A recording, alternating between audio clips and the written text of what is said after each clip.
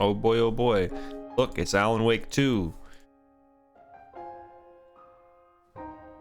Fuck Alan Wake. It's a slow game, and I need to shoot something. Which is why I'm playing a Choices Matter visual novel game.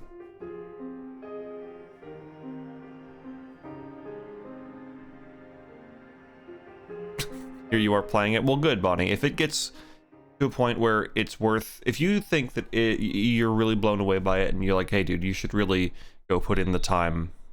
Go put in your cardio. Let me know, and I'll jump right back to it. For now, I'm going to play Slay the Princess. This game might be completely ruined by the fact that there's a crowd at the high school football field ready to cheer at a moment's notice for no reason, as they are like to do.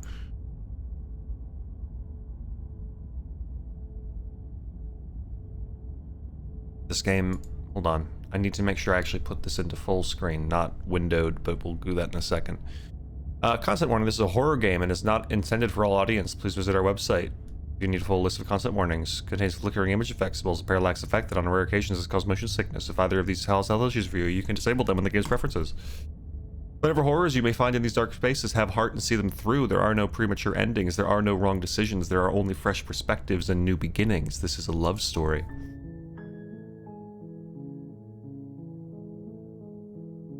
There we go. Oh, we can have skips. I don't want to do those. Quick menu, visible, yeah, I have it all on. I hope the game gets a little louder because this seems kind of quiet. So what led to this one? Just people have been talking about it. And I was curious, and I went to the Steam page and looked at like 3 things. I'm like, oh, okay, this looks neat. I'll get it.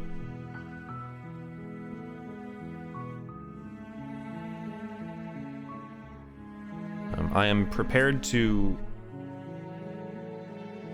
boost the volume at a moment's notice if necessary.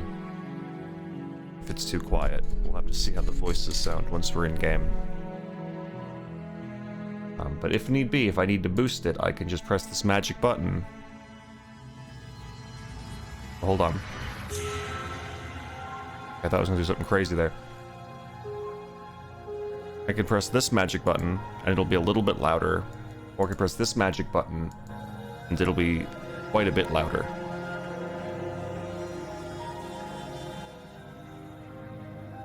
So, because right now it definitely seems pretty, maybe quiet. Oh. Don't worry about that. That's fine, I'm sure. Hey, GMC, how's it going, man? All right, let's just jump in and see where we're at, if we need to adjust any volume. Chapter 1: The Hero and the Princess. You're on a path in the woods, and at the end of that path is a cabin. And in the basement of that cabin is a princess. You're here to slay her. If you don't, it will be the end of the world. Oh, I have options. Oh wow, look at all these options. Oh god. Oh wow, I have a lot of choices. Okay. The end of the world? What are you talking about? You considered that maybe the only reason she's going to end the world is because she's locked up. Killing a princess seems kind of bad though, doesn't it? Can't someone else do this? Forget it, I'm not doing this. Have you considered that maybe I'm okay with the world ending? Do I get some sort of reward for doing this? Oh, okay, thanks for telling me what to do. Sweet, I've always wanted to off a monarch. Viva la revolution! Silently continue to the cabin, turn around and leave. Okay. These are, so explore seems like they're not gonna progress me, but I can just think and converse. Yeah, what are you talking about? I'm talking about the end of everything as we know it. No more birds, no more trees, and perhaps most problematically of all, no more people. You have to put an end to her. Is the voice good? Is the volume good? I think it looks pretty decent. Can you guys hear him good and stuff? How can a princess locked away in a basement end the world? Yeah, I'd like to know. Don't linger on the specifics. You have a job to do here. Just get in there and do what needs to be done. We're all counting on you. You have any evidence to back this up? Look, you're already on the path that leads to the cabin. Why would you be here if it weren't to complete a very important task? You've made it this far, you might as well reach the end of your journey.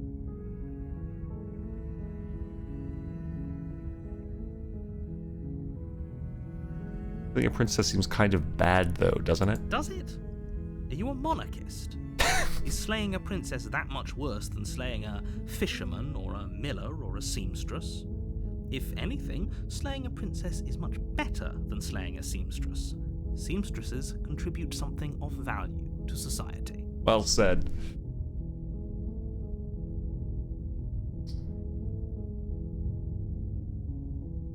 Do I get a reward for this, other than not dying? Yes, but you'll have to slay her before you get it.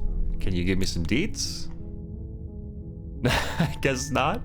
Can you tell me what my prize is going to be? It's a secret, but I think you'll like it. It's a special reward, just for you. And whatever you think it might be, I can promise you it's going to be even better than your wildest imagination.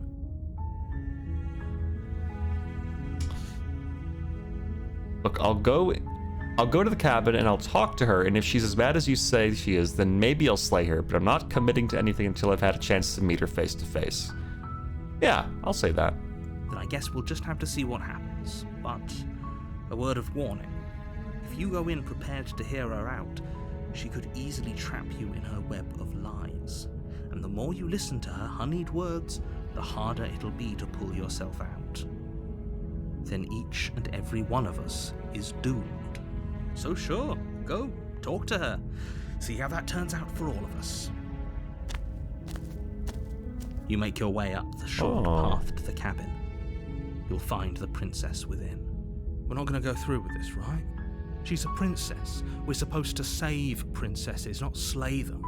Ignore him. He doesn't know what he's talking about. Get into the cabin. This looks like it would have room for more options. I was wondering, curious.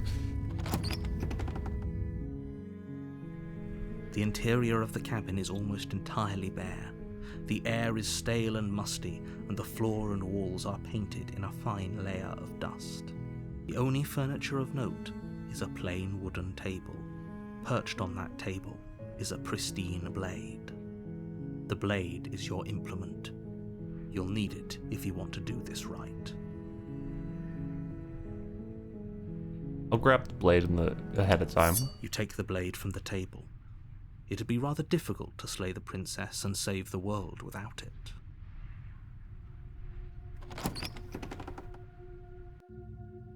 The door to the basement creaks open, revealing a staircase faintly illuminated by an unseen light in the room below. This is an oppressive place. The air feels heavy and damp, a hint of rot filtering from the ancient wood. If the princess really lives here, slaying her is probably doing her a favor. Thanks, GMC. Bonnie never subs to me on his own because he's a fake friend. Her voice carries up the stairs. Who's there? She sounds dangerous. It's almost as if she's the one in charge down here. Don't let it fool you. It's all part of the manipulation.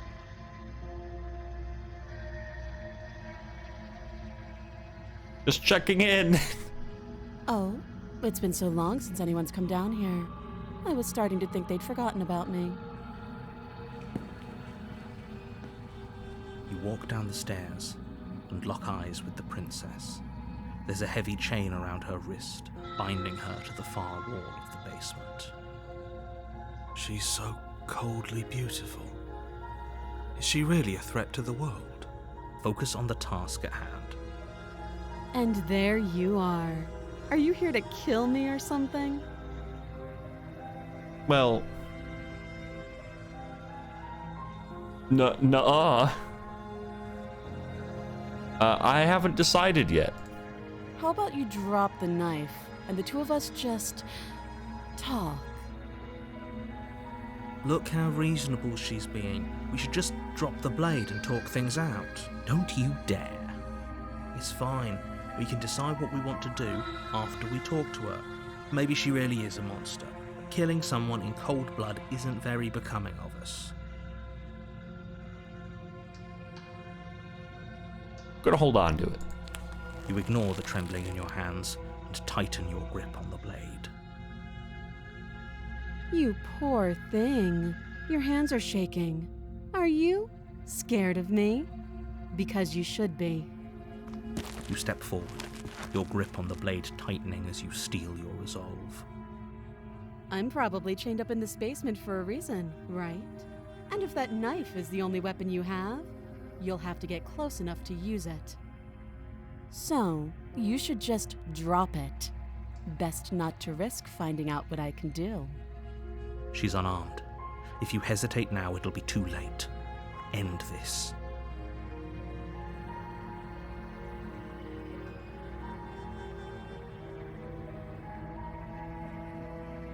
I'm just gonna do it. I'm just gonna kill her. Doubt, unfortunately, clouds your thoughts as you attempt to run her through. A moment of distraction and hesitation is all she needed to sidestep your thrust. She just and deliver punches a us in the catastrophic face. blow to your jaw. It feels like you've been hit with a sledgehammer. You can feel bone grinding on bone where your jaw has been fractured. Holy shit, that hurts! Holy shit. Though she's unarmed, the shock of that first strike is enough to stagger you, putting you and the princess on somewhat equal footing. Your blade slashes through the air again and again, and her fists connect with your body as many times or more, each impact as heavy as that first bone-crushing hit. What's up with our hand, bro? Why we got claws? What's going on? We can still turn this around.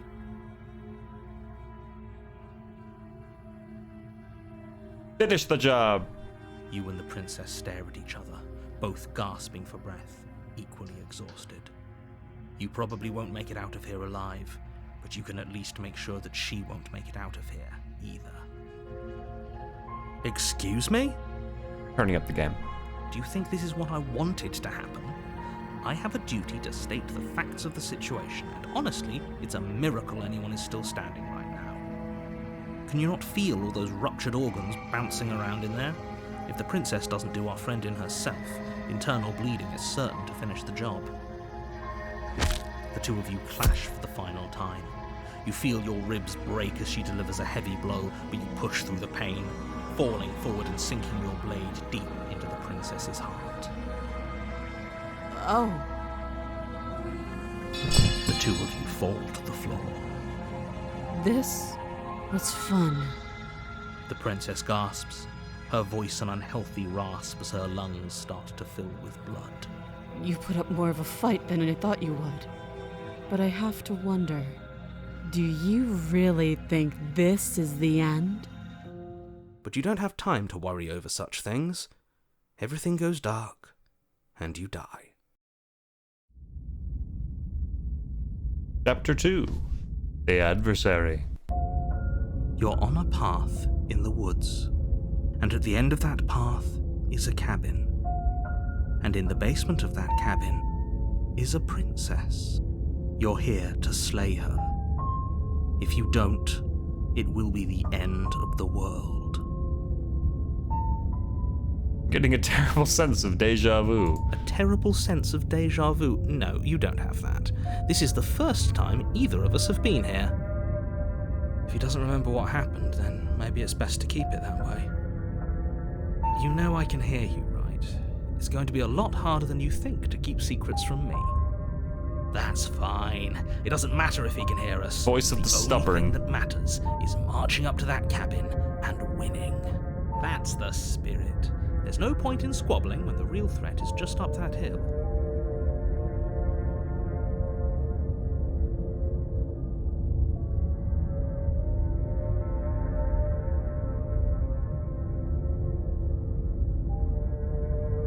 Hey, risotto. How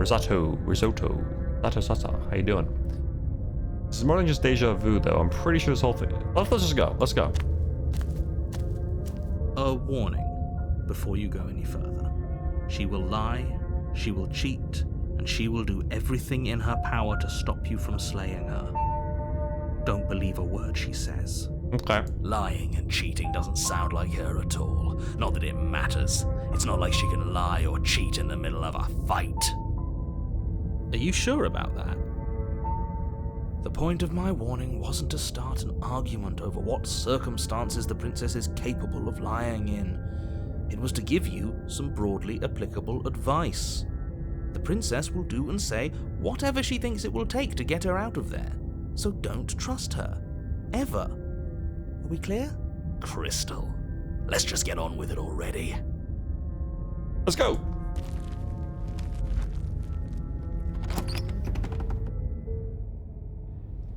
The cabin is tighter than its exterior would suggest. This is different. Cold stone walls press in on you, as if trying to forcefully direct you towards your destination. The only furniture of note is a black iron altar with a pristine blade perched on its edge. And the mirror. The blade is your implement. You'll need it if you want to do this right. I want to look in the mirror. You walk up to the wall next to the basement door. It's a wall. There isn't much to see here. What? What are you talking about? This isn't a wall. It's a mirror. Or at least it'll be a mirror once we wipe off that layer of grime. You reach forward. Yeah, why are rub we your like a hand dragon against man? The cabin wall. I hope you know how ridiculous you look right now. But there was a mirror a second ago, and now it's gone, so all of us can stop arguing about it and get to fighting. I'm not taking the blade this time. Let's Knife actually this chat. time. Right then, fisticuffs it is. Probably more fair to her anyway. Wouldn't want to feel like we cheated our way to a win. As long as you can still get the job done. And don't forget that the blade is waiting for you upstairs if you happen to change your mind. Hey, Salty, how's it going, dude? The door to the basement creaks open, revealing a rough stone staircase, its walls pressing at your sides and tightening as you descend. The air seeping from below is heavy and oppressive, with an almost sulfuric odor to it. If the princess lives here, slaying her would probably be doing her a favor. Her fierce voice carries up the stairs. Is that another challenger? Finally. It's been ages since I've had a good fight. This isn't what she sounded like last time. Her voice is a little deeper, almost threatening. Good.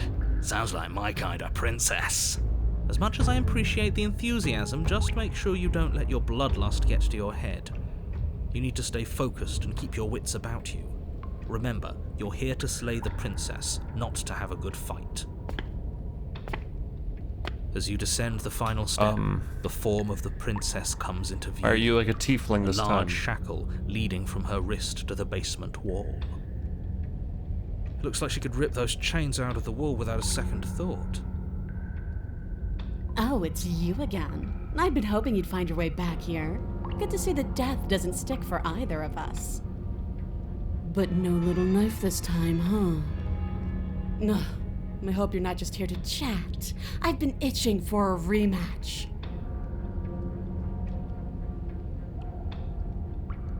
I hope you're listening, Mr. Narrator. This is a lot different than last time, but last time definitely happened. What's that? Oh, that whole deja vu situation. Yes, it does seem like you and the princess remember each other, so let's say for a moment that I do believe you. For all we know, whatever happened to you last time was just a fluke, and beyond that, do you know who doesn't remember anything that happened last time? Me. I don't remember what happened last time. Are you okay? Of course I'm not okay. As far as we're all concerned, the fate of my world is still very much on the line. Not all of us have the luxury of jumping over to a parallel universe the second we die. Uh-huh. I'm not saying I'm not here to fight, but I think the two of us have a few things to unpack first, like how we're both still alive. I haven't decided what I'm doing yet. Don't worry, I'm always up for a good fight. In fact, the only reason I came down here without a weapon is because having a knife felt unfair. Go get the blade. I don't know what happened to you since last time we met, but I am not fighting a giant demon lady. Bye. Turn around and leave. You do remember, you look different. I'm actually here to free you. want let's unpack some stuff. Let's chat a little bit about our situation, if you'd be willing, and then maybe we can fight after. Hey, Core, how you doing? Hey, Shadow, how you doing? What is there to unpack? I was dead and now I'm not, and the same goes for you. There. Unpacking done. Okay. Don't you get it? We've been given free rein to wail on each other. Forever. Couldn't have said it better myself. You look different. Aside from your empty hands, you look exactly the same. Underwhelming. I notice I have a dragon hand.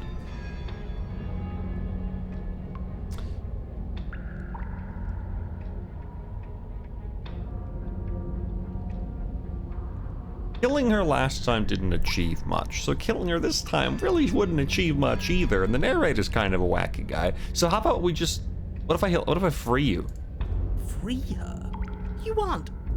I don't know why I'm even bothering, to be honest. You know the stakes of the situation. Who says I want to be free?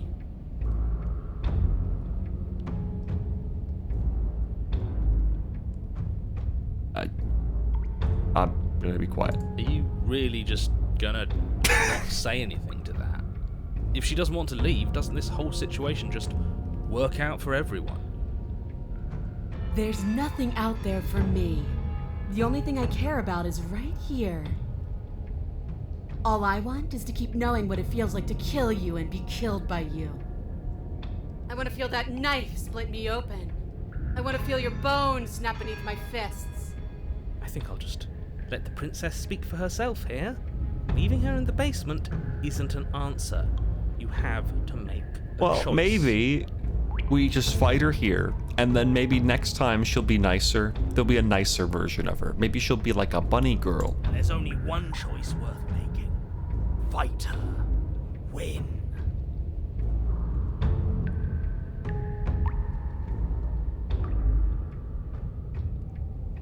Fuck it, let's go. Yeah, I just want to say, I didn't even bring a knife because I'm a big man. Then why are you just standing there? Because Fight me. let's do it. I guess we'll have to see how this goes. Your hands empty, you charge the princess. A funny looking face. Quit the pessimism, will you? Right?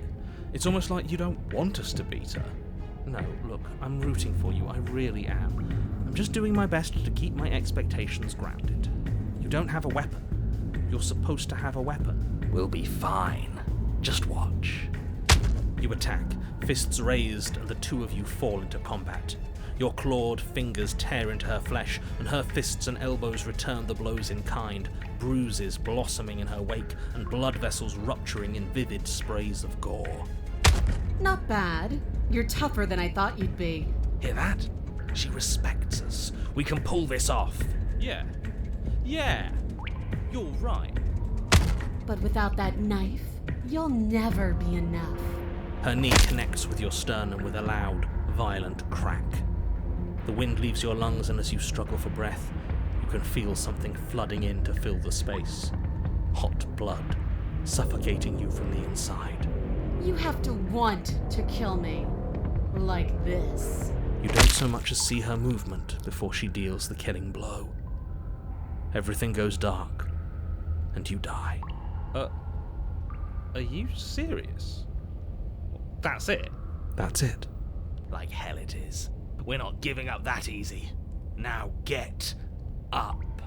Didn't you hear me? You're dead. There's no getting up from that.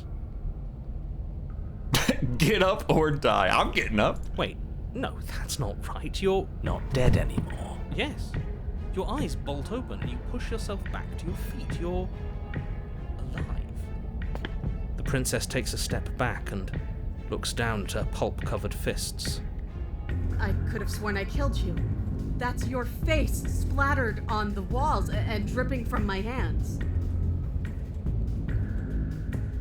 My face. No, you're joking, right? You're exaggerating. I still have my face, right? Touch your face. You know, get my pristine blade now. No, you definitely killed me. I just got better. Yeah, I just got better. Maybe this will be a good fight after all. Don't worry, he got better. The two of you clash once more. It's not as one-sided as I feared. but it's still a far cry from what I'd hoped. Her injuries, though numerous, pale in comparison to yours, and the wounds you've inflicted upon her barely seem to have slowed her down. As much as you're trying to ignore it, adrenaline pushing you far past your limits, every movement burns. This is getting boring. Are you even trying to keep up with me? She lands another devastating, no, lethal blow. Everything goes dark. Again. And you die. Again. You know what I'm going to say. That we're not dead? Yeah, that we're not dead. Come on, get up. If we can just keep going, we're bound to wear her down eventually. Are you sure she can't do what we're doing right now? There's only one way to find out. Get up. Once more, you push yourself back to your mangled feet. How are you still moving? How are you still doing anything? Bodies aren't supposed to look like that. An uncharacteristic terror seems to grip her voice. Have we ever seen her afraid before? No, we haven't. This is how we win. We can do this forever. I'm going to put you out of your misery. I don't like looking at you like this. You're all twitching and wrong. I'd like to see her try. We're invincible. Her fist flies towards where your face used to be, your twisted body incapable of moving out of the way. And then you see nothing. Everything goes dark and we die? Yes, something like that. Well, don't you have something to say? Yeah, I quit. Chapter 3. The Fury. You're on a path. And at the end of that path...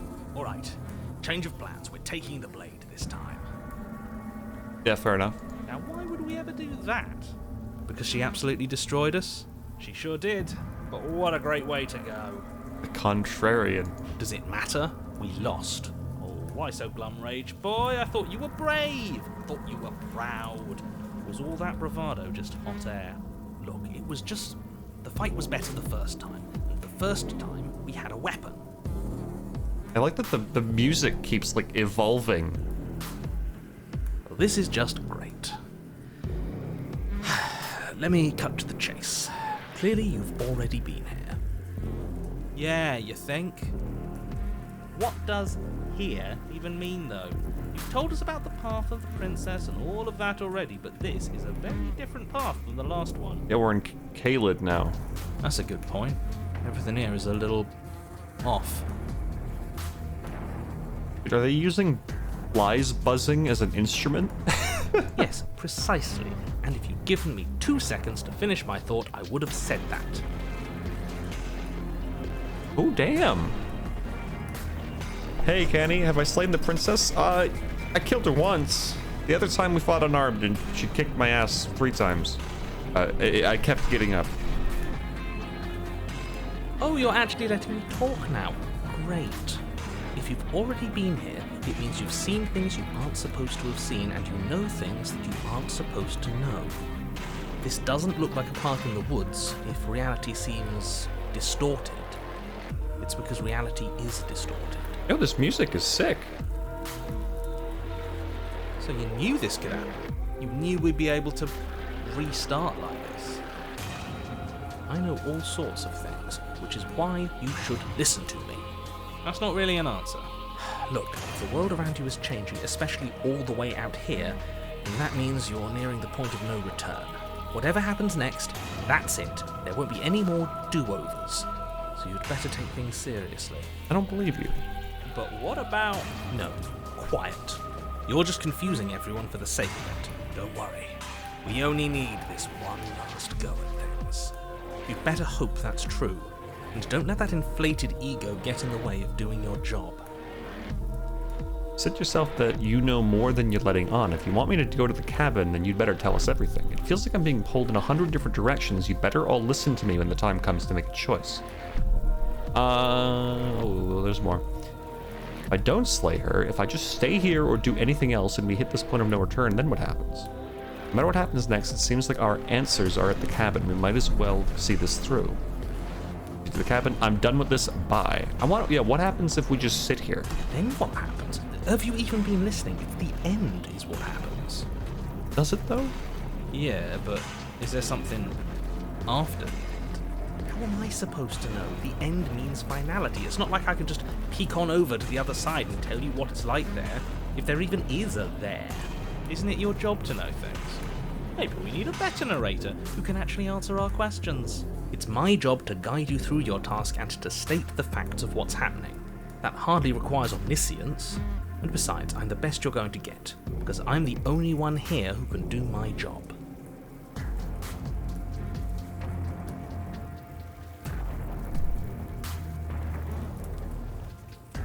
Tell me. I can't. Anything I say at this point is far more likely to accelerate the unraveling of this place than it is to actually help you do your job. In fact, I probably shouldn't have even said that. I trust that if you've been here before, it means you know how dangerous she is, and that you know I'm not lying to you about her. Really? That's it? That's all we're getting out of you? If he thinks reality is about to end, how about we just let it happen? Wouldn't that be interesting? I think it would be interesting. So far, my only complaint about this game is that the audio mixing is weird sometimes. Certain voice lines are just way quieter than others, so they didn't adjust the audio of them to match each other. Do you actually want to see the end of everything, or do you just not want to fight it? Bit of both. I get it. You're conflicted. You've been through a lot, but I really have to be firm here. I will tell you one thing, which is that even now, you are capable of stopping her and saving the world from ruin. You always have been, and you always will be. Do with that what you will. Alright. Off to the cabin. Good, we're all on the same page. It isn't long before you find yourself at the end of the path, staring up at the cabin on the hill. You'll find the princess within, as I'm sure you already know. End her. That's it? No final words of advice? I'd rather not waste any more time. I'm sure that any advice I'd give at this point is something you've already heard. Don't be so hard on yourself. We all wind up in creative ruts now and then. I'm sure if you put your mind to it, you could think of something worth telling us. The interior of the cabin is a place that feels long forgotten. That's There a big mirror. was once an elegance to its construction, carved marble columns holding a high-arched roof, vaulted windows letting in the weak starlight. But that is how it was. Now there is a growth that has overtaken it. A viscous fluid seeps from cracks in the stone walls, and it congeals into chaotic streaks of writhing nerves and wet clumps of living meat. That's horrible. I think it's kind of nice. Makes the room feel alive, doesn't it?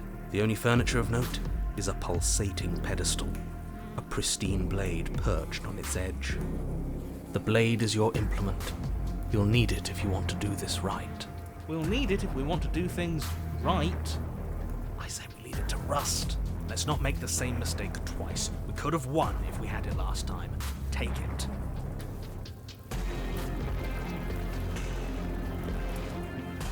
So why aren't you talking about the mirrors, dude? How are we supposed to get to the basement? There's no door, there's a big mirror.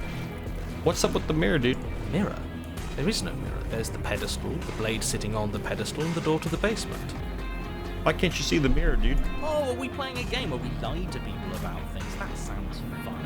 I respect and admire all of you. I'm so happy to be here. What? There's clearly a mirror. I don't know what to tell you. There isn't a mirror because I would know if there was a mirror. You're either seeing things or you're confused on the definitions of door and mirror. Or you're seeing things. That seems far more likely. Oh, I haven't saved. I should probably do that, I guess, right? I should save. Make some saves. So maybe... slightest bit. Potato, I'm stoned. Good for you, Zerby. What are you trying to say, exactly? It means you're hallucinating. It went away after we touched it last time. Let's just do it again.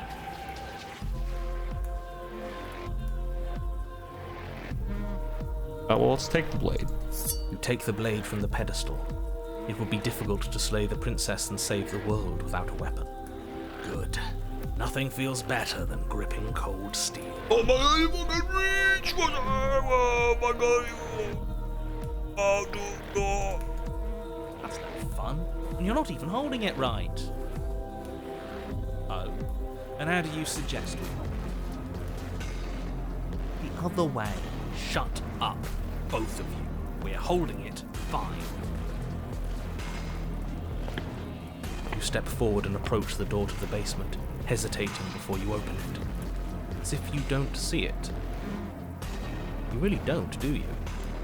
How strange. It really is just like last time. Are we really hallucinating? Why here? Why now? Hey Crystal, thanks for the fucking 51 months. Woo! Appreciate it, babe.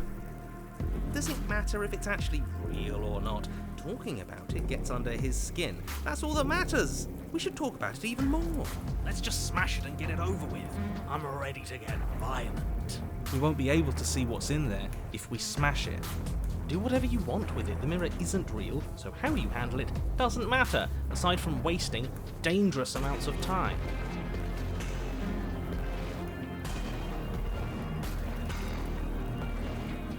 I mean, we wiped it last time. I want to see what happens if we smash it. You bring your fist crashing down against the door leading to the basement. Oh. As if on command, it slowly slides open, scraping against the stone floor, its ancient hinges moaning as it reveals the dim path ahead. Why am I not surprised? You step forward into the darkness. The stairs leading down to the basement are at once both narrow and grandiose. A high-vaulted ceiling stretches up into a gloom beyond your sight, while walls wet with tumorous growths press in uncomfortably at your sides. You feel both unprotected and trapped, at once exposed and claustrophobic. The air is thick, its odour an oppressive violence, the metallic scent of fresh blood twisting with the nauseating embers of charred remains. Her voice, a bellowing rage, roars up the stairs. So you've returned. Do you intend to weakly claw your fingers across my skin? Or have you finally decided to try and kill me properly? You're very loud. I think you'll find it won't be so simple. I've changed. The way your flesh felt grinding beneath my fist, it woke something in me. That wasn't a fight. It was something worse. I'm something worse now. Why don't you come down and see what you've made of me? I guess she's supposed to be loud, but man, she's loud compared to everything else. Did you hear that? Well, sounds like we got to her last time. Let's keep pushing, see what else we can make happen. You make your way to the bottom of the stairs. The chamber's walls are painted in blood, a deep, sickening red that drips down in clotted streams onto the charred corpses that make up its floor. This place reeks of torment, of ripped skin and burning bone. That heartbeat's really loud.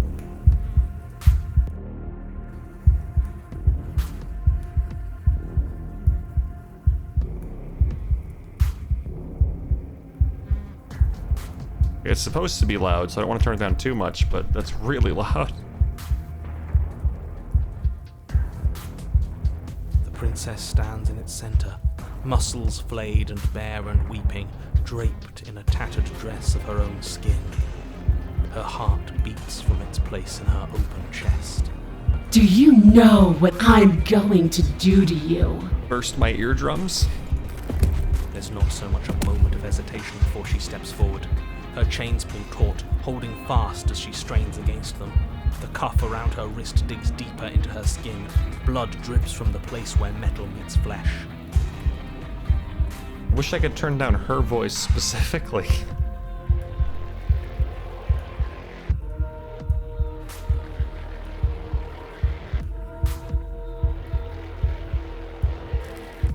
And then, with a nauseating sound, the skin tears.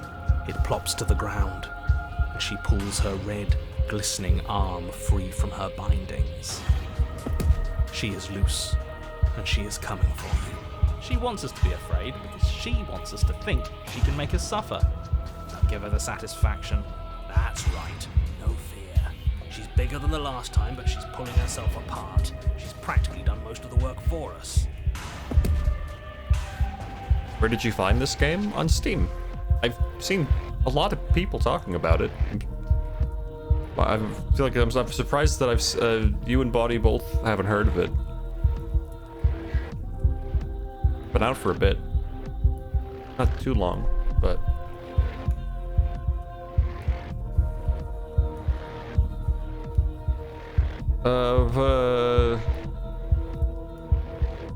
I don't think she's gonna want to chat. I think our only option here is just to either go in or ignore. I'm surprised you think a lot of people talk about it. I mean, what can I say? A lot of people that I follow or pay attention to have mentioned it or expressed interest in playing it.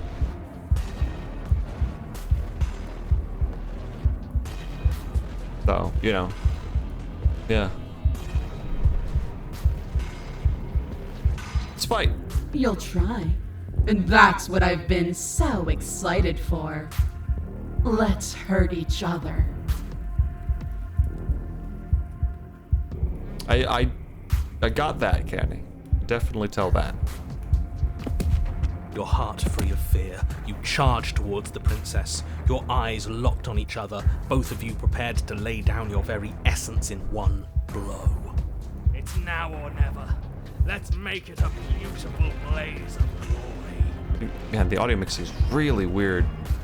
With a horrifying squelch, you are unwound. I hope you weren't planning on dying. We're going to make this last forever. Huh. I feel cold. I've never felt cold before. Oh.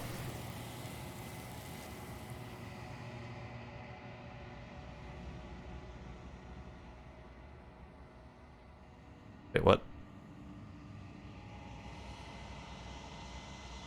True to her word, you do not die by her hand. Something has taken her away, and it's left something else in her place. She's gone. Where did she go? Should we try and find her? And there's that mirror again.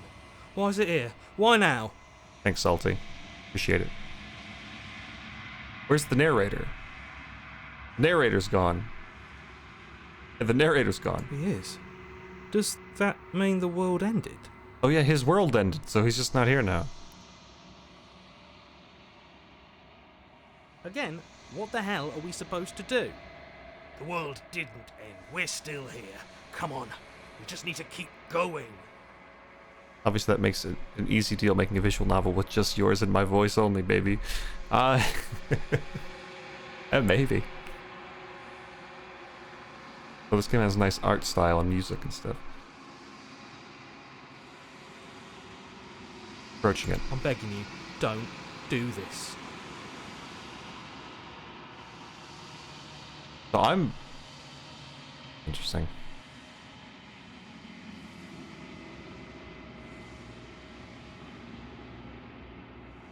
It's different now. It feels... I don't know. Final. Yeah, don't look at it. I don't like that thing. Screw the mirror. We just need to find the princess. You approach the mirror. This doesn't feel right. It feels different. Final. Yeah, don't look at it. Screw the mirror. The voices feel small, distant as you approach. Gaze into your reflection. Silence as you reach forward. They're gone. Mirror remains. It's time for you to see what's in it.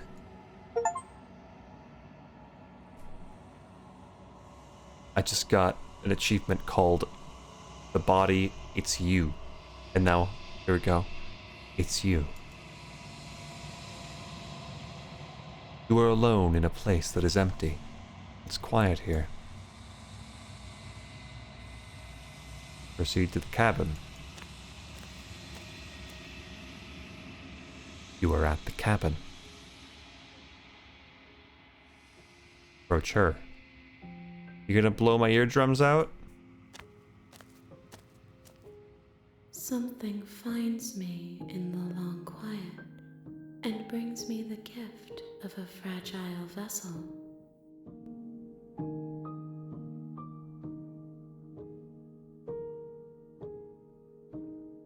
I'm warning you, I've turned up the volume for her voice. It could blow your eardrums out if she starts yelling or something. I'm just letting you guys know that ahead of time. Boosted the volume to bigger boost. What are you? The gift of a fragile vessel. It's the end of the world. Let her out of there. Do you know the narrator? Are you what sent me to slay the princess? Are you what trapped me here? You know about the worlds beyond this place. Are you the princess? Do we know each other? What happens now? Attack the entity, destroy your body.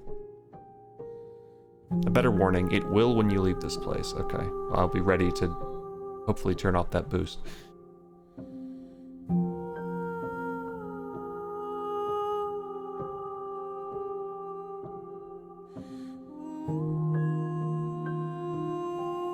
What are you? I am solitary lights in an empty city.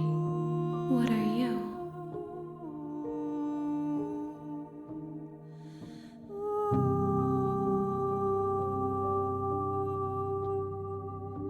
I don't know what I am. I think that you are like me.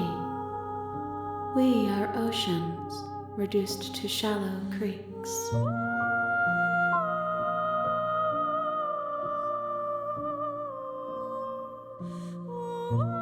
Gift of a fragile vessel?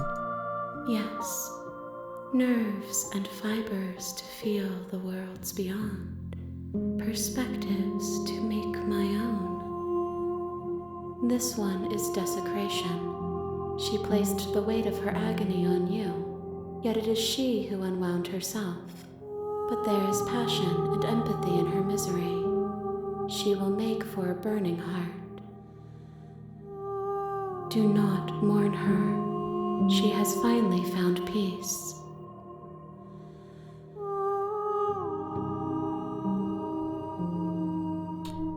This is the end of the world? How can the world have ended if we are talking? Fair point. You know the narrator. You are the only thing I have ever known. The space we're in is vacant. Nothing comes here but us.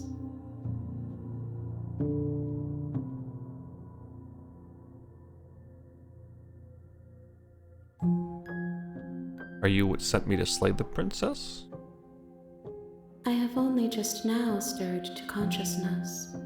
I could not have trapped you here, and I too yearn to be free.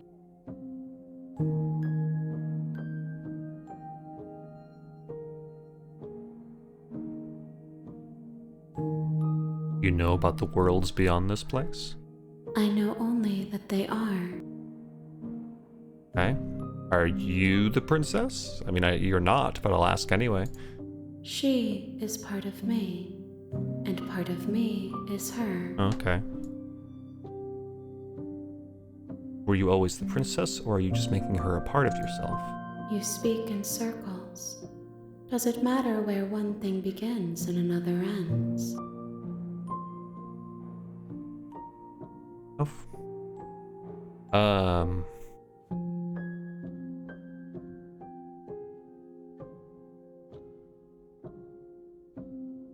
We know each other? I'm just gonna go through all the dialogue. You are familiar, but you are not me. I feel sadness, longing, hope as I witness you. Let her out of there, you bitch. I'm sorry. There are some changes that can never be undone. There are some tears that can never be unshed. This is not a place that can hold a fragment of a concept. The moment she arrived here, she was going to return to me. I promise that it doesn't hurt. So what happens now? Nothing, as we are. But I know that there are worlds beyond us, and that we are meant to reach them. There is no exit, but this vessel is a creature of perception. She can make you forget, if only you believe her to be able to. Maybe, but probably not, Canny. I don't know if I have enough interest in horror to listen to a podcast on it, but we'll see. I'm really bored at work or something. Bring me more perspectives so that I may be whole, and perhaps then we will know our freedom.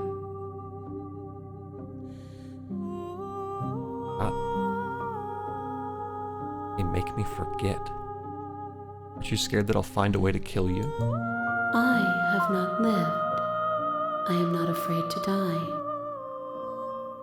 How much will I forget?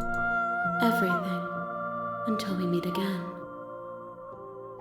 How many more pieces of you do I have to find?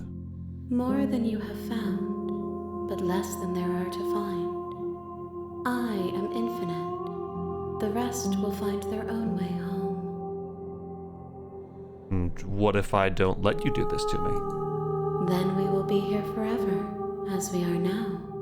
Unfinished, dry, hollow. I was sent to slay the princess to stop her from destroying the world. If I help you, is that what you're going to do? You ask of things that cannot be done. To destroy is merely to reshape, to remold. Being semantic, what are you going to do if I help you? How can I know? I am flickers in something sprawling and unilluminated.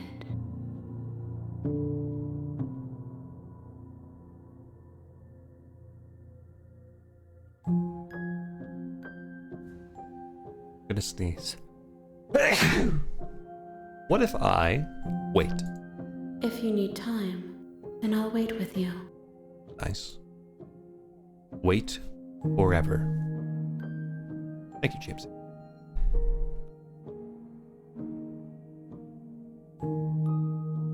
So curious. I'm gonna wait. You are as I am now, and forever is a long time to remain undone. I am not you, but I know that I would return before forever was finished. What textures will you weave for yourself to occupy forever? Will you place the images of you and I into a box for safekeeping? If you close that box, will you become another you in another world?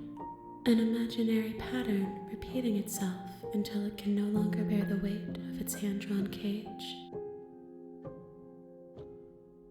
You'll always come back to the box, because you'll always want to know what it means to be you.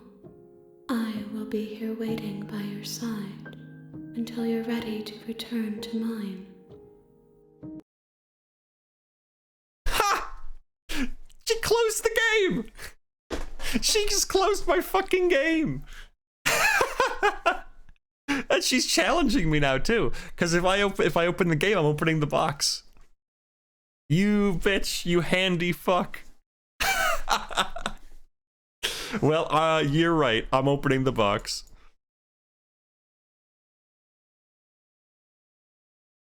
You have returned to me, though you were gone mere moments. I never left your side.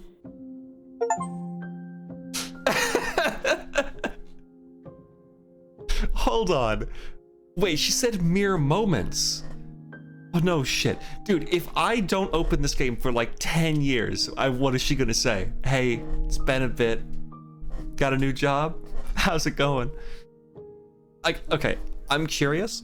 I'm not going to, but I'm sure someone has already changed their computer's time to be like 2037, just to see what she says. And after I finish this, I have to check that out. She said mere moments. So I feel like if I wait a couple days even, she'll have different dialogue. Or a couple hours even, or a couple weeks. You've returned. I love that it instantly opened straight back to the screen. No menu, no nothing. Right back to the screen. Alright, make me forget. You win! It might be loud. I don't know if she's gonna say something before she does something loud. I assume she's gonna say something, but just prepare your eardrums. She asks that I tell you to remember her. I will remember her. You won't. Okay. Everything goes dark and you die.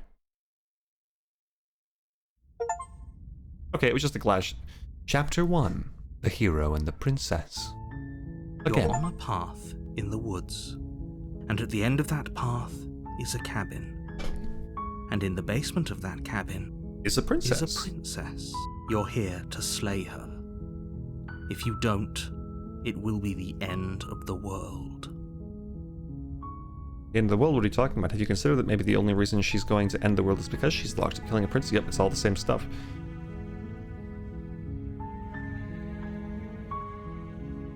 Oh boy. Okay. Turn around and leave. Seriously? You're just going to turn around and leave? Do you even know where you're going? No, I don't. Yes, I definitely know where I'm going. Nope. The only thing that matters is where I'm not going. The cabin. I am not going to the cabin. I'm actually pretty okay with the world ending. I relish the coming of a new dawn beyond our own. Gonna go walk in the opposite direction now. Nope. Fine. I suppose you just quietly continue down the path away from the cabin. Good. What we're being asked to do here is wrong. Better to wash our hands of this whole situation than to take part in it. Ignore that annoying little voice. He doesn't know what he's talking about. That's strange. It looks like this path also leads to the cabin. How convenient. Everything's back on track again. Maybe the world can still be saved after all. Turn around again and leave again. You're really keen on wasting everyone's time, aren't you? It's remarkably selfish, if you ask me. I've already outlined the stakes of the situation. If you don't do your job, everyone dies. Like, dies. Forever.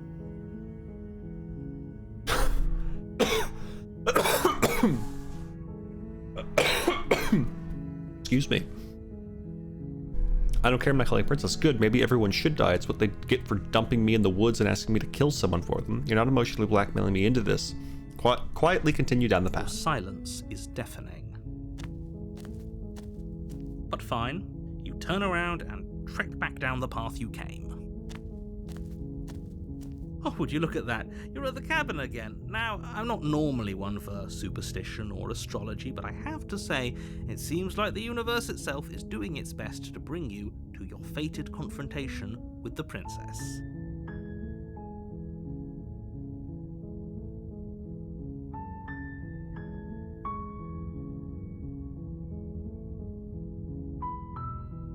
Hold on.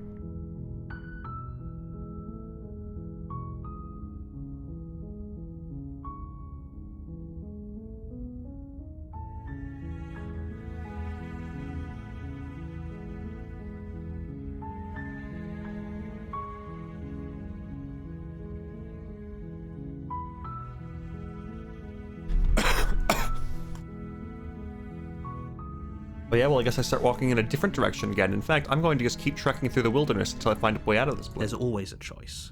Let me tell you right now that you're making the wrong one for pretty much everyone who's ever lived, as well as for everyone who ever will.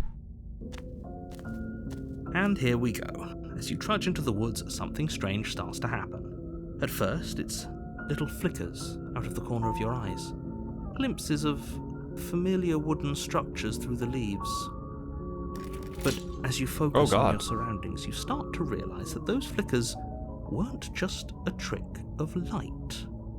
In every direction, there is a path and a cabin. And not just a cabin, the cabin. An infinite fractal of paths and cabins desperately trying to draw you back to where you need to be. Wait, what's going on? You're too stubborn for that, aren't you? It doesn't matter how many paths or cabins appear around you, you're just going to do whatever you can to shirk your responsibility because you care more about irritating me than you do about the fate of the world. You've doomed us all, you know that, right? But of course you do. Otherwise you wouldn't just wander off into the forest in search of certain death. You lose track of just how long you spend aimlessly tromping through the wilderness. But it's not like any of that time spent lost in the woods really matters, because it isn't long before the world ends and everyone dies. Hey, Chapter 2, The Stranger. You're on a path in the woods, And at the end of that path is a cabin. You're here to... Yeah, I'm getting terrible since... Wait, hasn't this already happened? Okay, no. You aren't kidding, she actually ended the world last time, didn't she? What the hell is she? I died, the whole world ended, what am I doing here? Those walls weren't here last... Oh, wait, there's walls! What the fuck? You put walls up.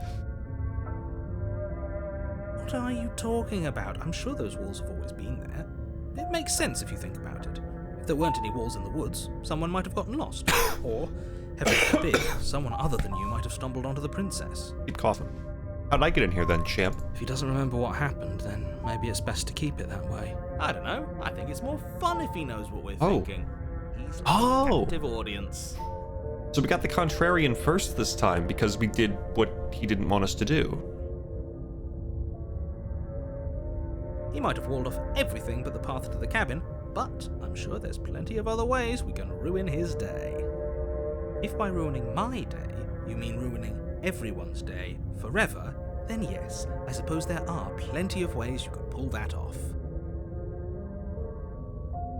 Hey Isu, I don't think this is going to terrify you, unless this game takes a crazy turn. So far, it has not been a scary variety of horror, as much as it's just been a cool, kind of atmospheric and really weird game. Not really scary. The world really did end last time, didn't it?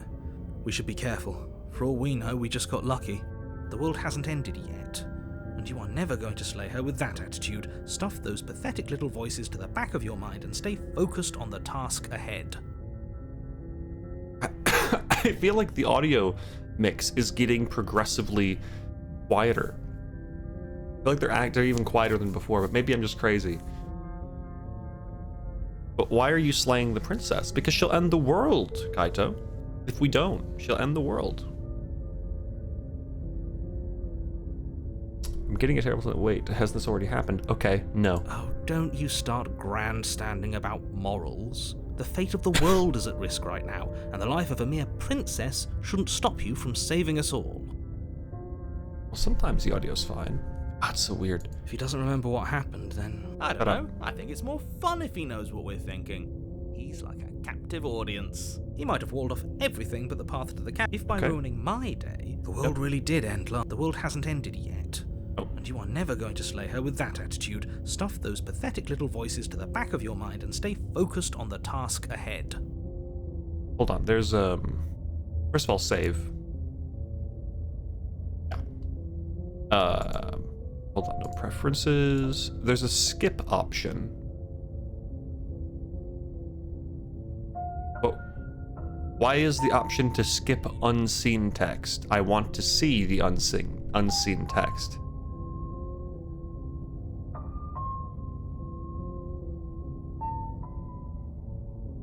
I don't understand these options, so I'm just not going to do it. I'm just going to click through stuff I've already seen.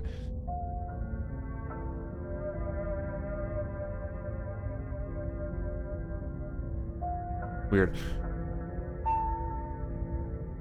I can't run away from the cabin, then I'm just staying here in the woods forever. Stay in the woods forever.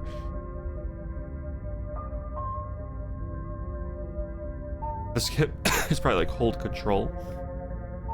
Okay. Well, yeah, I understand the idea of skip, but I feel like I was expecting an option to just skip text I've already seen. If you turn on unseen text, it will skip everything. Gotcha. Okay. Interesting. Okay, yeah, it is holding control is skipping. Good, good, good. All right. No. I'm gonna lie. I need to drink some water. There's like something stuck in my throat.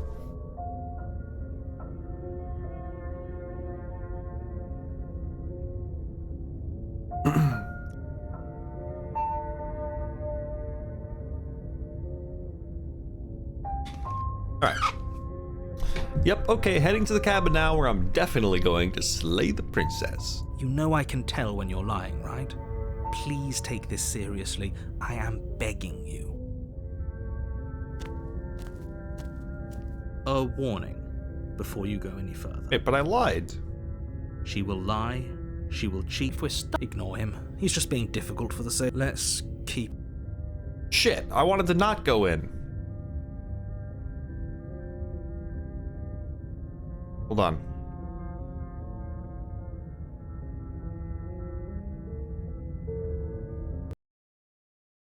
Oh, the game crashed because I didn't actually have a quick save. Hold on. I'll just go in from my last save, which I just did. I didn't... I clicked lie with the assumption I would not be going into the thing. So... yeah, no. So... I'm just gonna stay here forever then. That's what I want to do, a whole thing where I don't even go into the cabin, is why I did that. So I'm staying here forever. Clever. A little boring, though. It's extremely boring. Can we really do that? Can we really just do nothing? No, you can't just do nothing. You have to do something. Alright, so it's decided. Even if it's boring, we're going to do nothing forever. Congratulations, you continue to waste everyone's time and do nothing. Wait, can you still hear me? It's getting... What is that weird feeling? It's like I'm barely even here anymore. Well, it's not nothing, that's for sure. Does that mean we messed up?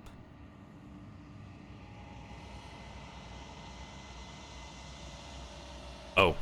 Okay, we're going back. The world around you is unwound, its physical matter replaced by a textured nothing. Find yourself in the long quiet once again. Memory returns. There is a distant rumbling, sound of many sounds. Undulations pulse louder as something other comes close.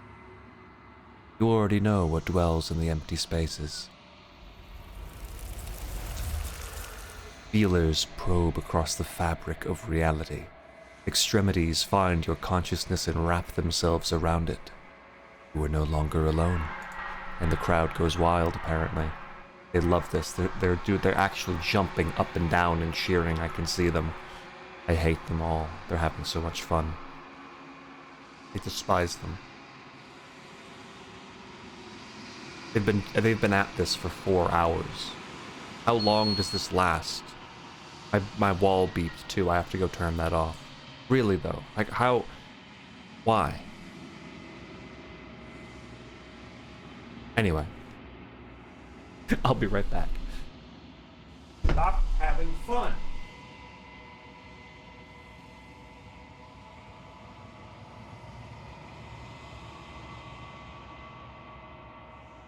Beep.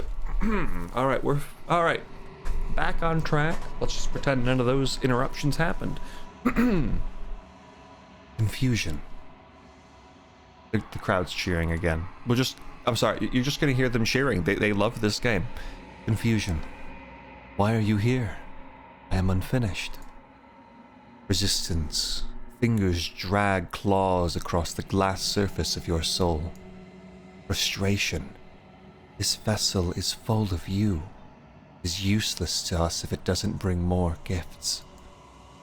Force pushing against your will. No, cannot go back. Not there. Regret. This world is broken beyond repair. We must weave something new.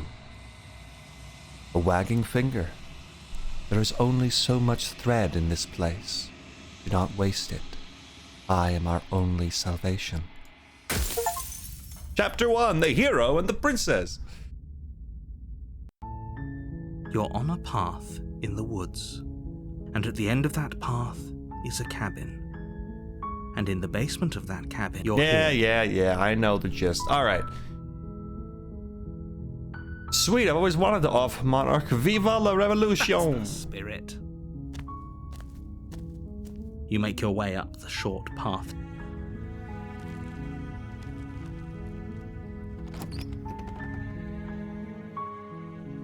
The interior of the cabin is almost entirely. The blade is your... The last time I took the blade into the basement, I'm gonna not do that. The door to the basement creaks open, revealing a staircase faintly illuminated by an unseen light in the room below. Her voice softly carries up the stairs. Hello? Is someone there? Oh, she sounds completely different this time. It's hypnotizing. It's the kind of voice you only have to hear once to remember it for the rest of your life. Don't let it fool you. It's all part of the manipulation. You're playing a dangerous game by coming here unarmed. I'm sorry if sometimes the voices are quiet or loud or whatever. It's like every line of dialogue is a different volume. It's completely up in the air. There's nothing I can do to keep it consistent, so I apologize for that.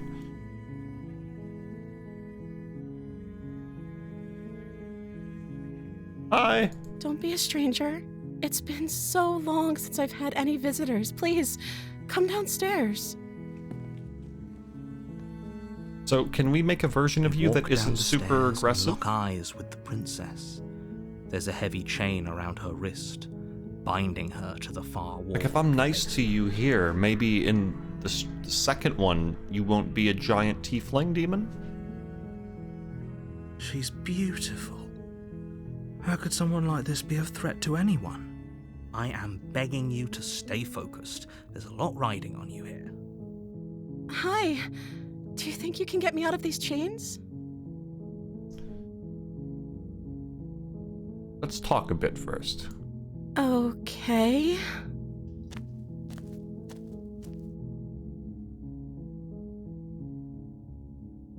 Yeah, what's your name?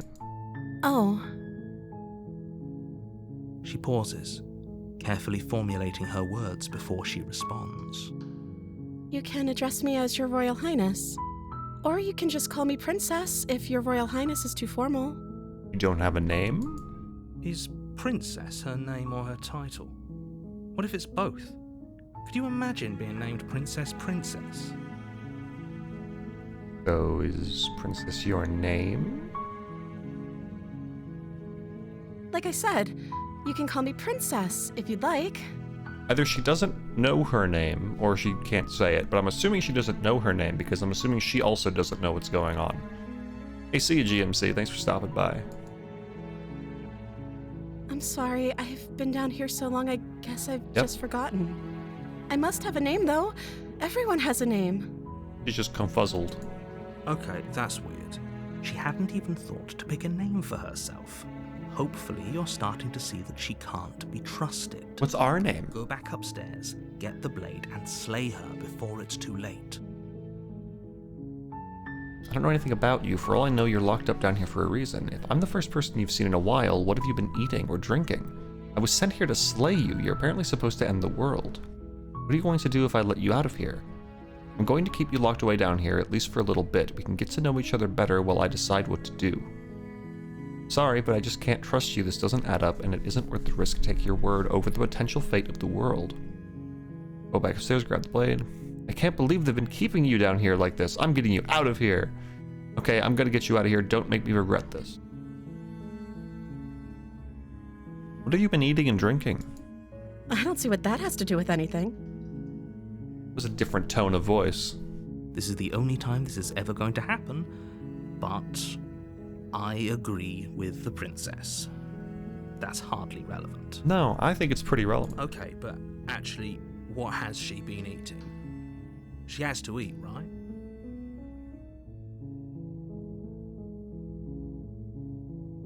You're supposed to end the world. Oh. Okay, she seems sad that I said that, but didn't actually say anything.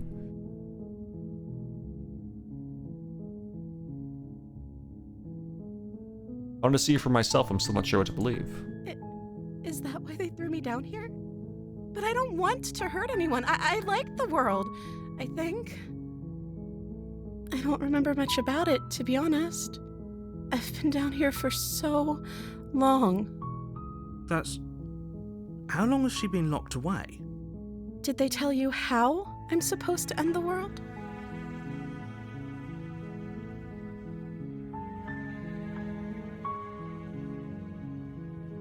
What are you going to do if I let you out of here? I've been told enough. I was hoping you'd tell me. No, but I'm sure they have their reasons for keeping that information secret. No, which is why I don't think you're actually dangerous. Remain silent.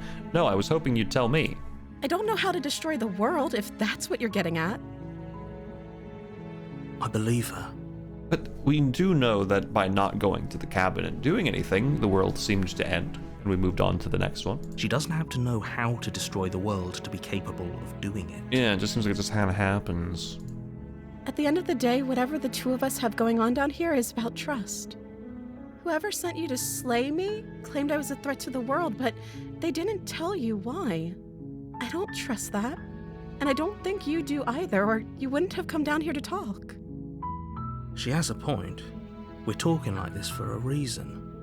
So this shouldn't be about what I'd do if I got out of here, or me saying the right thing to convince you to save me. This is about how messed up this whole situation is. This is my life we're talking about. Do you really think I can even end the world? Why would I even want to? I don't know. Maybe you got a bad pizza, it was overcooked. We both know that if there's people we can't trust in this situation, it's whoever locked me down here, and it's whoever sent you here. And those two groups are probably one and the same. Don't let her turn the tables here. This isn't about trust. This is about risk. We stand to lose everything, all for the sake of one person, and a subjugating monarch, no less.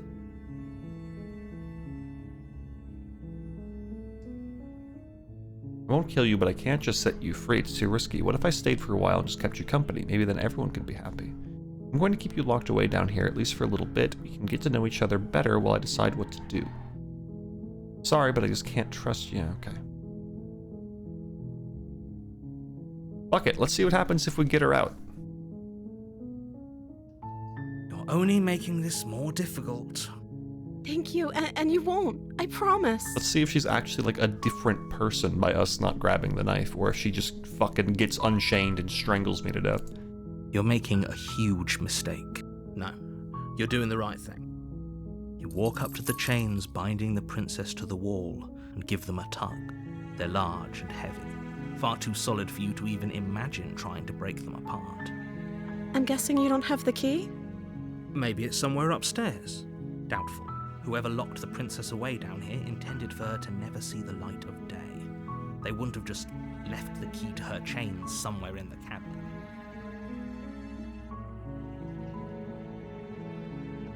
There isn't a key. Do you have any other ideas? Maybe there's some way to break the chains? Or if that doesn't work, I guess we can always cut me out of them. That's unpleasant, but... She offers the suggestion with almost complete nonchalance. If we were stuck down here long enough, I'm sure we'd be nonchalant about cutting our way out if it meant we could finally be free. You attempt to make your way out of the basement, but the door at the top of the stairs slams shut. You hear the click of a lock sliding into place. Is someone else here? Hey, I'm out of here. Your shouts and pleas are met with silence. I'll repeat myself once again. You're here to slay the prince. Oopsie. I guess I'll save since I accidentally pressed that. Oh shit, it canceled the voice. Yeah. Try the door, fuck you. You try the door, but it's locked from the outside. Alright. You make your way to the bottom of the stairs. This would have been so much easier if you'd just taken the blade like you were supposed to. Easier for whom? Easier for everyone. Look at the mess you're in.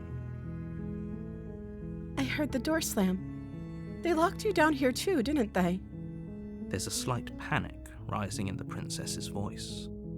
If I could just get out of these chains, I know we could force our way out of here together. She barely hesitates before raising her arm to her mouth, her teeth tearing through her limb with the determination of a trapped wolf. As she rips her flesh from her bone, a sound comes from behind you, the clang of bouncing metal.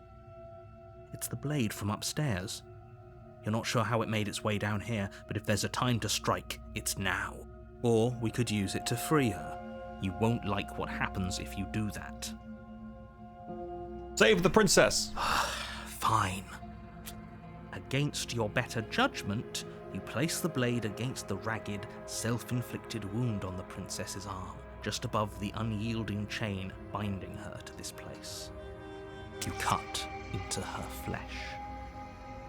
The blade is sharp, and it takes little effort to crack through the bone of her arm. Her limb falls to the ground, and the heavy chains follow suit. She didn't so much as utter a sound through the whole ordeal. No, she didn't. She smiles softly as her gaze meets yours, blood from her wounded arm dripping rhythmically to the ground. How is she still smiling after everything? It's like she isn't even bothered by what just happened. Thank you. Now let's get out of here. Okay, let's go. We got ourselves a one-armed We waifu. won't have any of that. The stakes are too high. You can't just let her escape into the world. No, I can't just let her escape into the world. As the princess approaches No! the bottom stair, your body steps forward and raises the blade. No, I don't want to do that. Wait, this isn't fair. You can't just do that. Watch me. What are you doing? Warn her. Stop that. Something's come over you, hasn't it? You know you don't have to do this, right? Your body lunges forward, the blade held low, ready to sink into her heart. But the princess dodges, stumbling back against the wall before the blade has a chance to connect. Stop it! Stop trying to resist me. I'm trying to get you out of here alive. Resist. The blade! Move the blade! As your body remains frozen in stubborn resistance, the princess takes a cautious step forward. Oh yeah, Kaitsu, we're like a weird monster thing, apparently. We both know this isn't you. She nervously reaches towards you and takes the blade from your infuriatingly rigid hands. What are you doing? I'm sorry.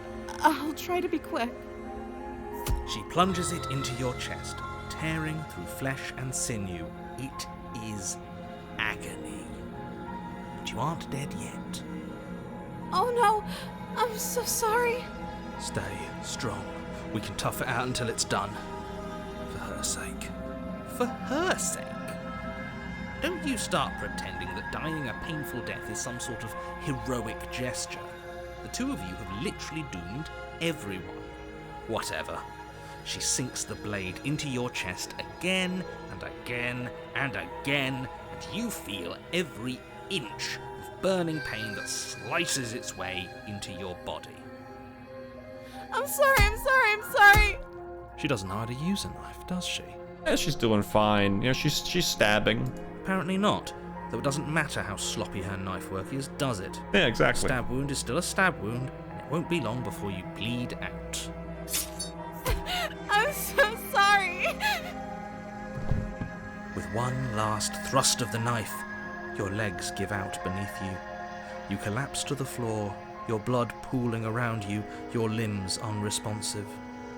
The princess stares down at your ruined chest as tears carve rivulets of pink down her blood-spattered cheeks.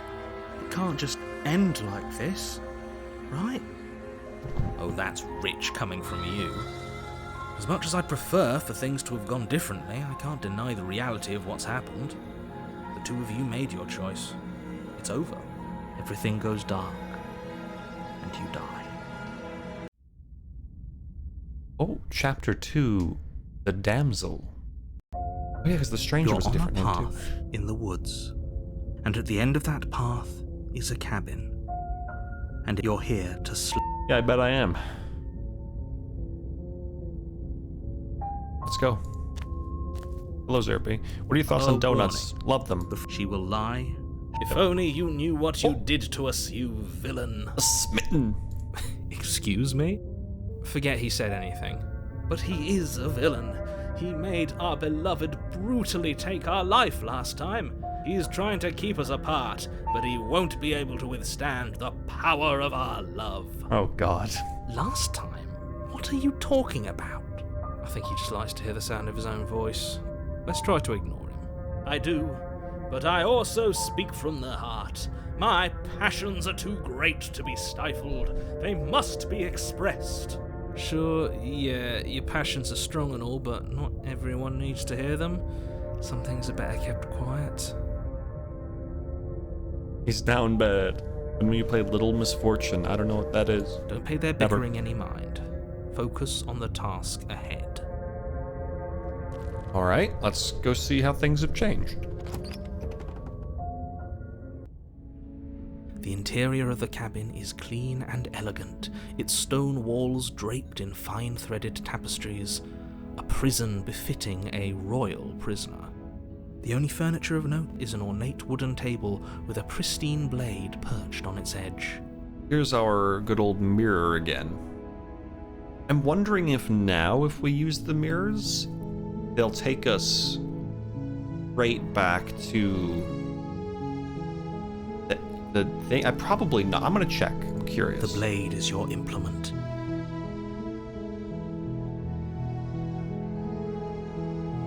You walk up to the wall next to the basement door.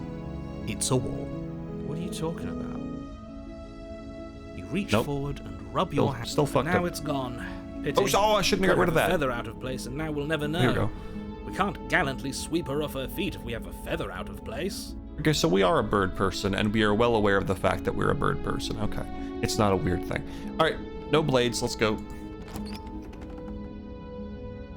Hello, are you a demon The this door time? to the basement creaks open, revealing an intricate stairwell. Gold-trimmed carpet glimmers in the light of the torches positioned along the walls. The basement almost seems welcoming in the dim firelight. The music is very different this time too, because it has a more lighthearted, returning to a friend vibe instead of what it was last time. But it's still a stone basement. A soft voice carries up the stairs. Hello? Is someone there? Her voice. It's somehow even more beautiful than last time. I think we're in love. Okay, I'm with you that we should be doing whatever we can to save her, but saying we're in love is a bit much, don't you think? We don't even know the princess. We can still do right by her without all this fawning. Yes, for everyone's sake, you're not in love. Just remember that her charms are all part of the manipulation. You walk down the stairs and lock eyes with the princess. There's a heavy chain around her wrist, binding her to the far wall. My love, we're here to rescue you from your unjust and foul imprisonment. You know she can't hear you, right? She may not be able to hear my words, but surely she can hear my spirit. Oh, your spirit's plenty loud, all right. It's you, my dashing hero. I was so worried you wouldn't come back. Did you hear that? She said we're dashing. And she called us a hero. Oh, they're both won over. Flattery really goes a long way with the two of you, doesn't it? Waiting for you to come back? You've been here before, haven't you? That's right, villain. And you killed us. Well, she killed us. Only because he made us try and kill her. It was self-defense. Our beloved's hands remain unstained by cruelty. And you've died before. So an entire world has been damned to oblivion. I'd really hoped I'd be the first, but what's done is done. What matters is you have a chance to do it right this time. We damned a whole world. But everything reset. Nothing resets, you're just somewhere else. You can't keep hopping between worlds forever. Especially not without leaving a trail of incomprehensible devastation behind you. This is horrible. Horrible for you, maybe. But we've been given another opportunity to sweep her off her feet and treat her like the lady she is. Now, hold on. If she actually ended a world, are you sure we want to do this? Are you sure we want to rescue her? We never saw a world end, and now I'm even more certain that we must chase our heroic and romantic destiny than I've ever been. I shan't let anyone convince us otherwise. Are you listening to him? He's lost it. Don't let him distract you. Just do your job. You killed me last time and it hurt a lot. Why'd you do that? I didn't bring a knife. Do I have to cut you out again? What happened after I died? I have to ask, did you end the world after you killed me back there? I'm sorry about what happened last time. The narrator who sent me here to kill you took over my body. It was extremely unfair. If another version of me was pushed to such drastic action, it was for good reason. That's okay. You were just doing your best, and that's all that matters. She took that in stride. To a surprising extent. An almost unsettling extent, actually. Oh, I made a phone call. I'll be back. Just enjoy looking at her.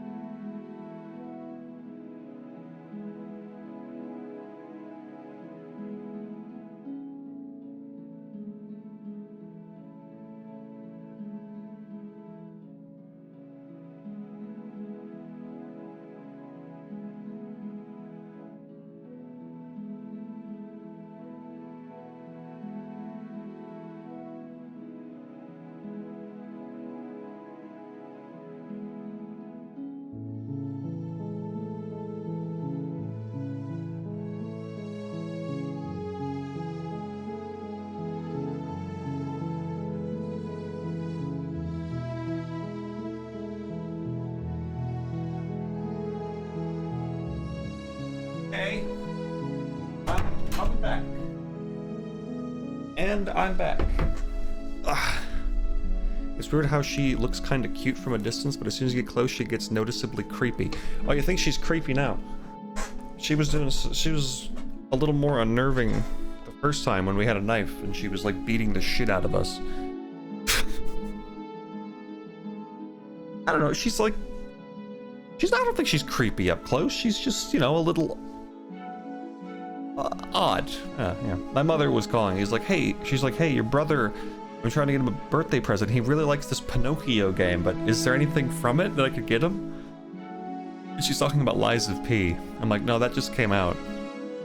There's not going to be nothing more than like fan-made posters or shirts that are unofficial. So I told her, look up some Elden Ring merchandise. He loved that game. Bound to be something. So good luck to her on that journey. The Pinocchio game, yep. Yeah, I was really surprised how much my brother liked the Lies of P. I figured that game would piss him off, but no, he liked it a lot. Anyway, let's continue. That's because she's perfect. She's perfect. Do you think she has someone like him telling her what to do? She doesn't. There's no one else like me. I think he's right, because I like it better if she doesn't have some horrid little voice like him, always trying to drive her to violence. You killed me last time and I hurt a lot. Why'd you do that? No, I'm not gonna say that. I didn't bring a knife. Do I have to cut you out again? What happened after I died? You died, and now we're talking. Before we started talking, did the world end? Did you end the world? I don't know. Was I supposed to have ended the world? Would that have made you happy? No. Isn't that just like our darling princess? She wants to make us happy. My heart melts further with every word that passes through her beautiful lips. Are you listening to her? That's a confession. Honestly, the world sucks. People are a plague, and I hope you brought a slow and painful ruin to them all. I'm just so curious how she would react to that. Like, haha, me too. Haha, same.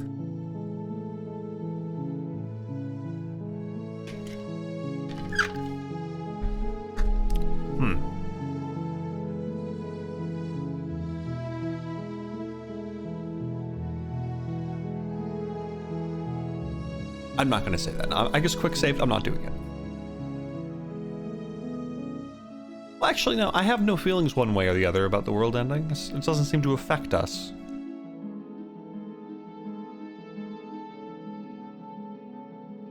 I have no feelings one way or the At other. least you're being honest. I can't believe that the fate of the entire world has been left in the hands of a nihilist. The princess shifts in uncomfortable confusion. Me too. I don't care. Oh. She wasn't confused for long. If she doesn't care, then clearly she didn't end the world. It would take a great desire for evil to do something so inconceivable, and our dearest has not an ounce of cruelty within her. All is well, and it's high time we rescued our beloved. Rescue. I didn't bring a knife. Do I have to cut you out again? I'm okay with whatever you come up with. You can cut my arm off again. Okay. We won't be laying a finger on her perfect wrists, and indeed, we won't even have to. Do you see how dainty her hands are? We'll be able to slip her right out with no harm done. What? No, she's a prisoner here. You can't just slip her hand through the chains. Why are you two arguing over the logistics of slipping her hand out of her shackles? She just said she'd be okay with any idea we came up with. Am I the only one here who thinks that's weird? She didn't care last time. Why should she care this time? That's our stoic, smiling angel. No, you're right. It's extremely bizarre behavior and further evidence that she's a monster who's not to be trusted. So go ahead and slay her. Rescue the princess. No, I can't let you do that. If you take another step towards the princess, I would if you had a weapon. Oh, shit. You'll what? Take over her body and force us to try and kill her? There you go. Sorry, I skipped it. Not on my watch, villain. My passions contain titanic depths, and if you try anything that might harm our dearest, I will end our life without a second thought. You wouldn't. I would. I'd listen to him if I were you. He has a lot of strong feelings, and doesn't the world end if we don't stop her? You approach the princess and gingerly slide her hand from her bindings. That shouldn't have worked. I'll be damned. We're doomed. I can't believe it. But I guess I have to. I told you, there's no life more worth living than that of a true believer. I'm free, and you're not trying to kill me this time. Thank you. Thank you so much. The princess jumps up and smothers you in a joyful embrace. Ugh. If only you had a weapon, one slip of the wrist and your pristine blade would be buried in her back and everyone out there would be saved. Luckily for Mr. Romance, we don't have a weapon. Who needs a weapon when we have the power of love on our side? What do we do now? What do you want to do? Let me guess. End the world? Spoken with the rank cynicism of someone who has never felt love in his heart. I don't actually know. Nobody's ever asked me what I wanted before. She doesn't even know what she wants. You may have had her all wrong. What if this whole thing is just a misunderstanding? What if she doesn't want to end the world? You're so gullible. Is the only thing you've ever doubted the actual truth? Well, I mean, she doesn't need to want to end the world for it to end. I think I want to leave. And I think... The princess closes her eyes in deep reflection, and then she shrugs. I don't know. What do you want to do? Yep, there it is. I don't know. What do you want to do today? I don't know. What do you want to do today? I don't know. What do you want to do today? I want you to tell me what you want. There must be something you want. Do you want to end the world? I just want to leave. We can figure out that later. If you want to leave, then let's leave. Must be something you want. I just want to make you happy. She can't just want to make us happy. It makes sense to me. That's all I want for her, so of course she'd want the same for us.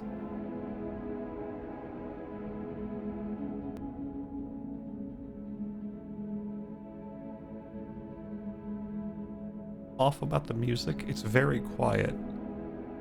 There's a weird sound to it. I swear. I want you to tell me what you want. I just want to make you happy. She's becoming more anime. Is she broken? What's going on? Is she becoming more anime? What's going on here? What's going on is she's lying to you, only she isn't a good liar. Are you starting to trust me now? But what would make you happy? I just want to make you happy. Oh, she's becoming less of a person. This isn't right. She's I becoming don't a know what's fucking going on, but this 14-year-old's isn't anime girl right. drawing in a school notebook. I fail to see the problem here. She's just sweet on us. You don't have to act like it's a big deal.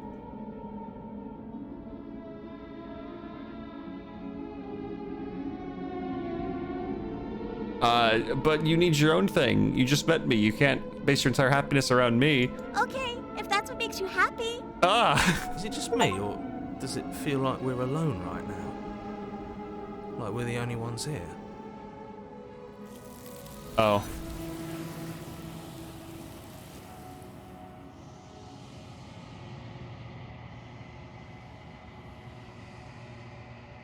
You don't get the chance to ask another question. Nor will you ever. It's time for you to leave. Memory returns. No! She was our perfect match. She's gone. Where did she go? Should we try and find her? And is that a mirror? Why is it here? Why now? Of course you're scared. This is the end for you, but it's not the end for me. It's going to be okay. Just trust me. We've been here before, and you always get scared. But it feels so bad. Like looking into it right now is going to be the end of everything. Yes, I fear that we won't like what we'll see. What if we just sit here and preen for a while? That can't hurt, right?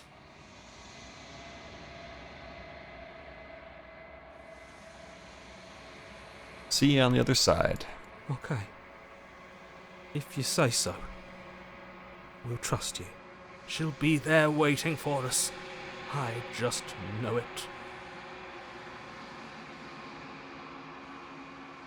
You approach the mirror. Silence as you reach forward. They're gone once again.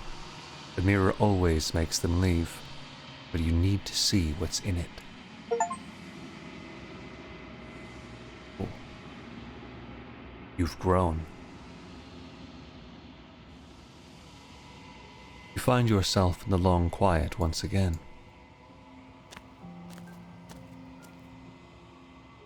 Oh, you're at the cabin. When I found you in the long quiet alone, I was terrified. What if you had decided to let me wither?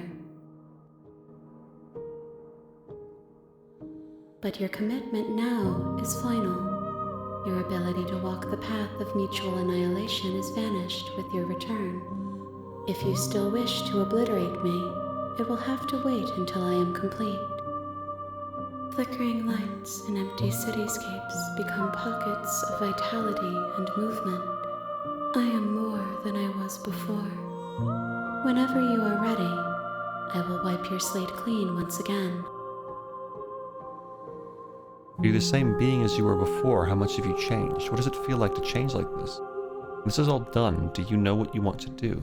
You know at the end of this, once you're finished, I'm going to kill you, right? When I go back, it's as if an invisible wall closes around me. Why can I not do the same things I've done before? Oh, I didn't even try that. You've been kinder to me than anyone else I've met, thank you. You've been kinder to me than anyone else I've met, why?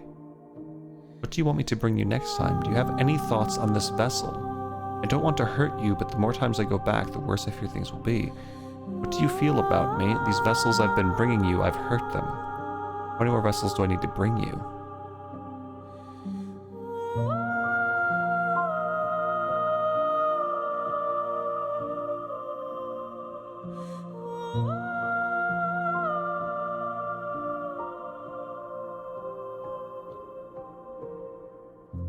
Are you the same being as you were before?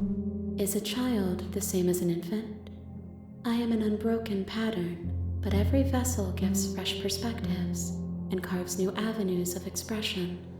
I am different, but I am the same. What does it feel like to change like this? Eyes close in reflection. Perspectives meld together, and the breadth of my experience stretches to new corners. There are contradictions, conflicts in my nature, and there are familiarities that bind everything together. It feels correct. This is what I need to be. This is the only path forward. When this is all done, do you know what you want to do? With every gift you bring me, I excavate the alleys of what I am meant to be, and every exploration yields new and complicated truths. What I will be is different than what I am, and what I am is different from what I was. I cannot tell you what desires I will hold when I have changed, but in this moment, all I want is to know myself and to know you.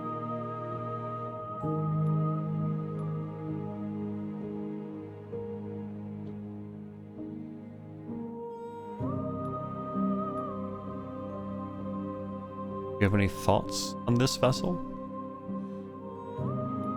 This one is soft and delicate. You molded her to love you, and she'll make for a gentle heart. Do not mourn her. She has served her purpose.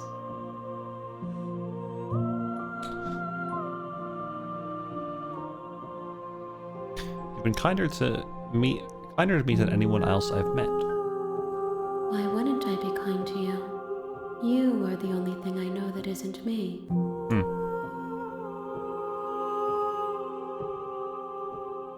What do you want me to bring you next time? Gifts aren't what someone tells you to bring them. True. My joy is in seeing what you choose. There are no wrong answers, and every perspective illuminates my shadows and shares new secrets.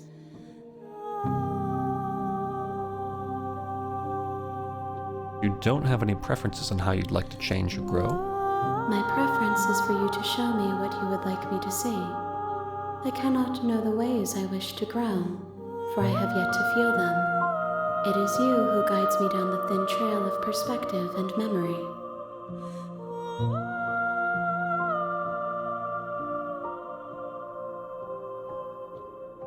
What do you feel about me? These vessels I've been bringing to you, I've hurt them. The vessels are shaped by memories of you, Good but song. they are drawn to the edge of the long quiet. To them you are a gate to something more, and you are something more than that, too. But they are only thoughts and perspectives. They are not me. The wounds they've suffered carve texture around my heart. Without them, I would be as I was before. I would be alone and without sensation. I could not feel the joy of having you by my side, for I would not know your absence.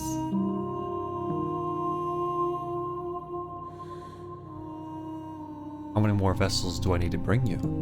If I am to be an ocean, you have nurtured me into a pond. My waters are shallow and murky, and I yearn for more perspective.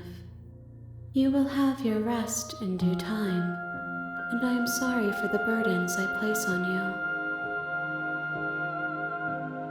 I'm ready to go back. I will long for your return, but it will give me time to reflect on what I am. We will meet again. Everything goes dark, and you die. Chapter 1. The Hero and the Princess. You're on a path. You're here. Alright. So I'm curious.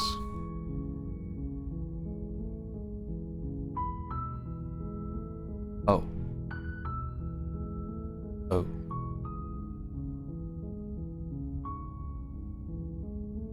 Forget it, I'm not doing this. Are you serious?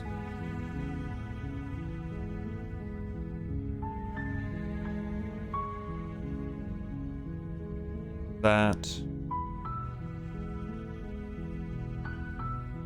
There isn't.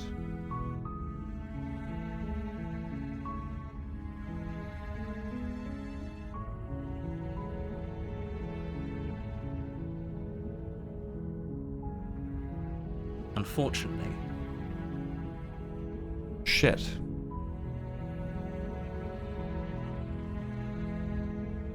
Interesting, okay. I was curious about choosing not to go to the cabin and then going the second time when the walls are up, because that was a thing, but because I've already done that and then ruined that ending, I can't do it. Fuck. That's problematic. That's, inefficient.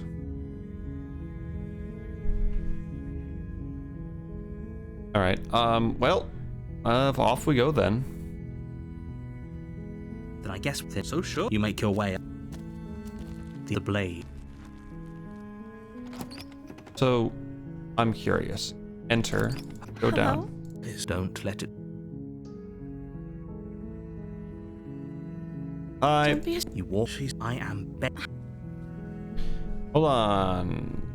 Let's talk a bit first. Okay. I'm here. Yeah. I'm gonna maybe regret this. Oh, no. If you get to a second act, then try to leave, it'll delete that option if you keep doing that. But now since you got rid of the leave option, I don't think you could do it. Yeah. Oh, whatever.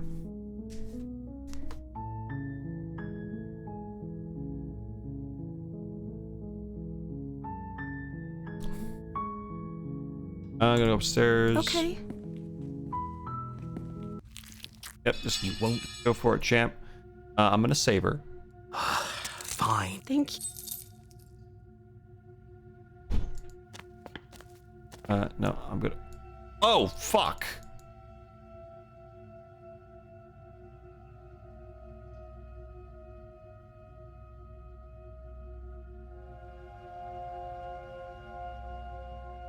I was gonna try and go to the second one, then kill. Sorry! Okay, there's no going back now. I'm with you to the end. You bring the blade down to strike at the princess's heart. But she's fast. She ducks to the floor, your blade narrowly grazing her backside.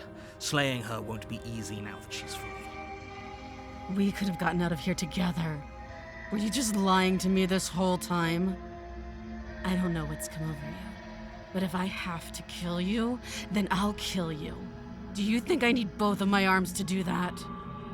She pounces on you with the same animal ferocity she used to tear through her arm. But you have a weapon. You raise the blade, digging it under her ribs, aiming directly for the heart. It's not enough to stop her. You feel her claws in your throat, then her teeth, somehow sharp enough to pull apart your flesh and sinew with ease. You collapse to the floor, your body unresponsive as your blood pools on the ground beneath you. She stares down at your ravaged form, eyes shining in the darkness, dress stained in red as her blood and yours both seep into the fabric. If we're lucky, the wound you managed to inflict will be enough to at least delay her escape from this place. If we're very lucky, it will kill her before she can reach the outside world. It can't just end like this, right?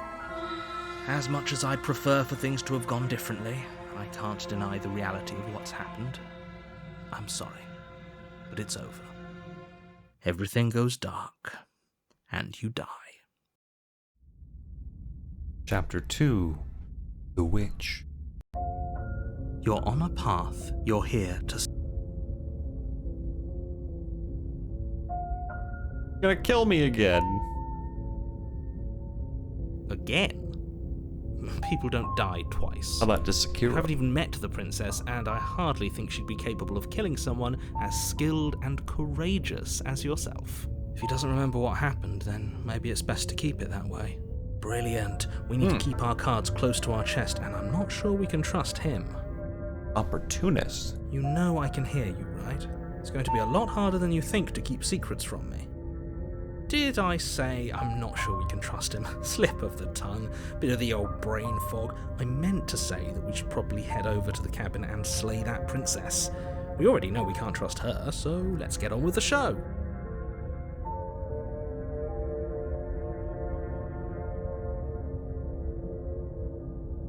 Go. A warning. Before she will lie, don't worry. You can trust us to get the job done. Where are we now? The interior of the cabin is a mess of twisted roots. The walls a chaotic weave of knotted wood that, almost as if by accident, just happened to resemble a room. The floor is damp and earthy, and the only furniture of note is a slab of mud in the shape of a shelf, with a pristine blade perched on its edge. Very curious how she's going to feel about us this time. The blade is your implement. You'll need it if you want to do this right. You walk up to the wall. What are you talking about? You reach forward and rub your hand against the cabin wall. I hope you know how ridiculous you are now. Do I want to take the blade? I mean, she's probably going to be hostile this time. Because we did try to kill her. We have the opportunity. Curious if we can talk her down this time, but she'll be different. Fuck, I don't know.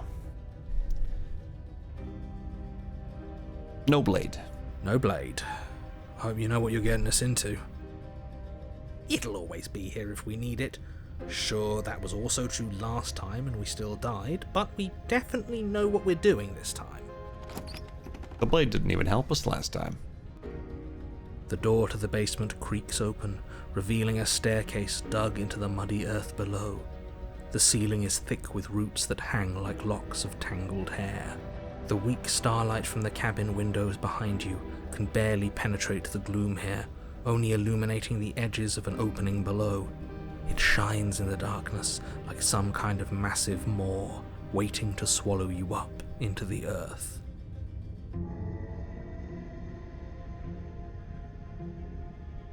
The air smells of dirt and copper. It's thick and wet, as if your lungs are being coated in mud with each intake of breath. If the princess lives here, slaying her would probably be doing her a favor. Her voice skitters up from below. Something nasty finds itself on my stairs.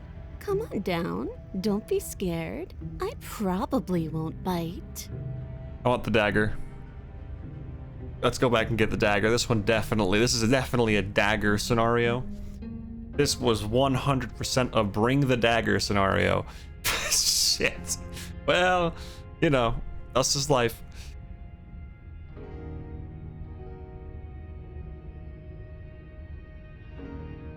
Okay, I probably should have kept some of those saves, honestly. I'm definitely overwriting too many for potential whatever. It doesn't matter. I'm not nasty. But you are. You're a wretched little thing. I recognize that voice as easily as I recognized your nervous little footsteps coming up the path. I know who you are, and I remember what you've done. She must have you confused with someone else. Clearly. She seems friendly enough. Maybe we can talk our way out of this whole situation. Uh-huh. You can't. Unless you slay her right away, she's going to break free and end the world. There's no reasoning with what she is. Look, I'm just throwing ideas out there. I like to think out loud. I'm the kind of guy who likes a discussion. Don't we want to hear what everyone has to say before making any big decisions? Do you want to hear what everyone has to say? Or do you just want to hear yourself talk? You need to stop lingering. Your task is to slay the princess, not endlessly debate about what to do with the princess. Fine, fine. You're the boss. Thank you.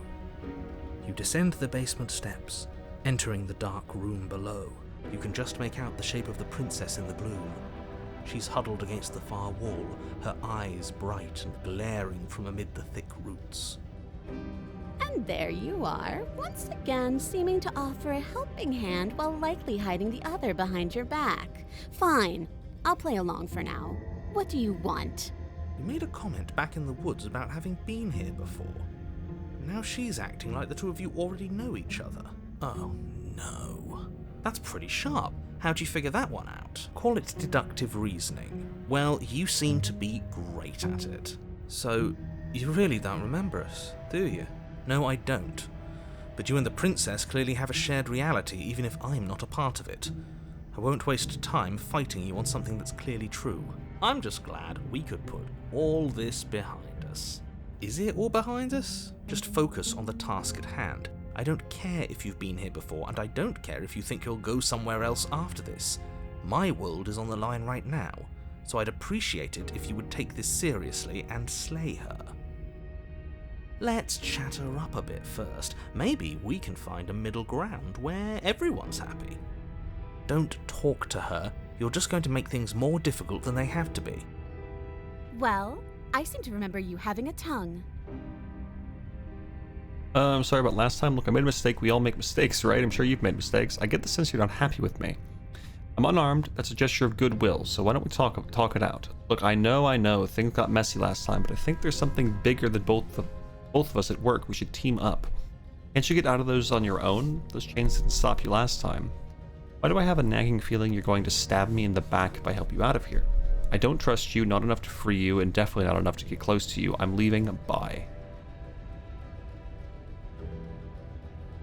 Things got messy last time, but there's a bigger shit at work. I suppose you didn't come into my hovel of your own accord, did you? All right. I suppose I could team up. I need a way out after all, and unfortunately, you're the only one I have.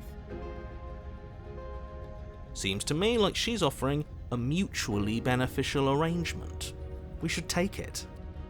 Do you know what the word mutually means? Because it sounds to me like she's offering an arrangement that benefits her and her alone.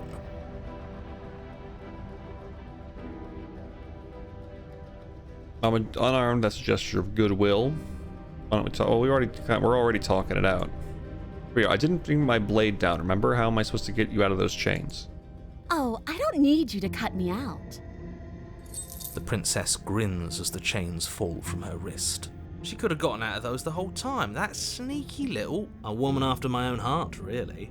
She knows how to hold her cards close to her chest. This is why she can't just be abandoned here. If left to her own devices, she'll find a way out. Now stop her. Sorry about last time. Ooh, smart. Let's apologize. Get us back on the right foot. Oh, you're sorry. Isn't that nice? You're such a gracious little monster.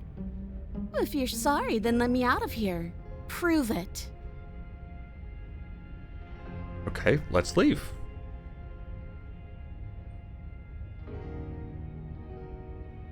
Yes, let's. She Don't kill creeps me. forward, taking one cautious step at a time until you and she are face to face. Let's just make very clear, you won last time, so no need to kill me again. She never breaks eye contact, even as the two of you find yourselves face to face. Oh boy, there are some people who are gonna really like this one. She's silent for a long moment, as if testing to see what you'll do now that she's within arm's reach. We're Gucci. After you, darling. You're the one it lets come and go. It's best if I follow. Got some sharp claws, though. Oh no, we can't have that. If anyone is going to turn their back on anyone else, she's going to turn her back on us. It shouldn't matter who leads and who follows. We're working together here. Don't be ignorant. Well, if it doesn't matter, then she can go first. We may be in this together, but that doesn't mean we have to trust her. Somebody has to go first, and it might as well be us. We're the ones who broke her trust last time. Kinda true. You're talking a lot about trusting someone who, by her very definition, cannot be trusted. I don't know how many more warnings I have to dole out, but if you help her out of here, you're going to regret it. Fuck it. Let's just trust her. Come on. We really should have grabbed that dagger. No. Come on, be a good one. Be a good witch. That's right. You're the one who's going first. Don't worry, I'll be right behind you watching every single thing you do. It's all good. That's exactly what I'm worried about. All good. Step onto the stairs and begin your ascent from the basement. Be a good Princess furry. follows close on your heels, perhaps even a little closer than you'd like.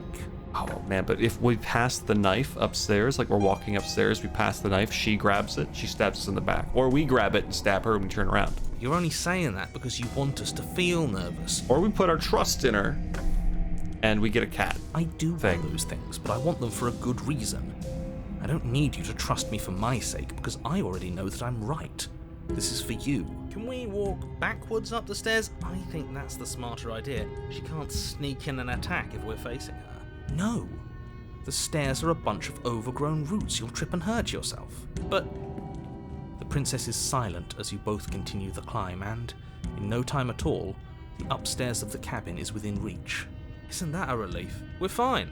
Nothing happened. No, never say that. You're not even going to wait until you're through that door to proudly claim your victory, are you?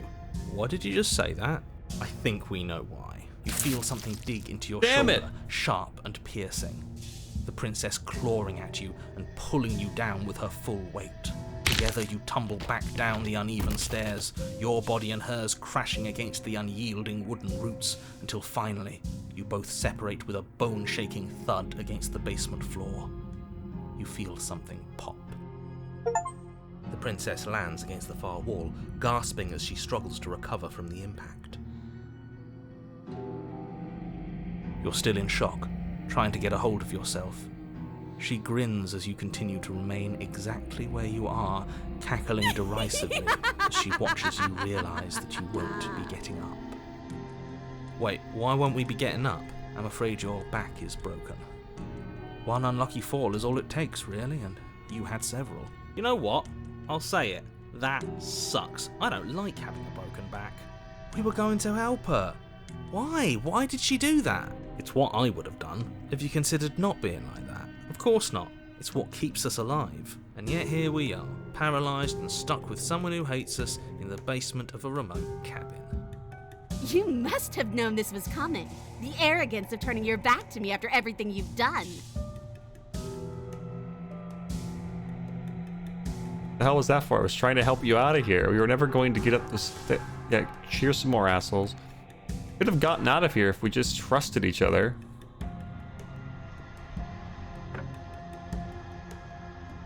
What the hell was that for?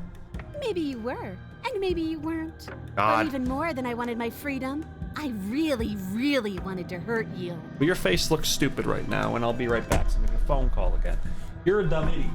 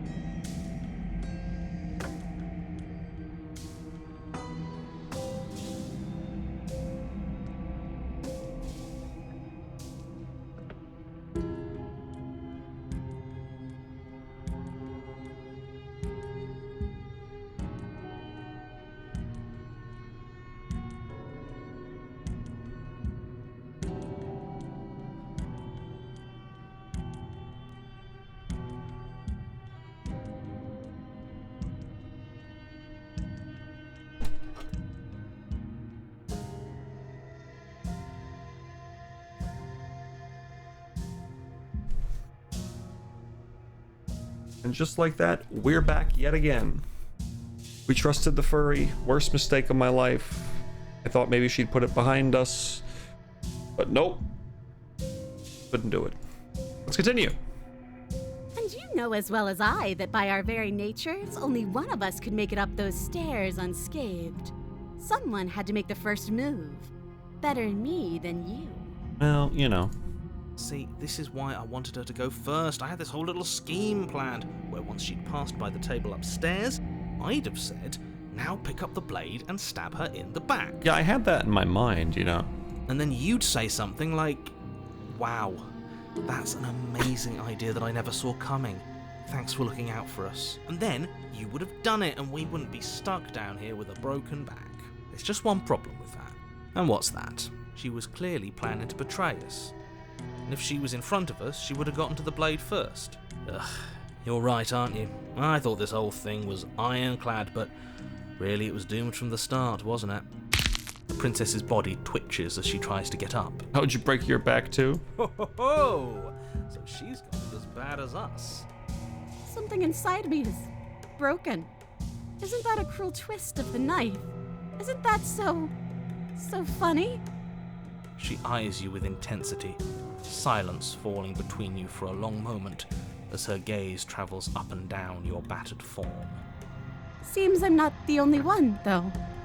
Wait, are we both just stuck here? Certainly seems that way. What a way to go. Look on the bright side. In all this chaos, you may have actually managed to deliver a lethal wound. The world could be saved after all. We're going to die together. Isn't that a lovely treat? I wonder how long it'll take. Maybe I'll get to watch the worms lick your bones clean. Is that really what's going to happen now? Hello? Are you still there? What happens next? He doesn't respond. I think he's gone. Something strange is twisting this place out of shape. I wasn't feeling much of anything, but now I feel cold.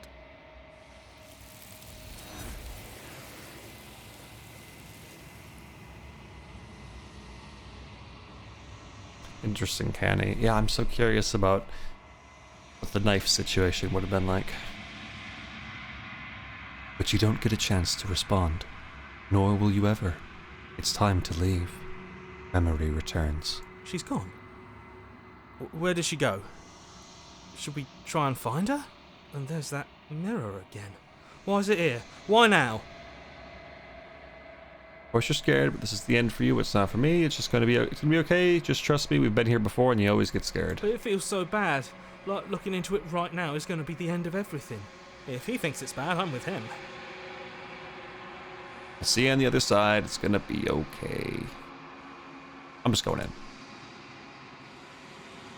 You approach the mirror. Oh, I don't like that silence.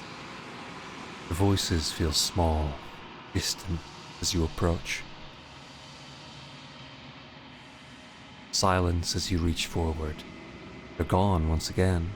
The mirror always makes them leave, but you need to see what's in it. We're like melting now. You've withered. You find yourself in the long quiet once again. You're at the cabin. I am a growing chorus of contradiction, a mass of tides ebbing and flowing all at once in more directions than my attention can bear to hold. To look at any one is to shift them all into something new, and to look away is to reshape them yet again. All of me is changing, and yet the rest of me is still the same. Can't be a contradiction. Contradictions don't exist. How can you stand to be a contradiction? Doesn't matter how many times they go back, at least one of us always hurts the other. Doesn't that change you? Doesn't that make you worse? What do you think of this vessel? You know that the kill you? Yeah, do you know what happens to the worlds we leave behind? Figure out what you'll want when you're finished. Do you still not care what I bring you next? How many more vessels do I need to bring you? What do you think of this vessel? This one is hope, marred by bitterness. She could see the end of the tunnel, and the door was closed on her. She will make for a righteous and weathered heart. Do not mourn her. She is finally on the other side. How can you stand to be a contradiction? As easily as you can stand to be you. It's rough every You day. are like me. Even if you have chosen not to look at the corners of you that do not fit. Even if you have chosen to ignore the brilliant contours of your soul. One of us always hurts each other. Doesn't that change you? Make it worse? It changes me, but it doesn't make me worse, nor does it make me care for you any less. Does it make you worse? Do you resent me?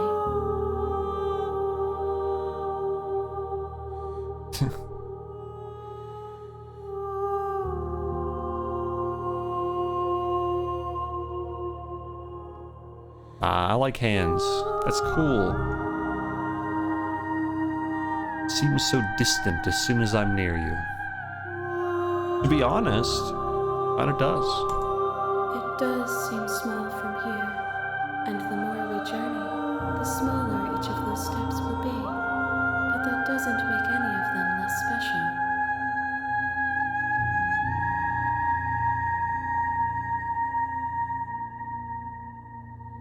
Hold on.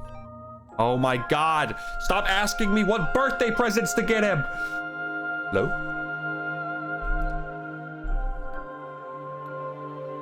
What? Oh.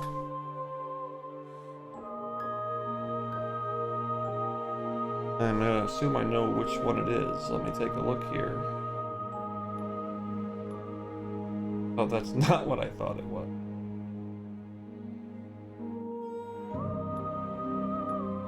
Suppose that's kind of cute.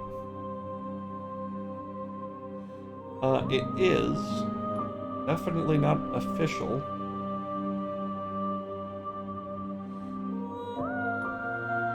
I don't know either. This is why I don't get a birthday present. I want to go. Get him a poster. Get him a shirt.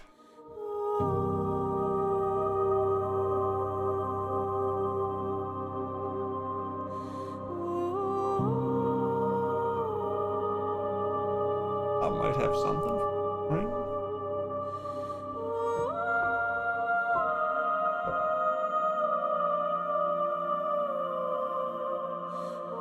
I'll say that I don't know.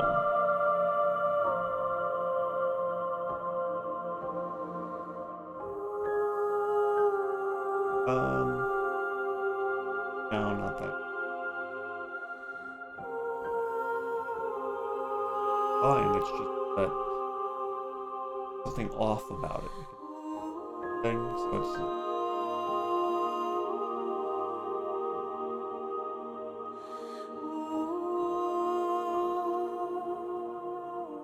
pronounced Blythe.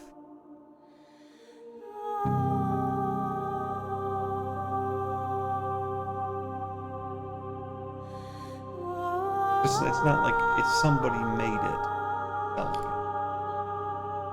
Wrong. It was made for the game by the company.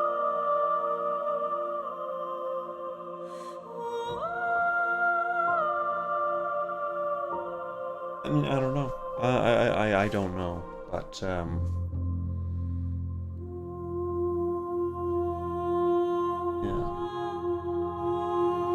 Don't want to do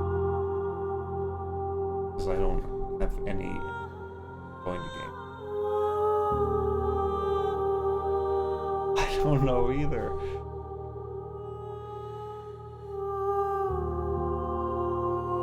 What?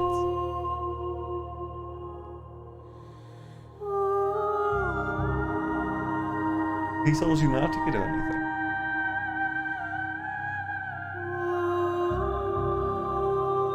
Go get him a nice Pokemon plush. Yeah, he likes Pokemon.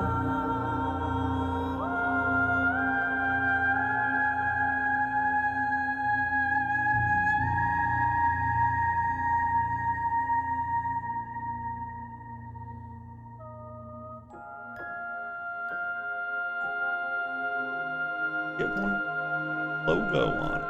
Could be a guy.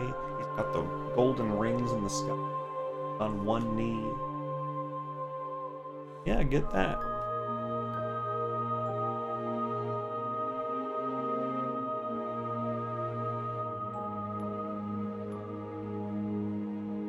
Oh no, that sounds. None of those are fish.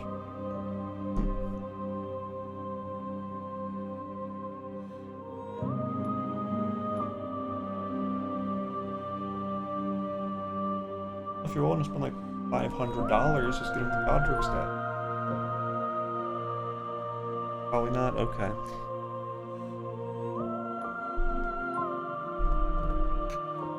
Well, my recommendation, maybe a t-shirt, maybe a Pokemon thing, right? Something like that.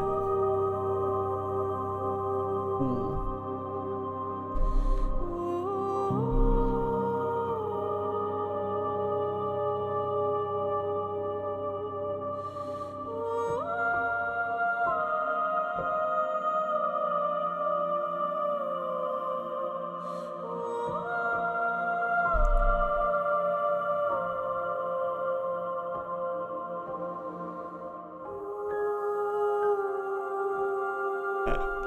I do have to say I'm doing some stuff right now. That wasn't the best time to aid you in gift shopping.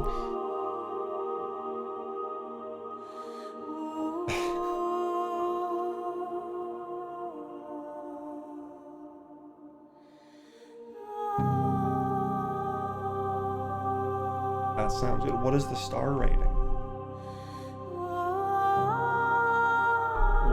What's the star rating of the overall product? 4.9 is perfect. How many reviews?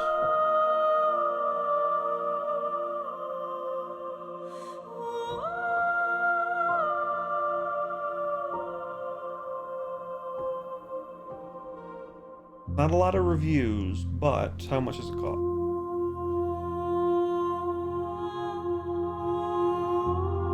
Well, for $15, I'd say it's worth a shot. Elden Ring. Hero t-shirt. Pink ribbit. Okay. Just a moment, buddies.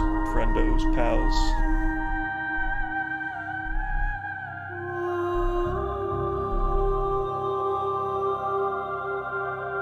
I have no clue.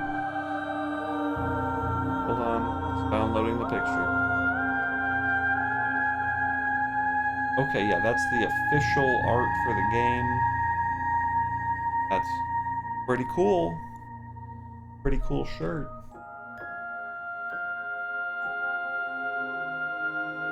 I say you get it for him. That's a good start.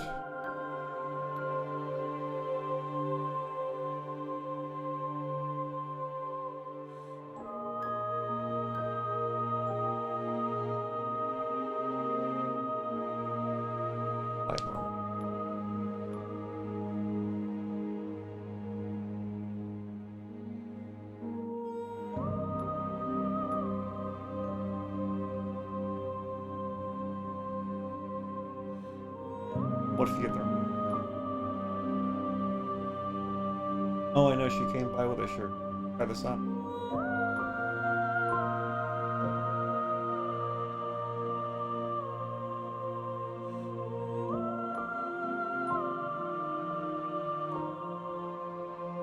But, okay, so yeah, that'll probably be the shirt.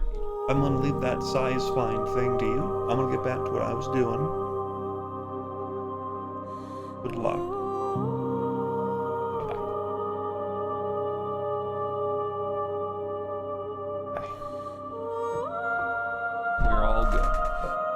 We're back to the game. It's like nothing happened. No immersion was broken to look at Elden Ring t-shirts on Amazon. It's totally fine, guys. What are you talking about? Ahem. Back on track. What happens to the world we leave behind?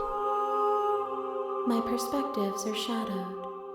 You have seen what I have seen, just as I have seen what you have seen. The angles of my vantage do not offer me hidden truths, and my attention is turned inward, except when you are here with me. Perhaps this will change when our work is done.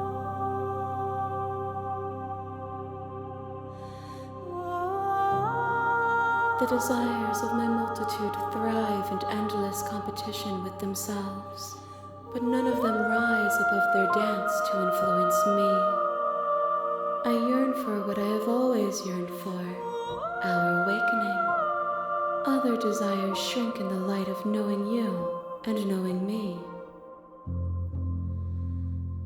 You know, at the end of this, once you're finished, I'm gonna kill you. You can't be contradiction. And yet my waters flow and my streets bustle. There are no words that can describe me into non-existence. There is no logic that can bind my multitudes. I am everything that you have known me to be, but I am also none of it. Do you still not care what I bring you next? I care about your gifts, but I have no preferences to burden you with. Even if I did, I would never dare to tarnish our relationship by assuming myself above you. You don't have any preferences. The tides do not dictate where they are pulled. A river does not dictate. My gift to you is to let you choose your path. How many more vessels? We will know when we near our destination. Okay. All right, take me back, Chief. I will be here when it is time for us to meet again. Everything goes dark, and you die. Chapter 1. The Hero and the Princess. You're on a path. Here we are again. All right, off we go. You may Proceed. So what will we do this time? The interior of the cabin is almost entirely bare. The air is stale and musty, and the floor and walls are. The blade is your. Well, we've gone in with the blade once before, and we did things a bit differently, so let's head in with the blade. You take the blade from the table. Her voice. Who's there? She sounds. Don't let it. Hey, I think I'm here to kill you. Oh, are you now? Why don't you come down and let me take a look at you? Great job. You gave away the element of surprise. Good luck, hero. You walk down the stairs and lock eyes with the princess. There's a heavy chain around her wrist. She's so coldly beautiful. Focus on the task at hand. You weren't kidding when you said you were here to kill me.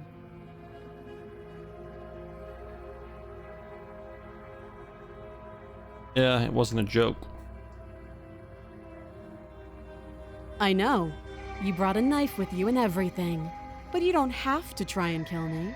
You could always toss that scrap of metal to the ground and give the two of us a chance to talk things out. She makes a compelling point. What if we didn't kill her? What if we just dropped the blade and talked? You know, I didn't actually try to grab the knife and then talk to her. Let's do that. Don't you dare. It's fine. We can decide what we want to do. Drop it. The blade tumbles out of your trembling hands. Probably gonna go drops to poorly. the floor with an unceremonious clang. Thank you. Maybe now we can just talk. Against your better judgment, She you looks step funny forward to speak in this with the one. princess face to face. Unarmed. We'll be fine. I don't know what you're hoping to accomplish here, but I can assure you there's no reasoning with her. Just make sure you don't forget about the blade on the floor. You're going to need it. So here we are. What an awkward start to a relationship. Yeah, it's pretty awkward. Are you coming on to me? Here, because you're supposed to end the world. Don't just tell her that. Is that why they threw me down here? But I don't want to hurt anyone. I like the world, I think. I don't remember much about it, to be honest. I've been down here a long time. Interesting. This is very similar dialogue, if not the same dialogue, when you come out here without the knife and talk to her, but now she's got a very different tone to it. Just how long has she been down here? If I'm supposed to be capable of ending the world, then how did I wind up here, chained to a wall? Have they told you why I'm allegedly so dangerous?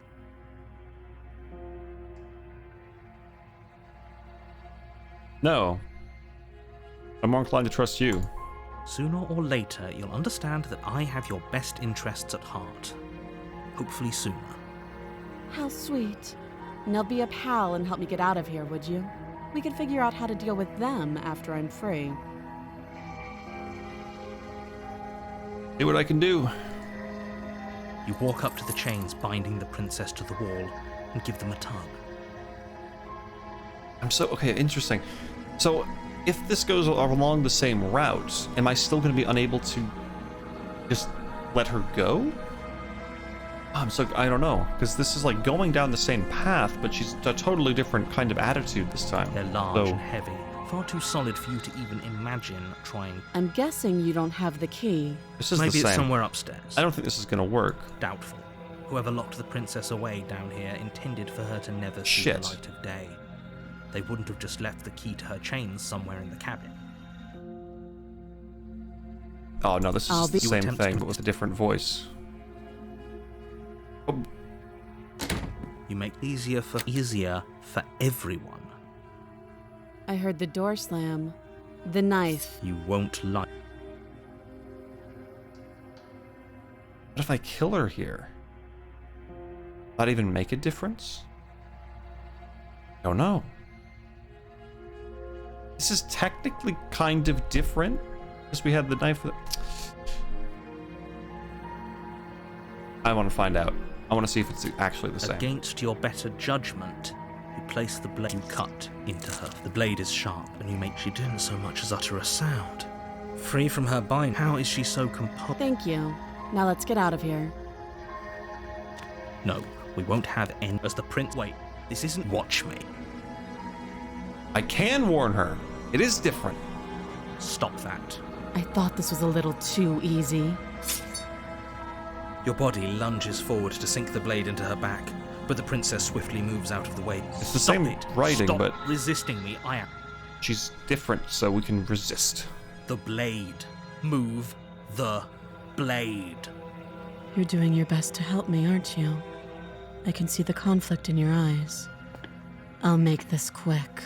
This version might actually make it quick. She steps forward and pries the blade from your rigid hands. Maybe I'll see you in another life. And then she slits your throat Yep, with there you go. almost clinical ease. Her face remains unchanged as she watches you collapse to the ground, blood flowing from your butchered neck. This is the end, isn't it? I'm afraid it is. Everything goes dark, and you die.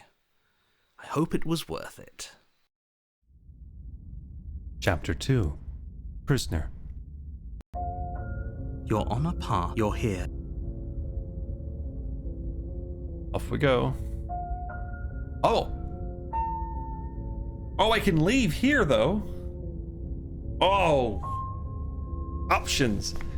But I won't be able to do this again. So this is my only opportunity to try that. But what difference would that make? Then she would just have a version where I didn't come to help her. Oh! Boy. She made it quick this time. Choices. Sip on some water and think about it.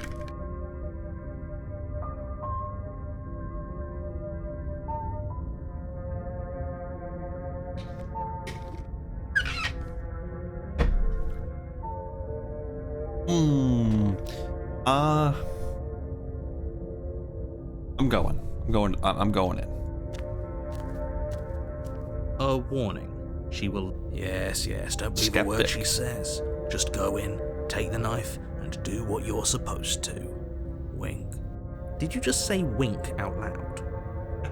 No, I didn't. Wink.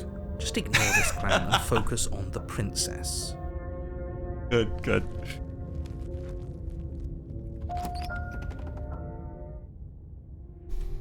The interior of the cabin is less a cozy woodland retreat and more like a dungeon.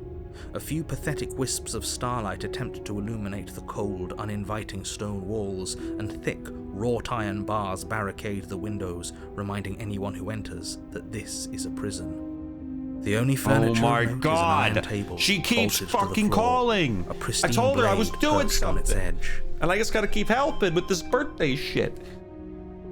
Hello? Last time. Alright, let me take a look at it. That's a good one. I recommend that one. It does. There's a running gag because you can put down little messages in the game for people. List of hundreds of words. Down everyone else. For some reason, every time someone saw a turtle, the dog could dog. Look, dog. And so now turtles, everyone calls them dogs. I think so. I found it very amusing.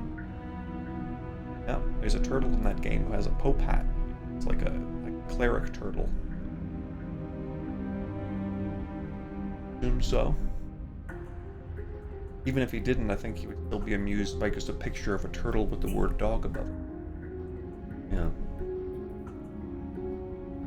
I mean, I can't guarantee. I assume he would. Just get them both. Get them both t-shirts. They're both...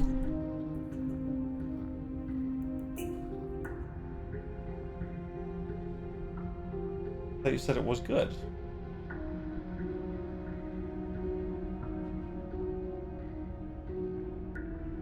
Oh, yeah. What was the website?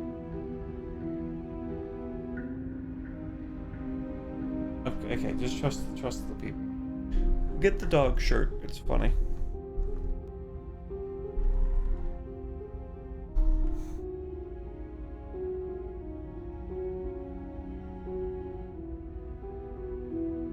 Oh, yes. That's right, Alexander. Giant pot full of... Well, Alexander the Iron Fist or something like that. He's a cool guy. Likes him. So everyone likes that character.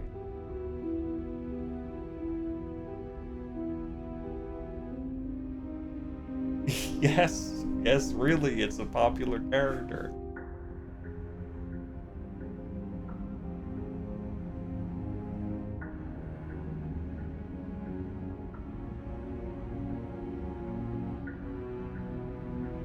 That? Get all three? Bug breeds of the land. Funny, that is a funny shirt.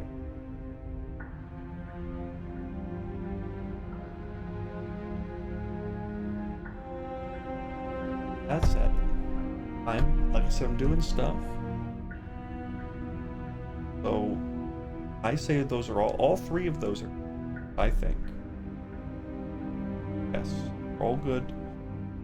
The reviews are decent. That's good. Etsy's website. The pod is good too. All three. Get the dog breeds, the individual dog, and the pod.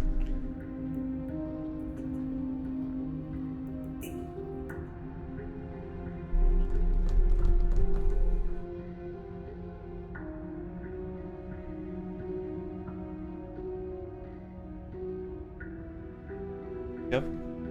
Common message.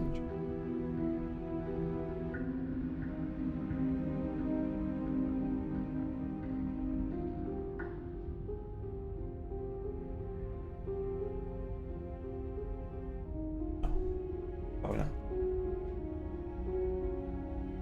As I've said several times, yes, that one is good. You can get him that one. Yes, that's the character. That's Alexander. He's a giant urn with arms and legs, and he punches people.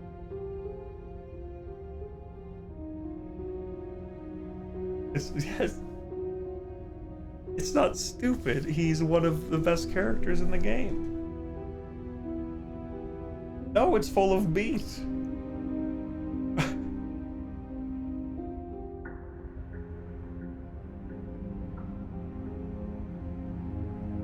Okay, wait, is it a figure or is it a shirt?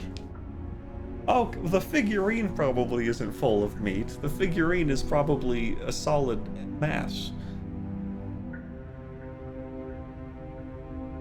Get that one. I would like that one. I would love an Alexander figure.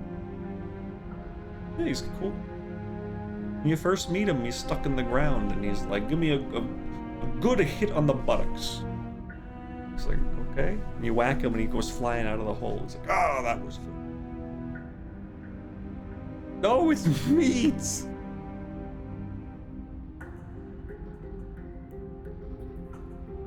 Well, one of them is probably you could put a plant in it.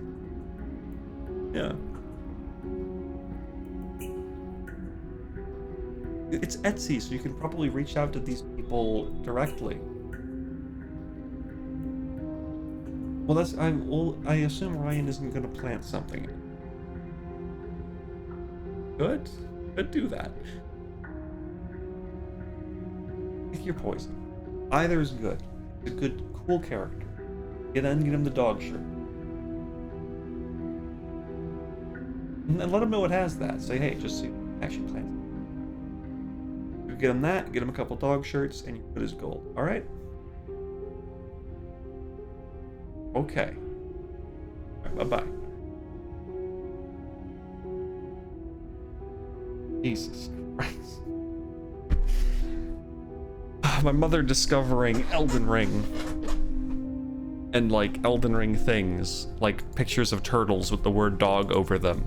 And she's like so confused, and she doesn't get it. And then she's looking at pictures of Alexander, you know, the big pot guy, and she's just like, why is he just a pot? The blade is your implement. Okay. Fuck the mirror. So, what do we want to do? We're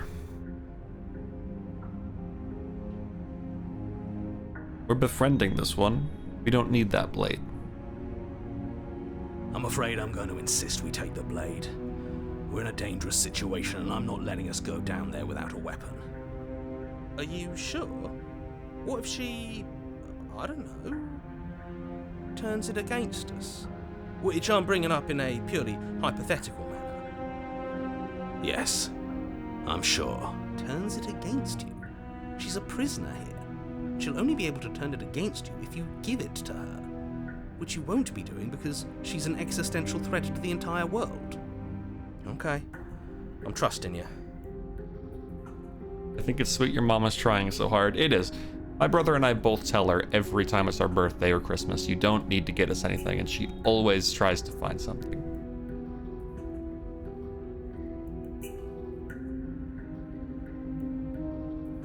However, it's frustrating because she'll keep calling and saying, does he like this? And I'm like, I don't know. I don't know if he likes it.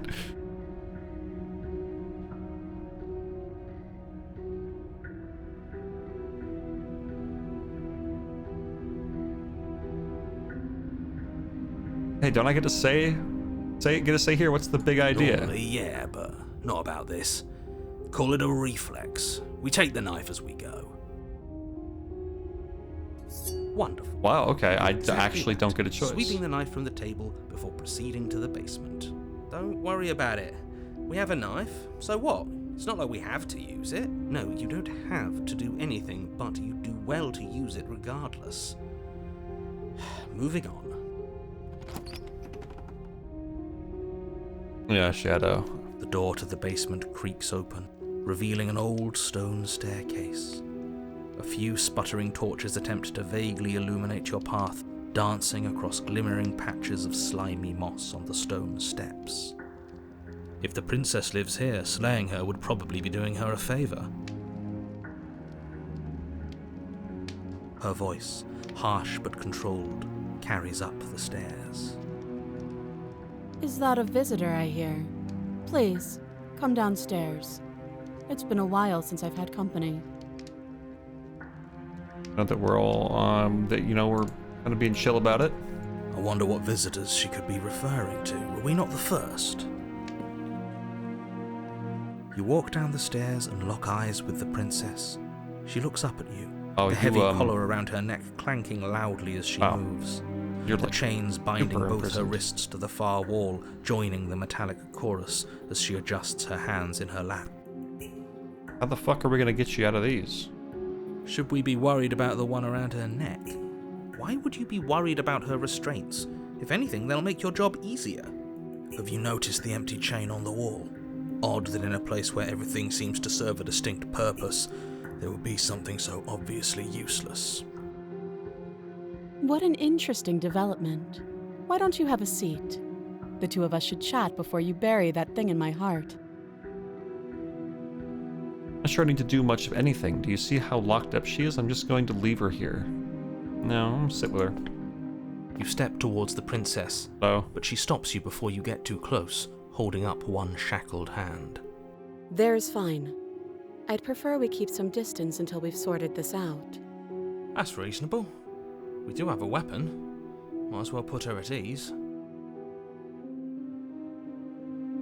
You do as she asks and sit on the floor, still a good distance away from her. Thank you. Now, what are your intentions for me? Well, I'm trying to get as many vessels that kind of like me into the creepy hand entity as possible, so that when it's done, maybe it likes me and we can create a world where we have a nice vacation home. So, we're going to be besties. My intentions, what do you mean? I've been here before. Am I the only one who remembers that? What happened after I died last time? Oh, are we talking about that? I thought we weren't going to give away the game. But sure, I'll fill you in. Shit. Damn. I should have did that. That would have been... You're right, that would have been pretty fun if we both pretended we didn't know. Damn. Aw, damn, that would have been pretty fun, actually. Because that way maybe the narrator wouldn't have been weird about it? Well, whatever. Nothing happened. You died. I went upstairs. I couldn't leave. I found myself in a new place in chains again. More of them. And now you're back. Is that really all she knows? It's not like we have much of a clue about how things work. And she's probably even more in the dark than we are. You're looking at me like I might be hiding something. I'm not. I guess it's possible she really doesn't know anything. Maybe both of us are stuck in this loop without any idea why or how. So you've already been here. As much as I would like to remain in denial, it's no use. Damn, I shouldn't have told him. This has complicated things. Fuck! It's complicated things how, exactly? Ideally, this was supposed to be one and done. You go to the cabin, you heroically slay the princess, and in the process you save the entire world from being damned to oblivion. The situation right now, where you're getting a second shot at things, is a contingency. A contingency for what? For you failing, obviously. And you being here means that things are going to be a lot harder than they were. If you knew this could happen, why didn't you tell us? All of this is incredibly valuable information. It would have changed our actions considerably. I needed you to be in the dark for as long as I could keep you there. It's important. And maybe I wanted to be the first version of me that you met. I didn't want to be confronted by the alternative. That's pathetic. I never said I wasn't. I get it. It would be pretty upsetting, wouldn't it? To know that you might not be the first version of yourself. At least we can remember what happened before. Seems like we should count ourselves lucky for that. Exactly, he gets it. You're lucky, so don't waste that luck by messing it up again. Alright? Moving on. Why is it important for us to be ignorant? How is it ever helpful to be in the dark? The more I say, the more your mind will swim into dangerous waters. Even saying that is too much. Your success hinges on you having imperfect information. For the sake of the entire world, you need to accept that. I won't. Fine, but you won't get another word from me on the matter. Yeah, sure. We'll see about that. Just give it a rest, this isn't helping. Focus. This is a serious situation. You shouldn't be daydreaming. You're asking about my intentions? That other chain on the wall, who was it for? What would you have me do? I think I'm just going to leave you here, actually. You're not much of a threat to anyone locked up like that. Bye. Later, princess. You asked about my intentions. Yes, your intentions. You have a knife. What are you going to do with it? Why are you here? I didn't want to bring the knife. There isn't a keyhole in these shackles, and I don't see any keys in your hands either. So I'm afraid my only way out is another surgical removal. Is she forgetting about the shackle on her neck? Or does she think she'd survive a beheading? You're right. Maybe she's delusional. All the more reason not to trust her. Unless she really could survive. Though I suppose you could just be here to kill me. But I don't think that's in either of our best interests. I'm supposed to cut you out if you didn't notice your head is in a shackle too. The chain on the wall, who's it for? I don't know, but you could always try it on. Maybe it'll fit. I hope I don't actually have to say this, but please don't lock yourself in chains. We need you ambulatory if you're going to save the world. I kinda wanna do it. Ooh, I can inspect it. How am I supposed to cut you out? You have a shackle around your head. Your neck. No. Like I trust you to come any closer with that knife. All you're going to do is hand it to me and watch me work. But she would have to cut her head off, right? She can't be suggesting that. She certainly seems confident. Maybe she knows something we don't. Or maybe you should consider the most likely scenario. She's bluffing so she can disarm you. Though if she isn't bluffing, whatever she has planned might be for her benefit alone. There's no guarantee that what's good for her is good for us. So, what should we do? I don't know. I'm just spelling out our options, listing the pros and cons. Then let me help you. I'll start with the cons. If you're handing her your weapon, the cons are that she might use it to escape and end the entire world. And she might use it to kill you. That doesn't sound great. What about the pros? There are none. The pros are that we can't trust him, possibly even more than we can't trust her. Whatever she has planned could do something to mess with what he has planned. Or maybe they're both screwing us over in their own ways.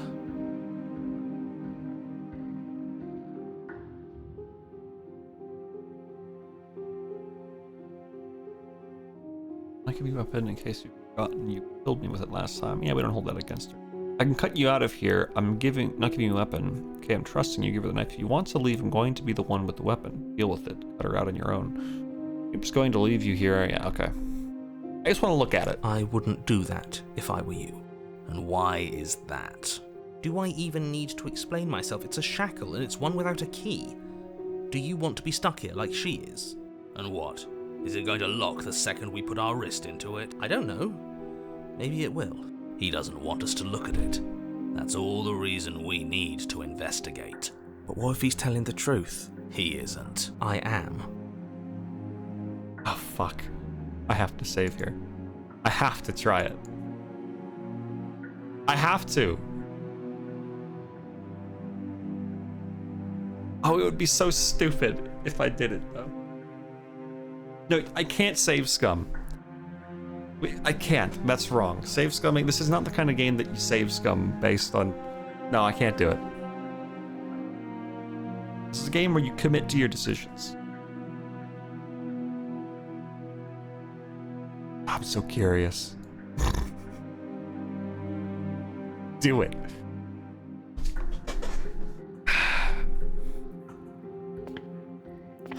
Against your better judgment, you approach the chain dangling from the far wall. The princess watches you with faux disinterest as you inspect it, though she can't fully hide her curiosity. I don't want to say what I'm supposed to say next. What is that supposed to mean? It sounds bad. Is it bad? Yes, it's bad. Come out and say it then. You're just wasting time. As you hoist the shackle, its heft shifts within your grasp, as if pulled by some odd magnetism. Before you can so much as blink, it practically leaps from your hands, snapping around your neck. Look at her face. She still thinks we're an idiot. And, as if your situation weren't bad enough, The same magnetism repels your blade, which is flung from your hand and sent skittering across the floor of the basement. Excuse me? Yes? Are we stuck here now? Yes. Awkward. Huh, so it does fit. And I guess it doesn't like your knife. We're stuck here together, aren't we? That's funny. What are we supposed to do now? Can't even cut ourselves out. Guess we'll starve. That's horrible. It's not all bad. We learned a valuable piece of information. Not to touch things we're specifically told not to touch. No, that there's something special about this loose chain. It's clearly important. Yeah?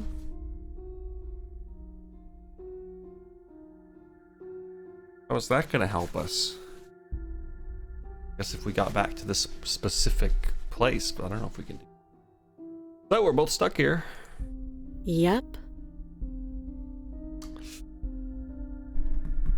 Did you know this was gonna happen? No. Okay. So, not one for small talk. Nope. Okay. That's rude. All right. You and the princess wait in silence, though neither of you knows what you're waiting for. But you're waiting for something. You're waiting for anything. This is so boring. There must be something we can do to get out of here. There must be something we're missing. But there isn't. Time passes. It passes and passes and passes. And the basement of the cabin remains much the same. It is cold and silent. At least the world is safe. It isn't. You're stuck. Too far away from both the princess and your blade to do much of anything. But she's not ending anything. She's just sitting there. Her very existence is a threat. It harms everything around it. How exactly does that work? It just does. But Your line of questioning is interrupted by the passage of even more time. And after that, even more time passes again. And let me guess, the cabin remains the same. if time is passing, the cabin can't be the same. Even if the differences are small, they have to exist. That's just how things work. I suppose you're correct. Things are changing. The differences are small at first, a bit of weathering here, a bit of erosion there, but then they get larger and larger.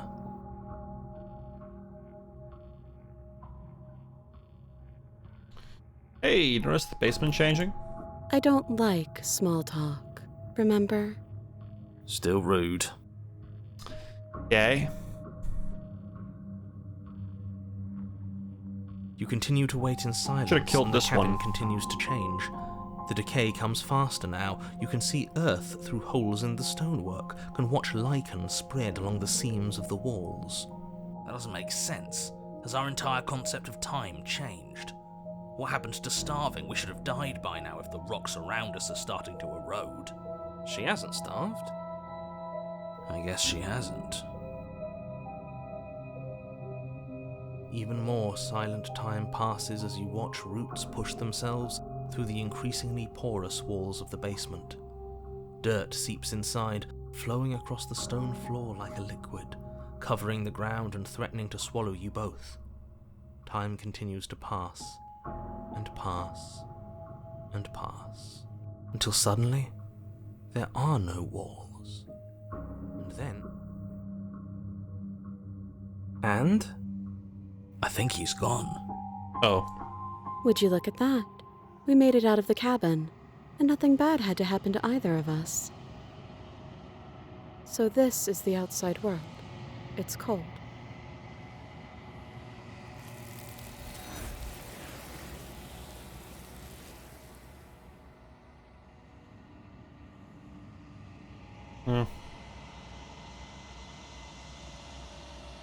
But you do not get the chance to respond, nor will you ever.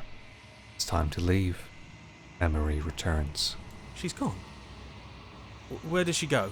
And is that a mirror? Why is it here? Why now? We've been over this. There we go. You approach the mirror. This doesn't feel right. It feels... You're right. part of me wants the truth, but something stronger is holding me back. Fear. Voices feel small, distant as you approach. Silence as you reach forward. They're gone once again. Mirror always makes them leave, but you need to see what's in it. You've unraveled. Find yourself in the long quiet once again. You are at the cabin.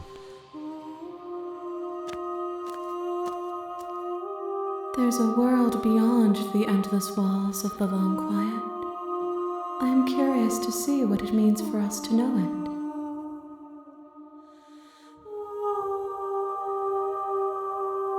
Do you think there are people out there? Do you think that anything is real out there? Do you think that we are real? Do you have thoughts on this vessel? Do you know what's... You know what's going to happen when you awaken? You send me back, I'm not alone. There are voices that speak to me. Some of them are me, but one of them is something else. I call him the narrator, and he wants me to kill you. Do you have a narrator? Have the vessels had one? How many more vessels? This is the last stage before your completion, and I'm not going back. I'm just going to stay here. Think there are people out there? It doesn't matter if there are. People are frail and impermanent.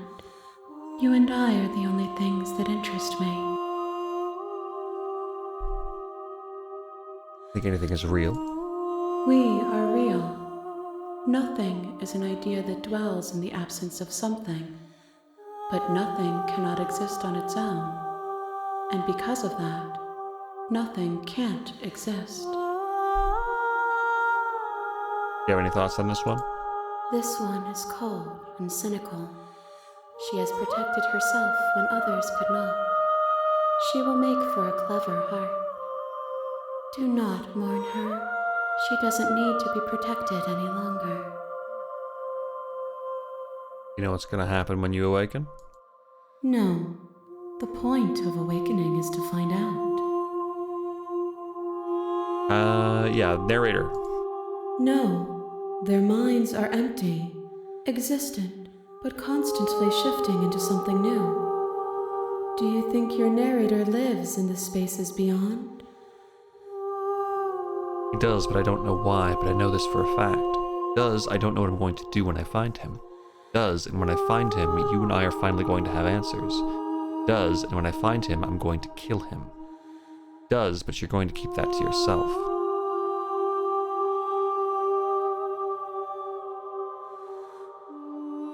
I don't know what I'm gonna do.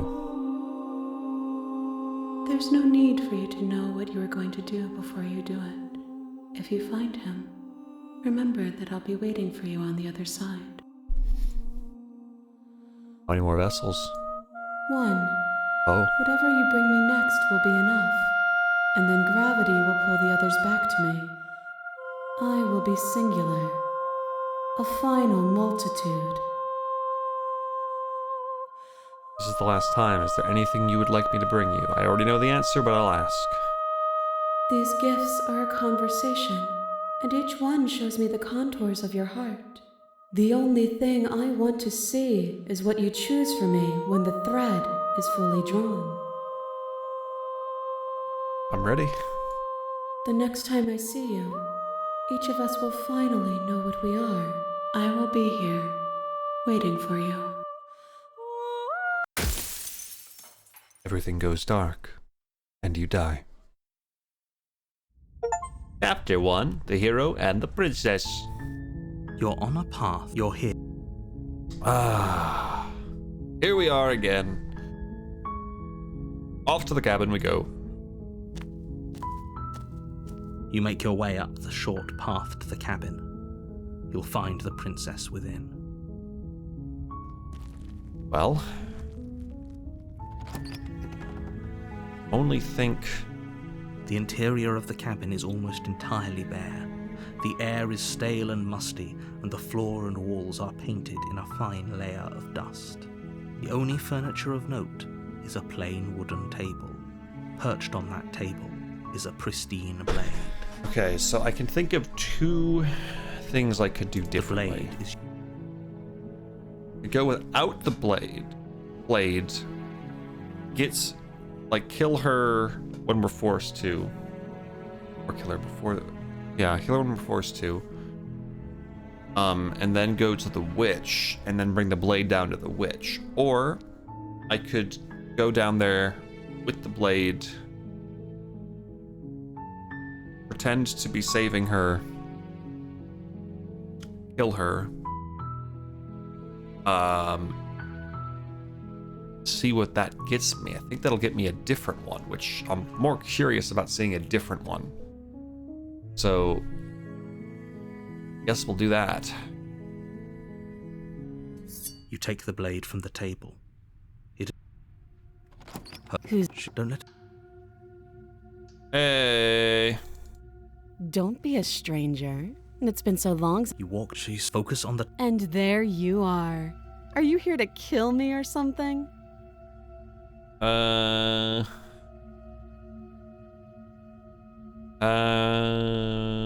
haven't decided yet. How about you Don't you dare. It's fine. Drop it. Thank you. Will be. Don't know what you're. So here we are. What an awkward start to a relationship. Coming on to me? Don't jump to any weird... Yeah. Anyway,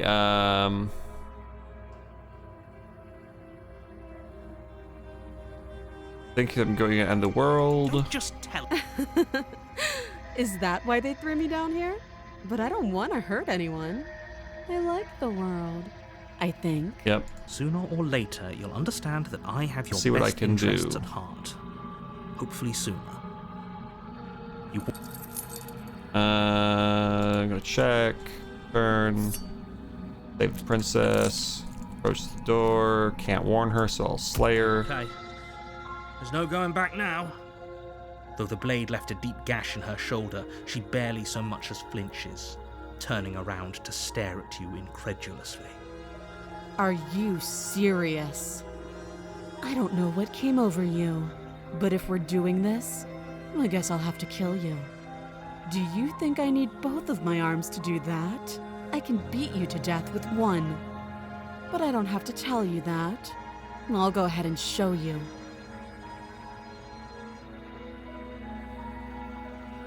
Give up.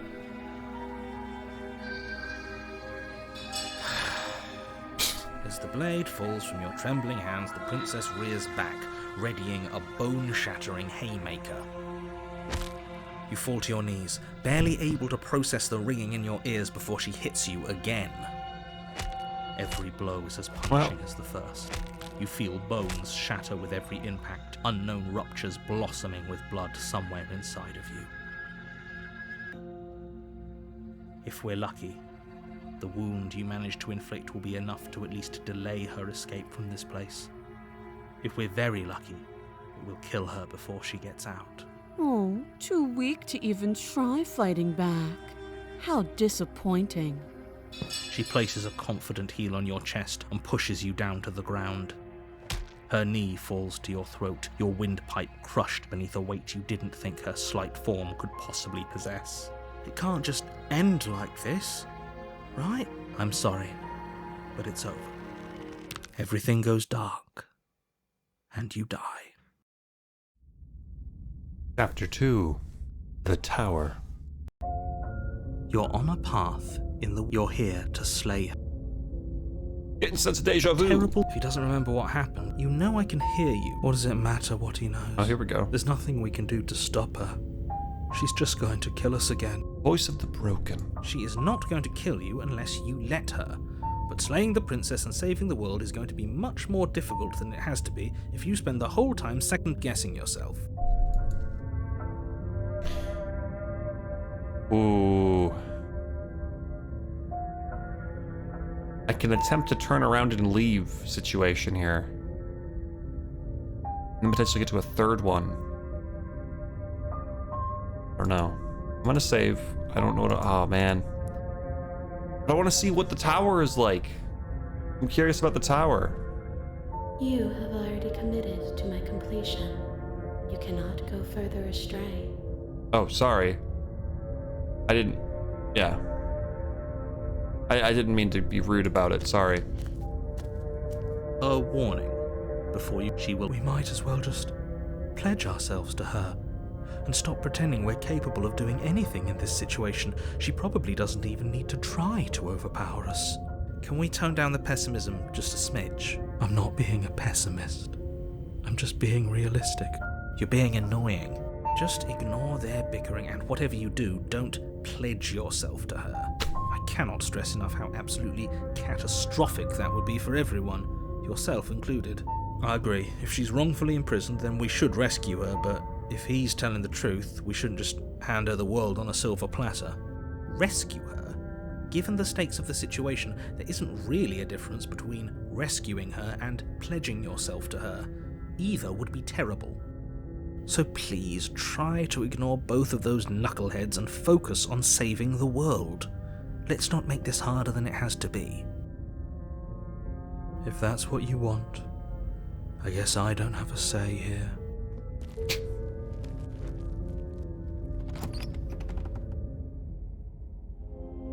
The interior of the cabin is larger and more grandiose than its humble exterior would suggest.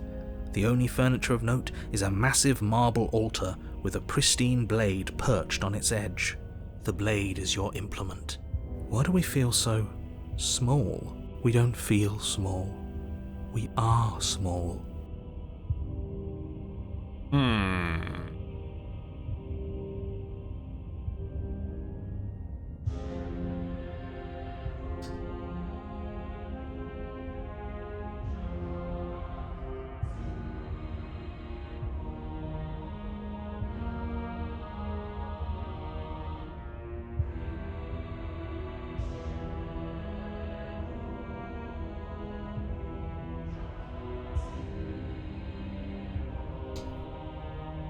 I never take the blade on the second one, so I'm taking it. Okay. You take the blade from the altar. The door to the basement creaks open, revealing a spiral staircase. Its steps almost as deep as you are tall. The smell of incense drifts up from below. For a moment, you almost feel at ease. This is actually kind of nice. It's still a stone basement. If the princess lives here, slaying her is probably doing her a favor. Her booming voice rolls up the stairs. Is that a guest I hear? Don't linger on the stairs. Come down and witness me. Oh god, it's another loud one. You weren't kidding when you said it was booming. Yeah. She wasn't like this last time. We need to get down there. She wants us to see her. We need to see her. Should we be worried about your sudden change in attitude? Just a few minutes ago you were going on about how pointless everything was. Now you want to go down there. It doesn't matter what that little voice says. He's not the one making the decisions. Though if his ramblings get you to the princess, they get you to the princess. Making your way down the spiral staircase is a time-consuming and exhausting effort, every step requiring you to clamber over one edge before dropping to the next. But soon the end comes into view, and you tumble to the bottom, entering the vast, temple-like room beyond. The princess towers over you, almost glowing in the weak starlight, her figure framed by a stained glass window. Her long hair billows around her, and a chain binds her wrist to the far wall. The chain is nothing to her. It might as well be a toy for all the good it would do. I told you it was pointless to resist her. The little bird has returned to me. I wonder what he wants. You've brought that knife again, even though you know it's useless. Such charming audacity. So loud. Drop it. You're louder.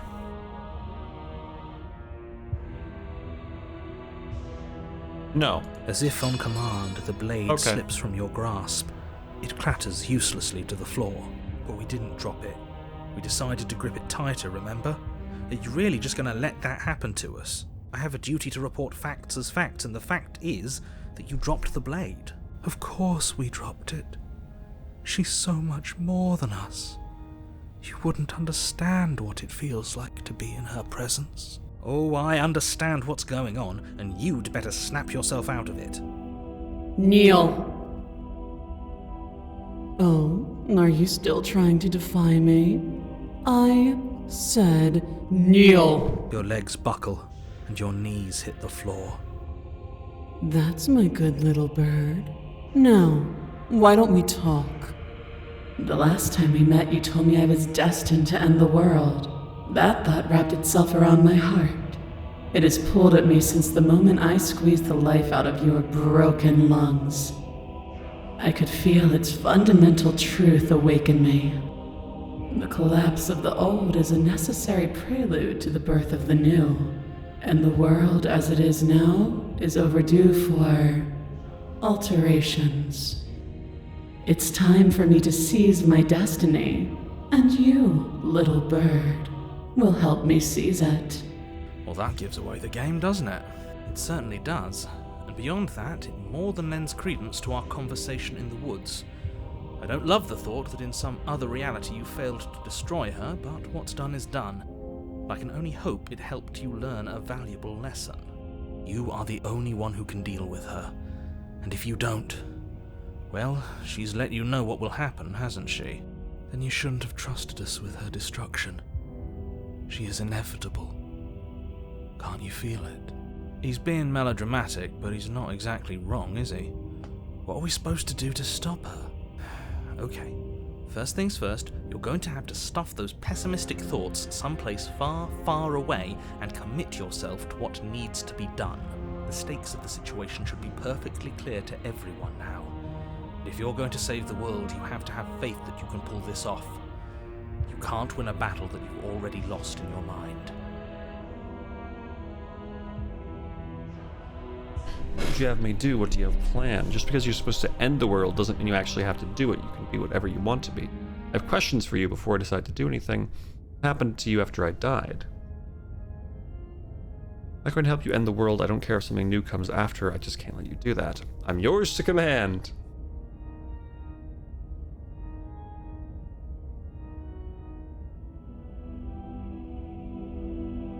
This isn't about desire. This is about what I am. And I have little interest in discussing destiny with one that cannot see the divine truth that shines in my heart.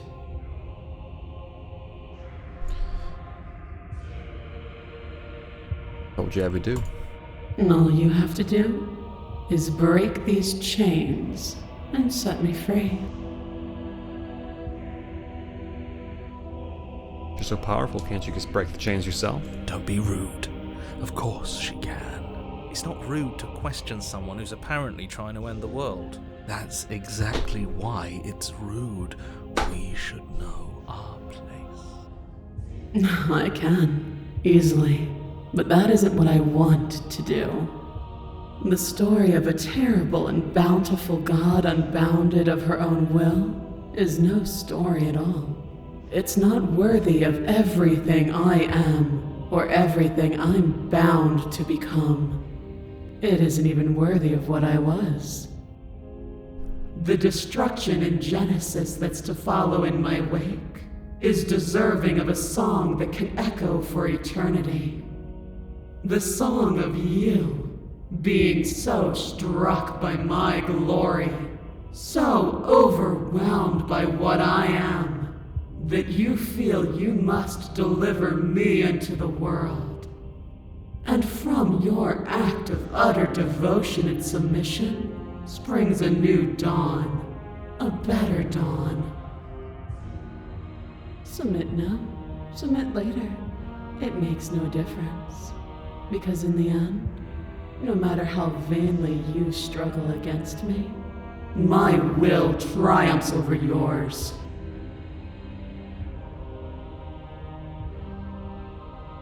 Left foot sure is big, big foot. No, that is perspective. It's the same size as her other foot. However, that foot is forward, so it appears larger than the other. But if you look at how her body is twisting, it's just perspective. But how you doing, Sleepy Dende?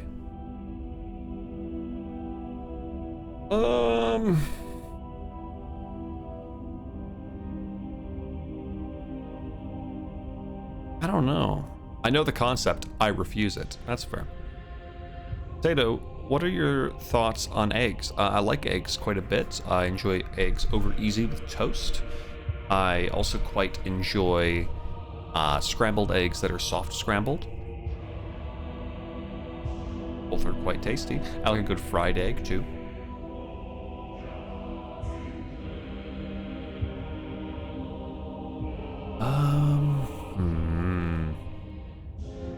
I want to go with the weird god thing, or say, can't let you do that. I've noticed I've only managed to get 1 chapter 3, so I'm wondering if I've just missed like 6 chapter 3s, or if there just aren't that many, and that was one of the few. But I feel like there are so many outcomes that I haven't hit, which is interesting. I'm gonna say...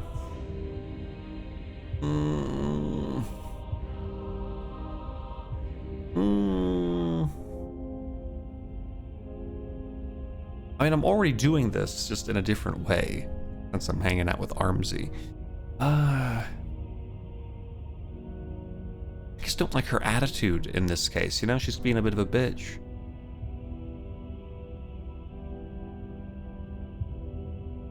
Can't let you do that. I say, perhaps you need another lesson in submitting to your betters. Pick up that needle. Do it. It's what she wants. Regret bringing the dagger. No objections here. Don't know what she's planning, and I don't like that we don't know what she's planning, but we might as well pick up the blade. As your eye falls on the blade, you feel a weight.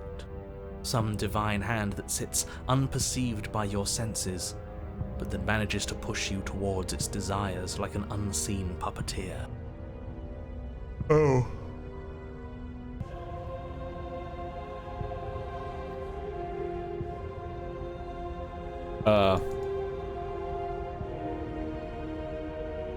Well, shit. I do wonder if there are actually different routes that could have led to this specific tower outcome. And I wonder if by having, like, the stubborn here, for example, some way, somehow, I could actually say no. I don't know, but I'm gonna pick it up. You reach forward and grasp the blade. Stand. This one's easy. See? This isn't so bad. Okay, yeah. We can do that. We were probably going to stand anyway.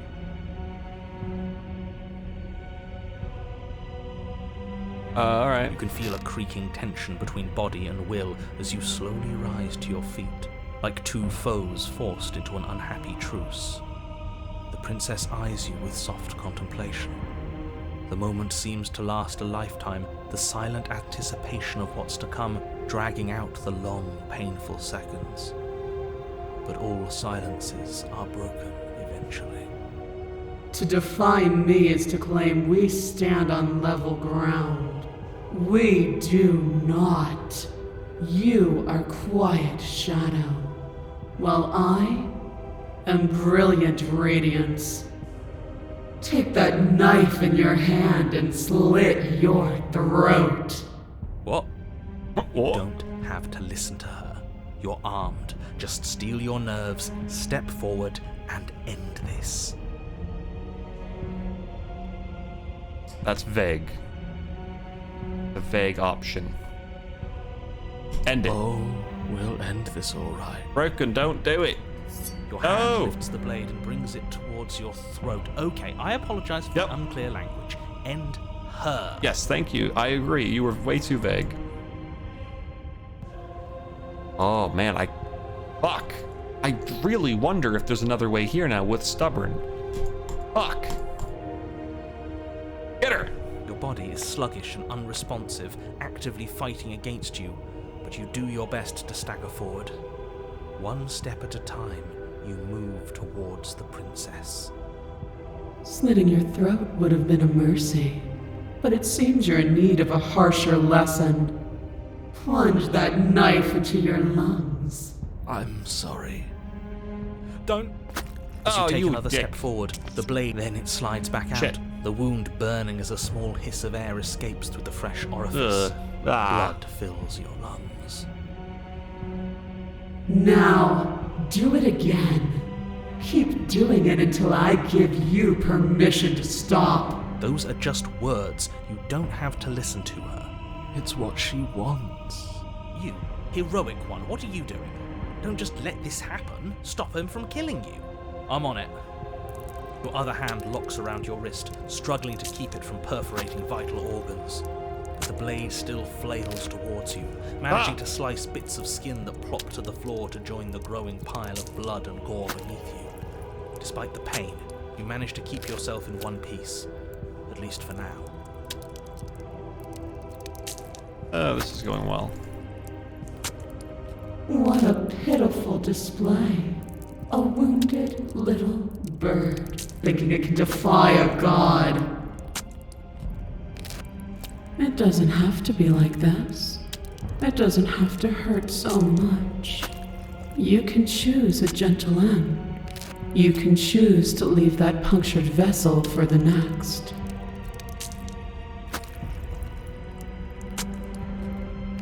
Or you can pathetically struggle against yourself until the floor of this temple is painted with the bloody impressions of your futility.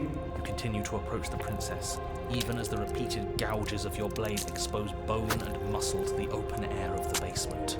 You know, this would be a lot easier if you gave us a hand. My influence only goes so far, and I can only juggle so many things at once.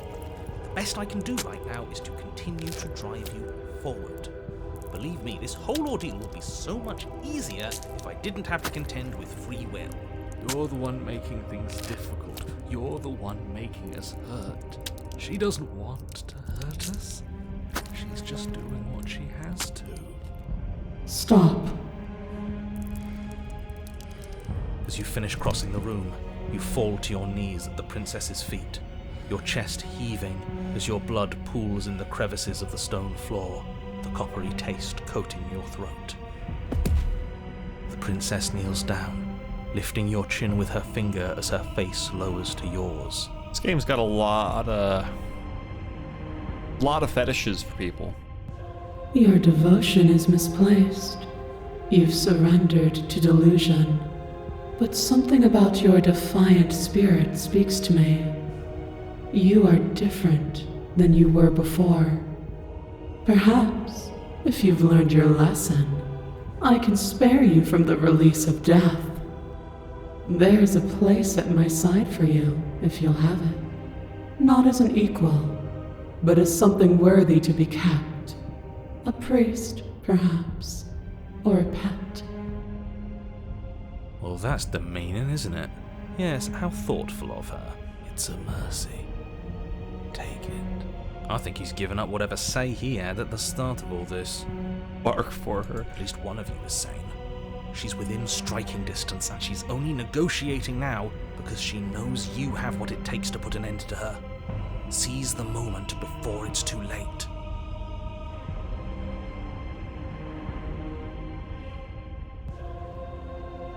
This path is already worn by travel and has been seen by one of my many eyes. You cannot walk it again. Change your course. Interesting. Okay. Wait, what? Oh. Oh! It's pointless to resist. In the end, everything submits to oblivion. But you're not the one resisting me, are you? There's something else in there. Is that a person? No, it used to be a person. It's something different now. An echo. Is she talking about you? That's impossible. She's not supposed to be able to interact with me. You're a small one, aren't you? A shriveling little worm stretched beyond its limits, trying to control things that it can't understand. No. What are you talking about? I don't care what you are. You're mine. Second take on that one, narrator? You bring the blade to your neck. Oh. You slice through soft flesh, severing veins and arteries, your blood flowing freely down your body. It's a painful lesson in obedience, but the pain won't last forever. No. When I see you again, you'll free me from my chains and deliver me to the destiny that lies beyond this place. We will. I promise. I know you will. Everything goes dark, and you die. Hey, chapter 3. The apotheosis. You're on a path whatever. in the woods, and at the end of that path, Oh, let me guess. At the end of that path is a cabin. excuse me? This is the third time we've been here, and this is hardly a path in the woods. It's all big and weird. Why are you so loud? Another witness to her radiance. Oh man, this is the first time I've seen chapter 3, or a chapter 3, since the start of the game, and I am with the two most pathetic voices. Broken and paranoid. Great. Really great. I'm here to keep him in check. I'm sick of prying fingers digging around in our head, and he's making it all too easy for them to get in. This is bad. Oh, is it now? I hadn't noticed. Do you need a primer, Mr. Amnesiac? No, I'm quite alright, but if all of you would take a moment to settle down, there's something important I'd like to get across to you before it's too late. Is it about the princess? We already know all about the princess. Not to be trusted, that one. No, I mean, yes, it's about the princess, but whatever you think I'm going to say, it's probably not that. You're not to be trusted either. Look, fine, just out with it already, yeah? But if I hear the words, "You're here to slay her," or "If you don't, it will be the end of the world," you'll have lost speaking privileges. You're going to hear some of those words, but not all of them. Definitely not all in that order. I'm interested. Really? I know. It's probably a bunch of lies, but even lies have a kernel of truth to them. You two are just wasting your time. It's all going to end when we open that cabin door, which means it's already over. What's the point of dawdling when the end is already written? Okay, that nonsense he's going on about, that's what we need to talk about. You've been here before, obviously. So you have met us. Because boy, were you in denial about that last time. No, I haven't met you, but reality is clearly falling apart at the moment, and the only reason that would happen is if you knew things you weren't supposed to know. What? What the hell are you talking about? He's talking about those weird marble trees and how wrong everything looks. Yes, exactly. Whatever you did before gave her far too much power. So you've got to cut it out, get to that cabin and slay her before things get any more out of hand. We gave her power. Why didn't you ever tell us we could do that? We probably would have gone about things very differently if we knew that. We've built a new god, and she is limitless. Are our thoughts doing that? Make her small, make her small, make her small, make her small. Shit! What if I'm doing it wrong? What if I'm making her even stronger? Ah, you're so loud. Why is Paranoid so fucking loud? The fuck? What is the audio balance of this game? Do you hear those two with their runaway thoughts? I'm only giving you the sliver of information I'm giving you now because things are already deep in the shitter. This was my last card to play and it looks like it's already made things worse, so hurry. Cabin. Now.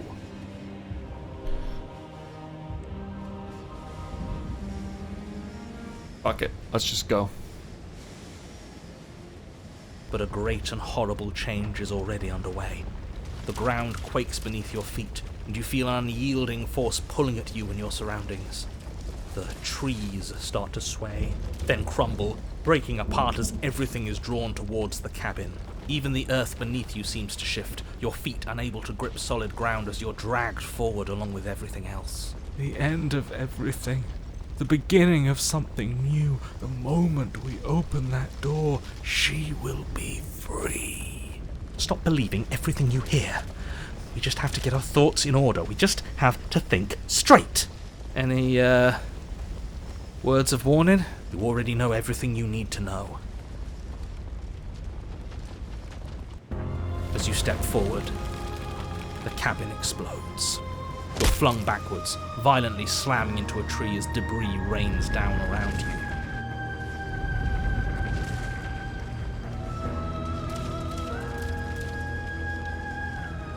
You You watch in paralyzed Hello? awe and terror as the princess emerges, her body unfurling from some vast space as she stands upright to face you. What the fuck? We picked the right one to end on. The world bows to her.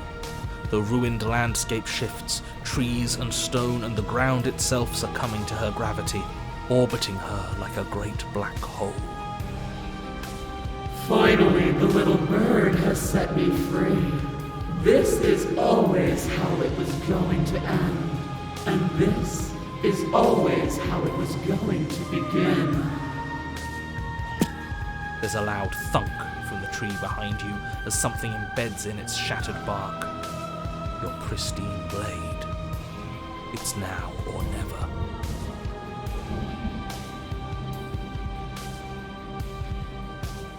I can't tell if this is what I could have gotten from the beginning or if this is happening specifically because it's the last one.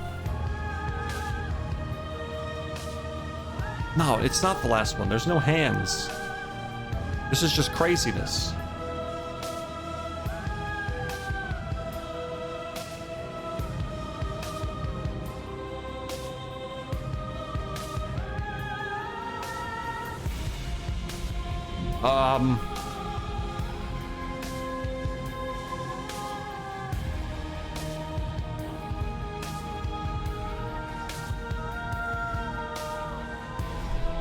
Fucking take it. Yeah, screw all of this. I'm with you. A real god wouldn't need us as part of her plan. We'll never make it. And even if you do, what could you possibly hope to accomplish? We'll do what we were always supposed to. We'll take this blade and we'll sink it into her heart. Look at the way everything's being flung around her. If we just throw ourselves in her direction... I don't know. Maybe it'll work. Maybe none of this is real. Maybe we can do whatever we want to do. With a forceful tug, you yank the blade out from the tree. You close your eyes and take a deep breath, and for a moment you can feel everything around you, like you're a part of everything, and everything's a part of you. And then your eyes open, settling on your target. It's time. You launch yourself towards the princess. You can feel her gravity envelop you, carrying you from the ground into the violent swirl of her orbit. Even now you defy me. Do it then. Show me what you think it takes to end what's destined to end everything. Yeah, do it. Show her. Why do I feel so cold? Nope. Here we go. She's gonna be giant this time.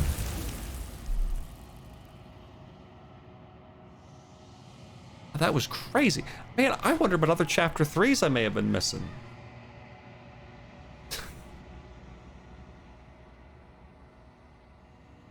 Oh, where did she go? She's gone. Is this the end of the world?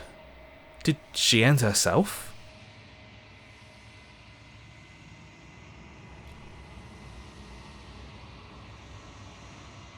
And is that a mirror? Why is it here? Why now?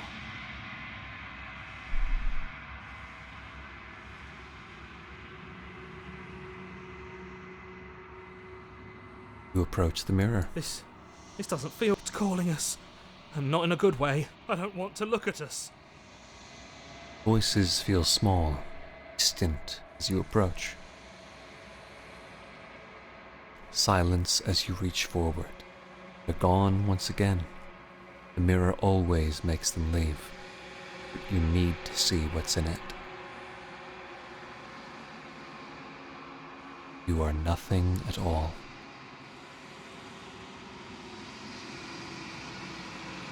But that isn't right. You can't be nothing. You refocus your gaze, and then you see it. Figure. Faint and veiled in shadow, just beyond the reflection.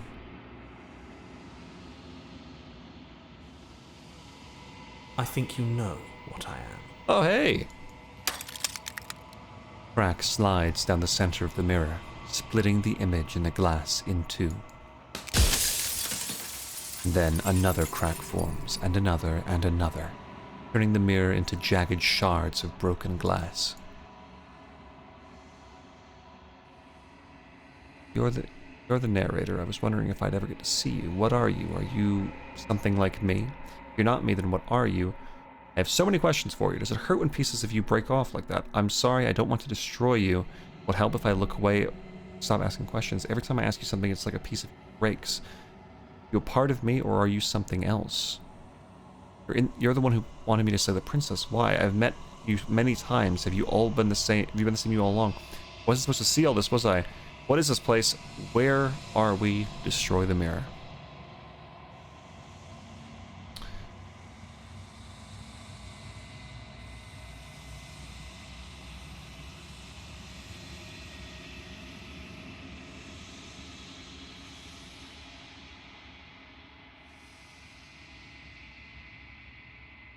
No, I'm not a part of you. But that's all a matter of perspective, isn't it? From one vantage point I must seem wholly foreign, but from another, well, all the versions of me that have existed have collectively heard your every thought and driven your every action. If that isn't being part of you, then what is?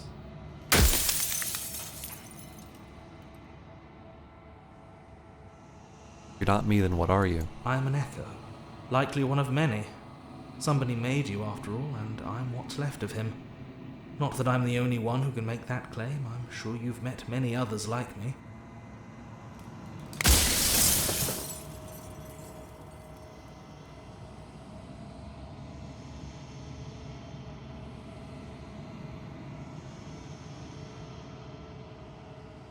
Crowd is cheering right now. They have been out there doing whatever it is they've been doing for 7 hours. I really need a blizzard to happen so that they can never come back. Maybe a tornado that's centered entirely on the football field. Not while they're there, of course, just to destroy it all so that they don't ever have a chance to go up, hang out there. That's all. Others like you? You've said something like that before. Has every narrator really been different? Of course. That is by both necessity and design. This construct you're in exists in many places at once. Any time you failed, any time you thought yourself dead, it would restart and shunt both your consciousness and hers into another world. But you'll be awake soon, and then it won't be able to work like that anymore.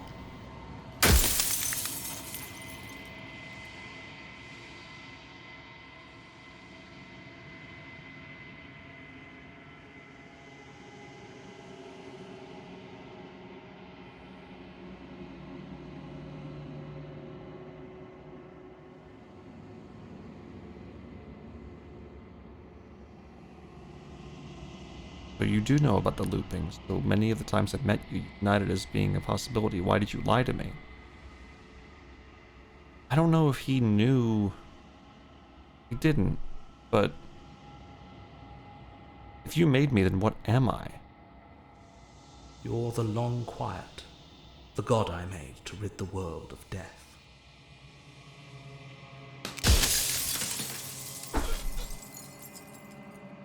God? I always knew I was special.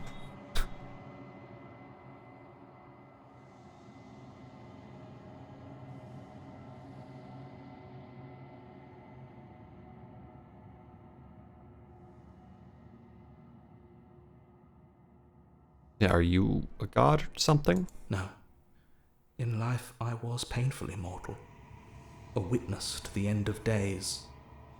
I held the fear of death in my heart and saw oblivion threaten the very memory of everything I knew and everyone I loved. I needed to do something, so I made you, and I made her, and I made this place to hold you both.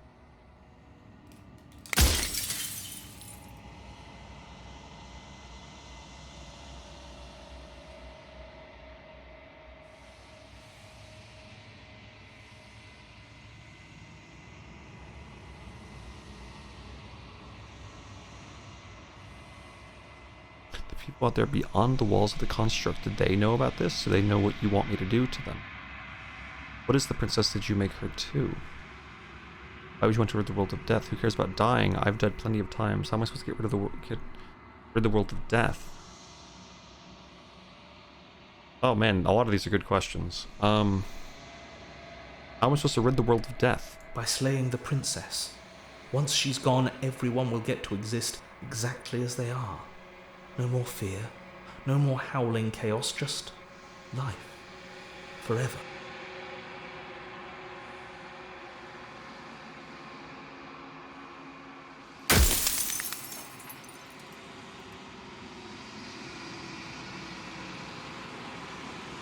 But why? How? Yeah, what are we? The cycle of life and death. Oh. The endless pattern of creation and destruction. I tore it in two and shaped the fraying threads into you and her. How? How do you do that if you're not a god? You said you weren't a god. How did you take the cycle of life and death and turn it into a thing? Don't worry, Revan, that's after the last piece breaks.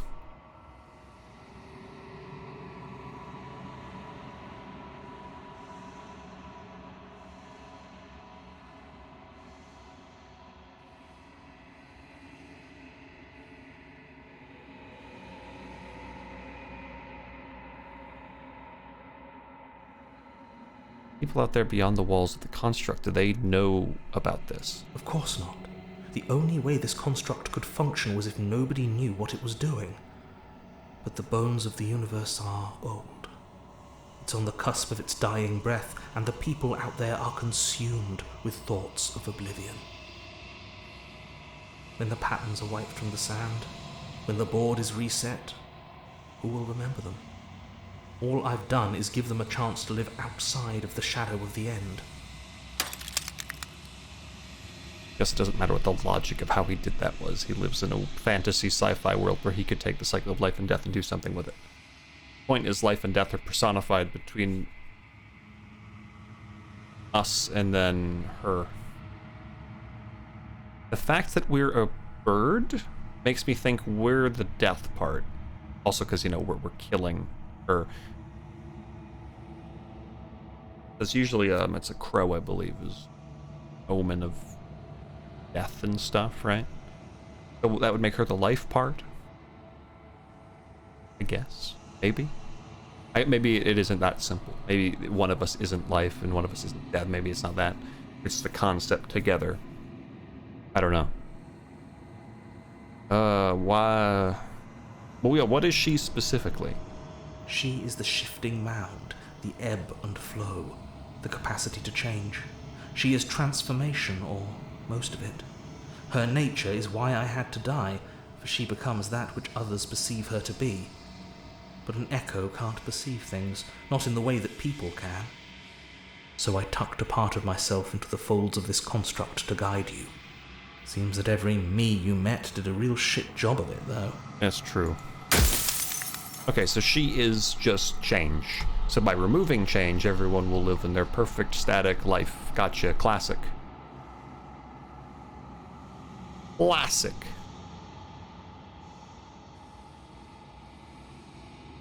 What if neither of us leave this place? Does that work? Can we just stay here together and leave the people out there alone? How am I supposed to destroy an abstract concept? Of all things, why is she a princess? Why couldn't she be an ant or a slice of soggy bread? I want to ask these questions, but he's only got 2 shards left. Yeah, why'd you make her a princess? How'd you die? Fuck. Well, what if neither of us leave? What happens then? It wouldn't work. Her nature as the shifting mound makes it so nothing can last forever as it is now. It wouldn't matter how long the two of you waited. Eventually she would find a way to leave. And then everything would change. Everything would face oblivion. And until then, the clock ticks on.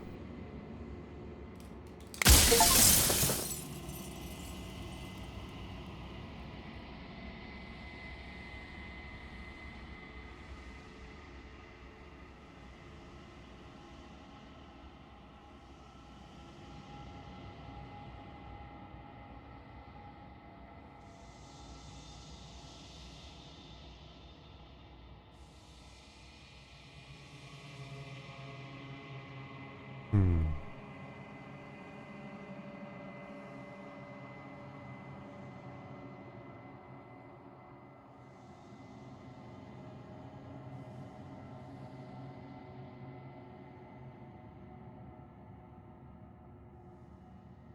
Hmm.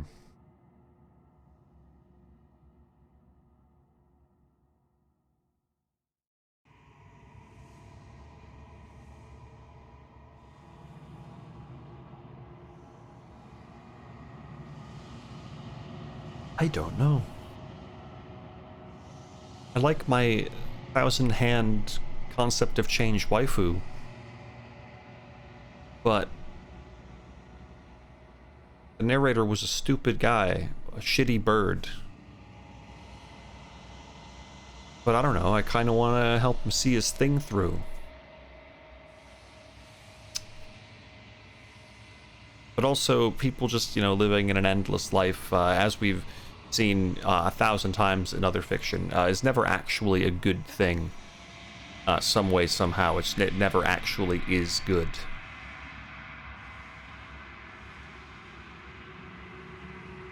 Like, regardless, it's not going to go well. But based on how she's talked, it sounds like everything's going to go kaput, but then something new is going to start.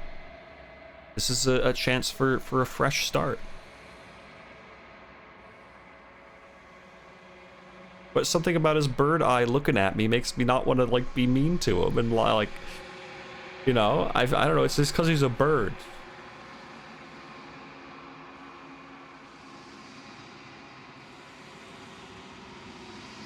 I don't know, Revan, I did one solo match of the finals and I kicked ass, so it doesn't sound that bad.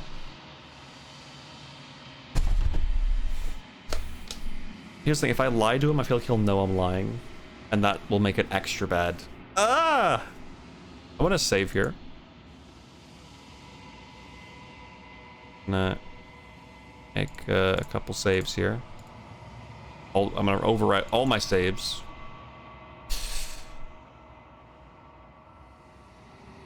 I feel so bad for some reason. Why do I feel so bad? I think it's just because he put a lot into this, and there's something about that trope of someone destroying themselves and doing something kind of terrible for the greater good. I want to help him with that, but I don't know. I think it's bad. Anime has told me that if people live a forever life in a utopia thing, it's bad. Actually, all of fiction it seems to have that concept that living forever is a bad thing. I don't know if I really believe it, to be honest. I think it's a shit. I'd be a villain. I don't know.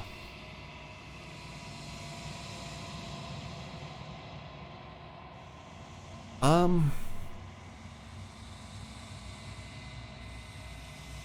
don't know. Becoming Hermes.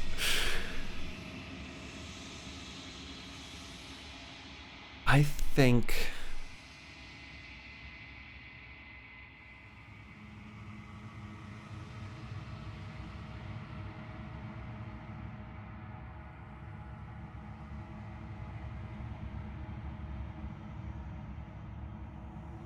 I think that if we go with her, things will end and things will start anew based on how I've talked to her so far. It's gonna be a fresh start. I think. I hope. And I think that's the better outcome. Are you lying? I can't tell. But I've said my piece, and my time is up. It's like I said, I'm just an echo, and echoes always fade away. You know what you have to do.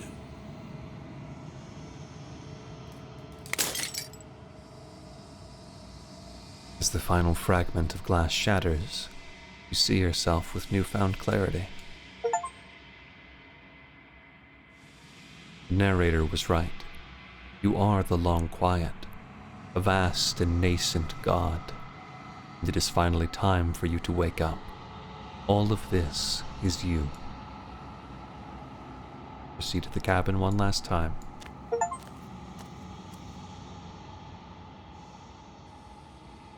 When you arrive at the heart of things, there is no final vessel for you to bear witness to. There is nothing for you to find.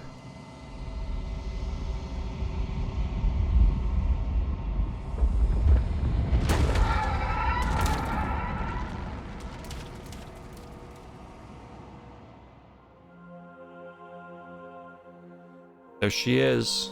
I can finally see you, and you can finally see me. That's our homemade waifu.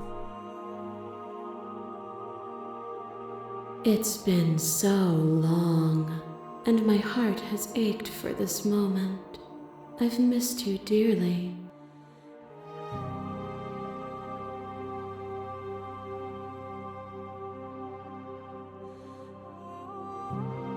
I've missed you too, waifu. She unfurls an endless cascade of smiles in response, and then patiently waits for you to continue. Do you know about the echo? Did you hear all that? Every word you spoke found its way to me. I know him, and I know his construct. He was deluded by his fear of death. Pay him no mind. I'm the long quiet, but I don't really know what that means.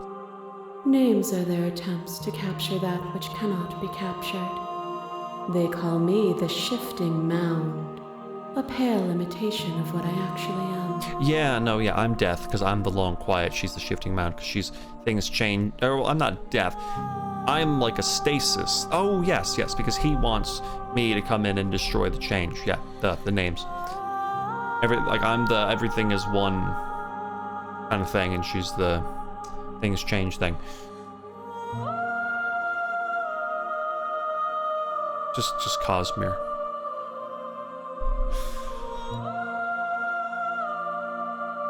What happens now? Ever the passive player, always reacting and never acting. But it's woven into your nature, isn't it? When the echo spun us from one into two, he gave you a choice and me a role to play. I am not death, but I contain it in my multitudes. So, will you attempt to destroy me and bring about a world devoid of death and the possibility of meaning? Or will you open the final doors to our liberation? How many stories you've left unfinished? Can we really just leave? Does she have a say in all this? Why is it all falling on me? Talk this through. I still have so many questions I need answers before I can make a choice. If I let you out, the entire world ends for good. I can't do that. You were always going to become this, then what was the point of me doing anything? Did it even matter what roads I walked if all of them would have led to this moment? There has to be another way. This can't just come down to me either destroying you or letting you out. I won't do it. I told you what was going to happen when we reached this point. Just like the princess, I think it's time for us to leave this place, but I don't know how to leave or where to go. Why is it all falling to me? Of course I have a say in all of this. You and I share reflections of each other's burdens, just as you and I share reflections of each other's gifts. If we didn't, the winding paths that brought us here wouldn't have been full of strife and conflict. There's so many questions. My very nature is paradox, as is yours. You cannot use words to grasp at things that are beyond their reach, and you cannot rationalize that which defies logic. But violence and passion are dances that both of us know well. If this is what it takes to enlighten you, then so be it. What? No, I was just asking some questions. I was just curious. You are weightless, suspended in the gravity of an idea that threatens to consume you. And you are alone. A tiny island caught between the death of the old world and the birth of the new. But alone is not helpless. When you were confronted with my vessel's apotheosis, you chose against all odds to defy me, to hold on to your inner self with all its flaws, even in the scorching light of my divinity. I get it. Without me, there are no externalities to resist. And it is struggle that carves meaning into consciousness. Okay, calm down.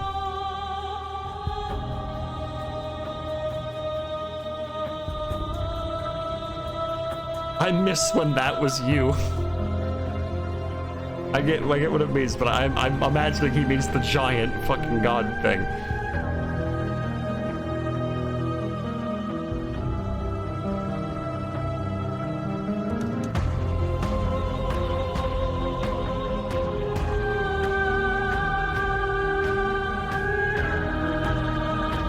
You are being a bit of an egotistical bitch right now, I'll admit. I didn't really like that outburst.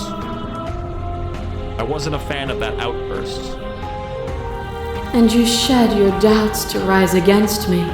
It was only together that we were able to create something beautiful.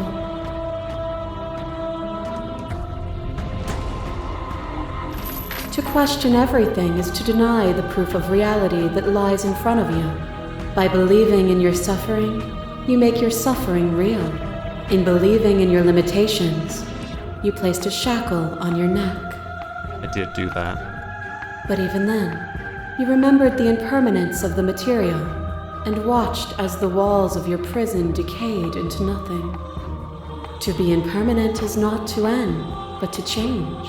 And for the world to be impermanent is to make finite the suffering of all things. Would you strip that gift away and leave them all to suffer in their permanence?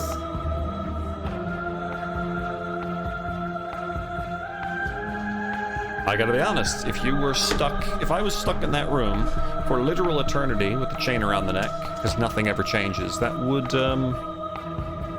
suck.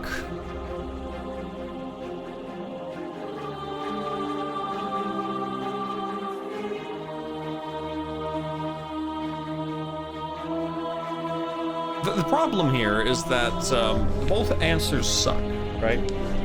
World ends, that sucks. World is in an eternal stasis situation. The Xenoblade 3 problem. Though Xenoblade 3, there is more of a life to it, I guess. But in this case, literal nothing changes. That also sucks. Ideally, the world just goes on as normal, but that's not an option. You just have to choose between two shitty choices. That would be torture.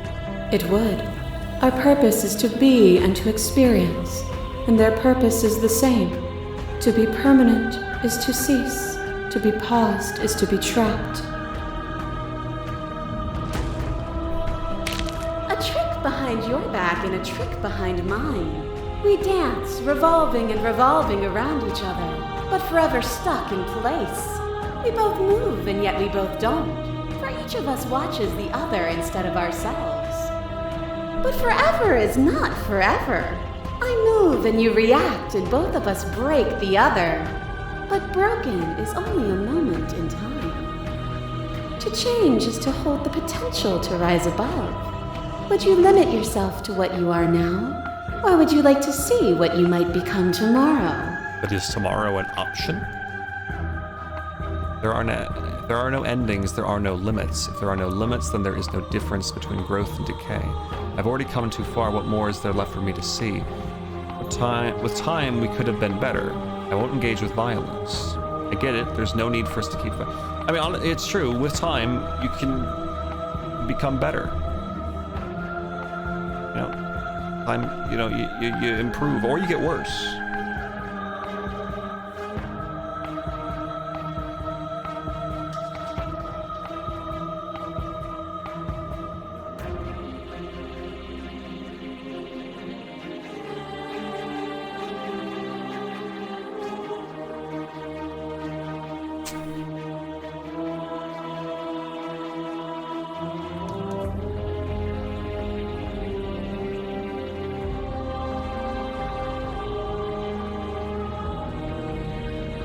But you say nothing. No. Your liver drives a stake into The your anime body. one. And another, and another, and another. Do I miss your heart because I can't stand to see it go? Love melted into skepticism. And you pulled back layer after layer after layer, until all you were left with was the knowledge that you did not know me. You sought the truth, then. Will you hide from it, now that it is within your grasp?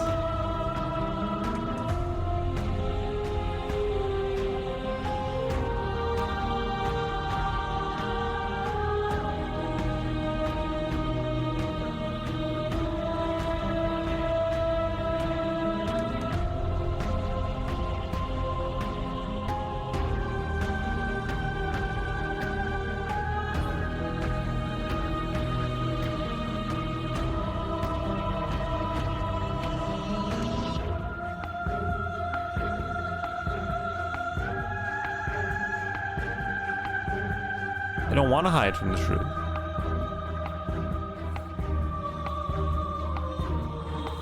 And so your quietude continues. What is a person? Is it their body? Is it all of their body? Pluck the eyes, peel the skin, strip the tendons, mince the meat, grind the bones. When it is all gone, do you still have who you started with? A person is not a body. Death is a transformation into something new. It is only bodies that fear it.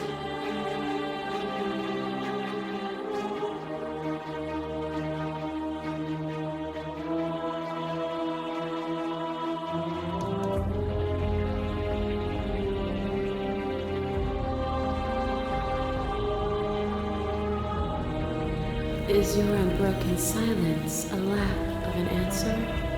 Or has your understanding begun to move beyond words? As the clash between you abates, you begin to shake, your will rapidly dissolving. Are you starting to see? Nothing is immutable. Everything that is exists only in relation to everything it isn't. There is no constant. There is no center. Open your eyes and accept what we are. We can leave this prison together.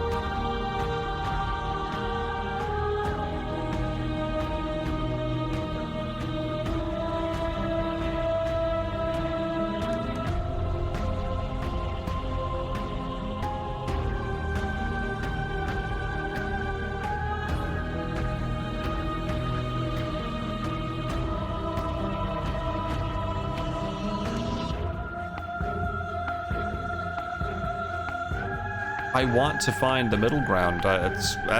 This is been everything you can to make me understand your perspective, but you keep dismissing mine. If you think you can change me, then I must be able to change you. I like these two. There's got to be a middle ground. The middle ground has to be that things, continue without what seems to be literal world-ending shit. Like, there needs to be the option for things to either start fresh, which I don't think is the current option, or for things to go on where people can, just live in a normal cycle without the sun exploding or some shit. Like, we gotta have that balance. I don't think it needs to be an absolute end or an eternal stasis. That's where I'm at.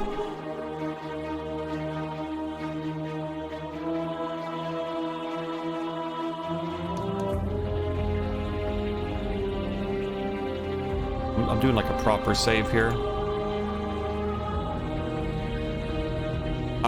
You've done everything you can to make me understand your perspective, but you keep dismissing mine. If you think you can change me, then I must be able to change you.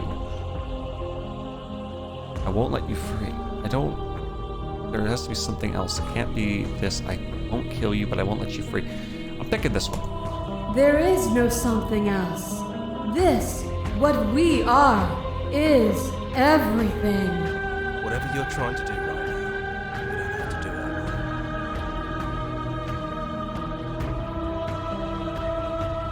Okay.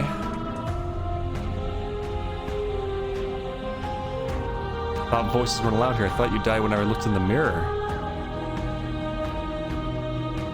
Which hero are you? All of them? I assume in the same way that you're all of you. Thought you'd die whenever I looked in the I mirror. don't think that's wrong, but I'm not sure it's right either. But we can worry about all that later. She's too many things all at once out here. If you you want to get through to her, you need some way to get through all of that divine confidence. There's still a piece of me nestled close to where it all began. I can take you there. I can take you to her heart. It's time to resume our dance. She's relentless, isn't she? Let's make this quick. Are you ready? As I'll ever be. I'm ready. Then let's go. Oh.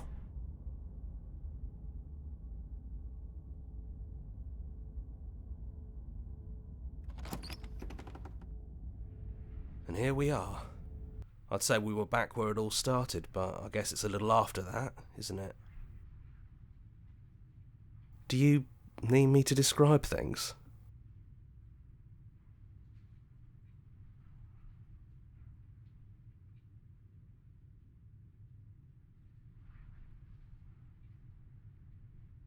This is just you and me? It's just us.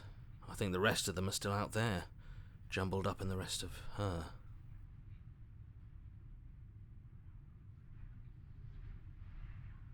Give me a description. Yeah, of course. The interior of the cabin is, well, it's a cabin, yeah? There isn't much here, just a table and a knife and a door. And some windows. You know, come to think of it, I don't think he ever really mentioned the windows, did he? He never did. There's no mirror, either. I think you broke it. And I know you're still trying to find some middle ground, but if things go south, we're going to need that blade.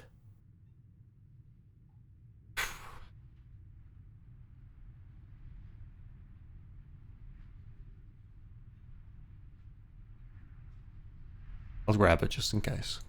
That's probably for the best. It's always seemed to give us more options than not. Let's go. The stairs. Do you remember the first time we were here? The first time we heard her voice? He was a bit of a bitch. Have you figured out what you want to do yet, or are you going to keep trying to find a center that doesn't exist? I'm gonna find the center. It sounded just like that. A little sharp, a little menacing. Only she didn't know us. And down we go. We shouldn't keep her waiting. And there you are, knife in hand. It really brings me back. Have you given up on talking? Have you finally decided to kill me? You'll have all of eternity to yourself after this. Why don't we chat a little before I go?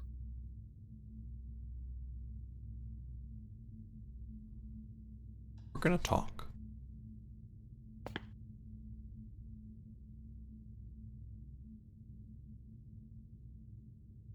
I don't want to be a god. Are you the same as you are out there? I don't want to hurt anyone. There has to be a way out of this. What are we going to do? I don't want to have to slay you, but I don't know what the other options there are. There has to be a way out of this. Well, I don't want to be at the end of that knife, so how about we figure something out? What if we tried doing this forever? I can do whatever you think I can, right? So make me put it all back.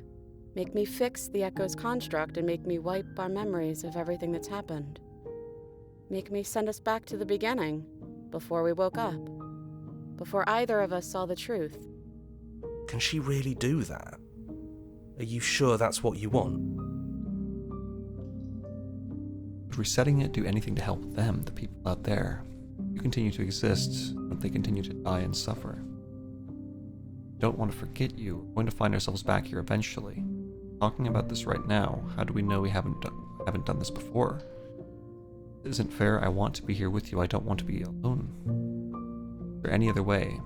Take it all back. I don't want this, and I don't want to kill you. Too late to go back to being a god.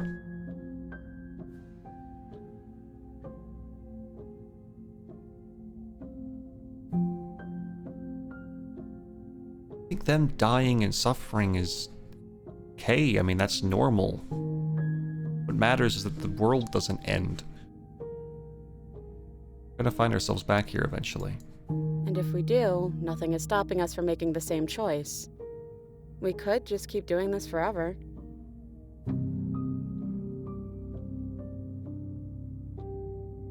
I just want to know what the dialogue is. Fixing that is on you, not me. If you want me to help them, you'll have to make me help them. Talking about this right now, how do we know we haven't done it before? I don't think that's something we'll ever get to know. But odds are we've probably done it before. How do you know that things won't end worse? What if, when I make my way back here, I'm different and I hurt you? What if I kill you? What if I let you bring about the end of everything? Who cares? We've hurt each other plenty, and I still like you. And if you're hesitating, then you must still like me, too. Well, yeah, you're like cool. You got a lot of hands and shit.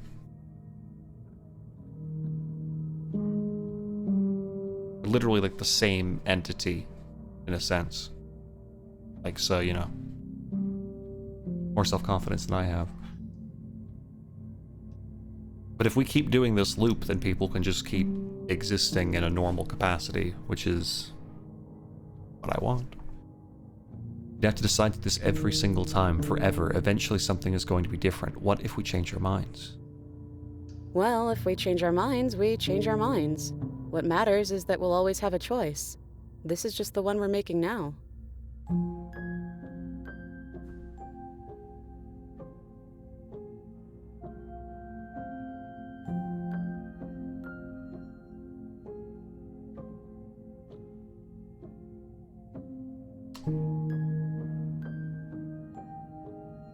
Or any other way?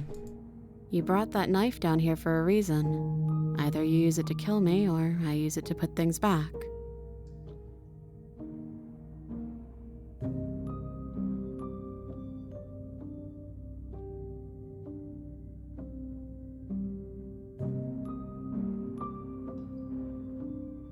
I like this version when you're not a weird ego super death god thing. I don't want to forget you, baby. That's sweet. But unless you do, the whole world ends. True. Right? Not like I care. But it seems important to you. Yeah, you know.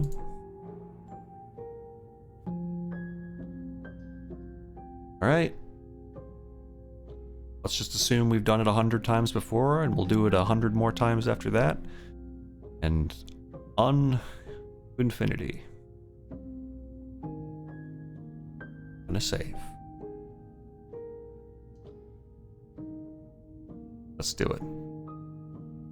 Okay, if this is your choice, then I have your back.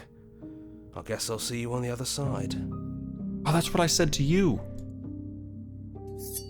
She takes the blade from our hand, a fondness in her gaze.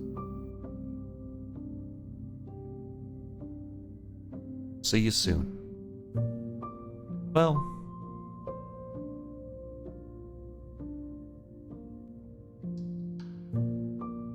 see you soon. Hey, I love you. Oh, shit, now I really feel bad about not saying it. Okay, thank you. Love you too. Chapter 1, The Hero and the Princess. You're on a path in the woods, and at the end of that path is a cabin. And in the basement of that cabin is a princess. You're here to slay her. If you don't, it will be the end of the world.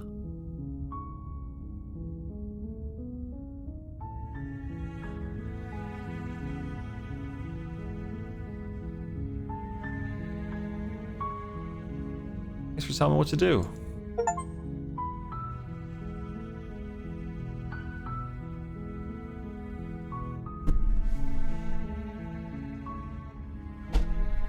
Huh.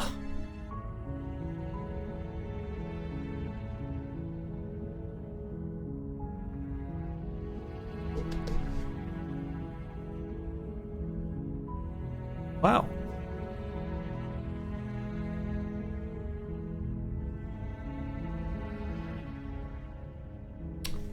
I really liked that game.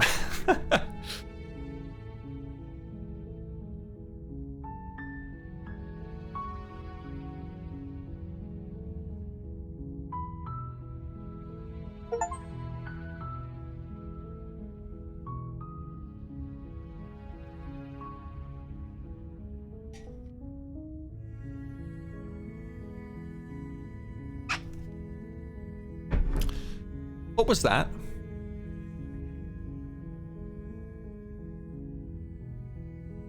Hold on.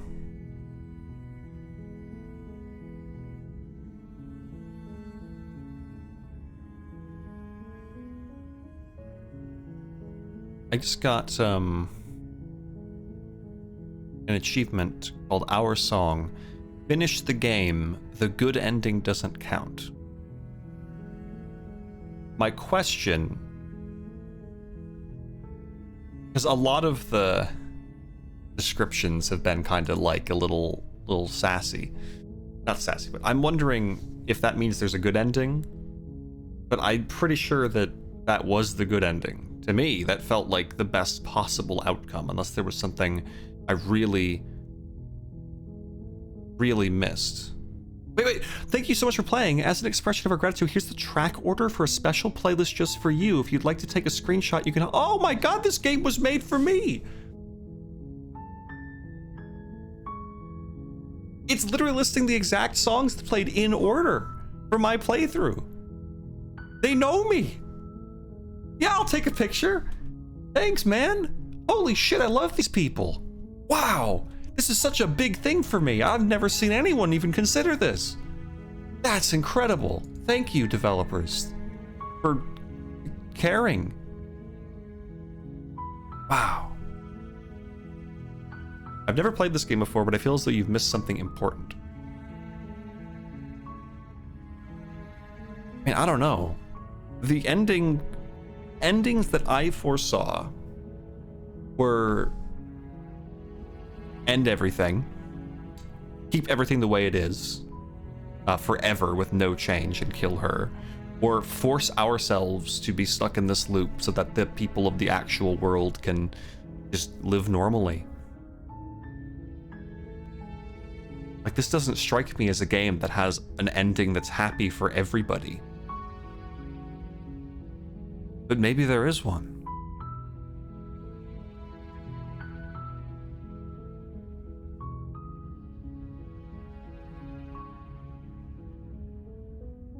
Oh, I might take a picture of the one without the UI.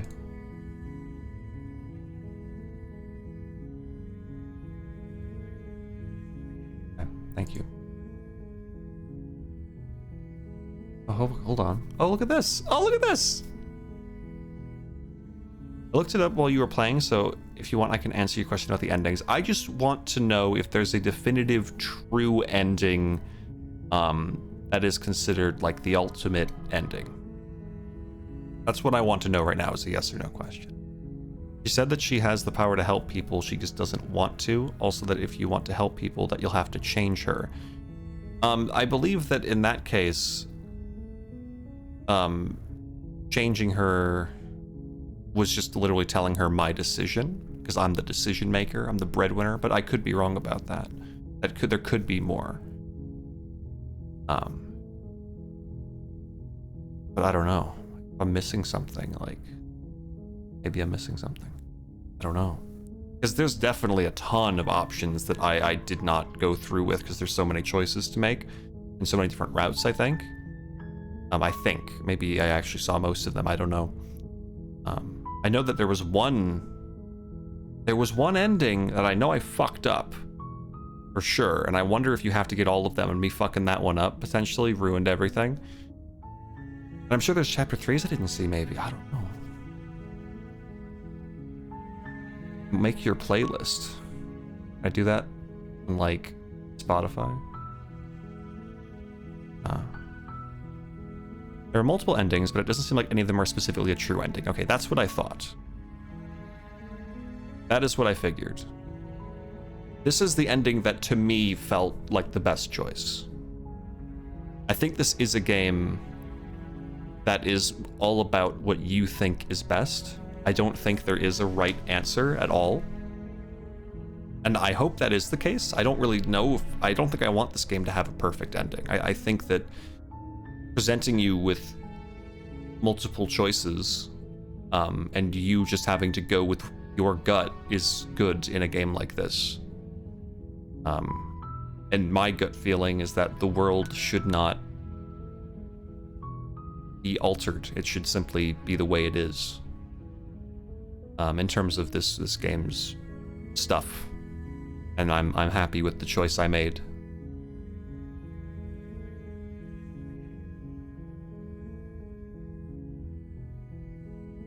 I don't think those two are necessarily in conflict, but I see what you're saying. Wait, what do you mean by that?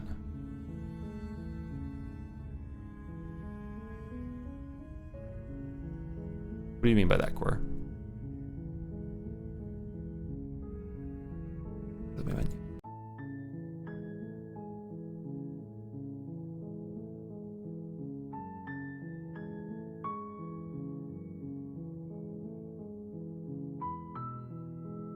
I think a happy ending could totally work out from here, even just going with your gut. Well, that's what I mean. I mean that your gut feeling is what could be considered your happy ending choice. What I just mean is I don't think there should be a perfect ending. Because this is... I just don't think that this... Yeah, I don't think that this game gets an ending where everyone is happy and free and doing everything they want, right? I don't think that suits it. And I think that presenting you with what appears to be three main choices, I think it was done. I think it was done really well there. I assume there's three endings, like three main endings. So, calm down. We're having a chat here. And I guess I can look it up. I'll look it up myself. Slay the Princess endings. Here we go.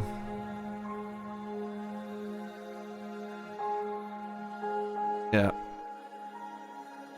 Yep. Yep.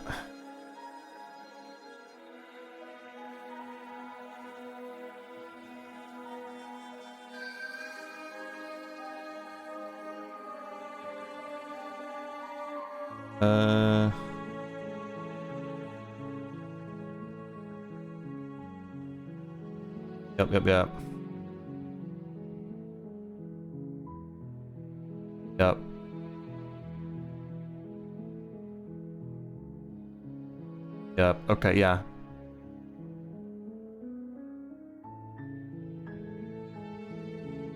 Wait. Yeah.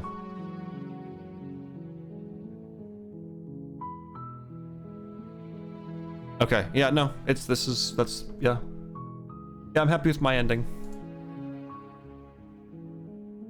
Considering that we are literally a concept split in two and personified, I think you could say that it's these characters' duty to stick to their concept so that the world can keep on going. And I don't know, duty, that sounds dumb. I don't know. I don't think that I can properly explain a perfect reasoning other than I think that was the right choice in my heart. World goes on. The just innocent, normal people just continue to exist the way they do with no changes. Now, if it was a case where, like, yeah, no, their world is in a horrible apocalypse where everything's on fire 24/7, then maybe I'd consider. But no, it's just the world is going to end soon if we let her out. But no, we just keep her in here. It's fine. And there's just, I guess, that in the back of the head, there's the what if they choose a different option at one point. Well, guess what? They won't, because I'm the game player, and I'm not going to do a new game where I choose the other option, because I'm not an asshole. I liked my ending.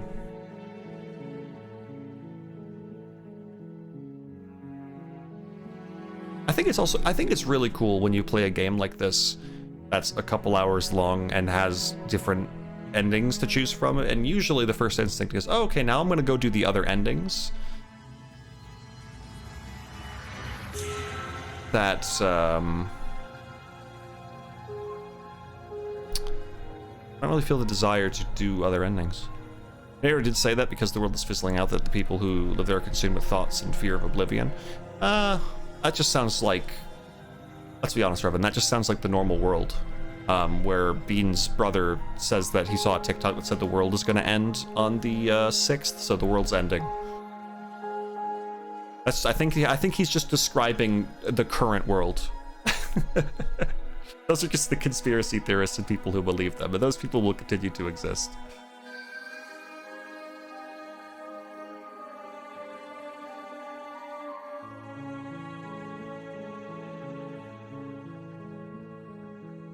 Also, one has to assume that if we have because here's the thing, the narrator, as we know, is an echo, as he said. That is not a narrator who even knows what's going on in the world anymore. Like, for all he knows, for all we know, we have gone through that exact loop for like 100 years. And the narrator wouldn't know, we wouldn't know. We just keep doing it. And if that's the case, then eventually the logical people will say, oh, I guess the world isn't ending. We thought it was going to end in 2 weeks, but it's actually been several generations and we're still just trucking along. Which, again, that's actually a lot like the real world. Where certain people just believe the world's coming to an end, and then, you know, generations go by and everything's just fine. So yeah, no, this all fits pretty well, I think. In my head. Yeah, no, that was a really, really good game. My only complaint is the audio mix was fucking bizarre. Like, just so many of the voice lines were completely different volumes. Some of them were meant to be really, really loud, but a lot of them were like quiet, and it was just jarring because it would be the same character speaking back to back, and one line would be like barely audible over the music, and the other would be super loud and confident. And I guess one other nitpick is that one of the voices that the princess does, I wouldn't know how to describe it. It's one of her like more old voices. I felt wasn't as good as her others, but you know, whatever. Gives a shit. It was fine.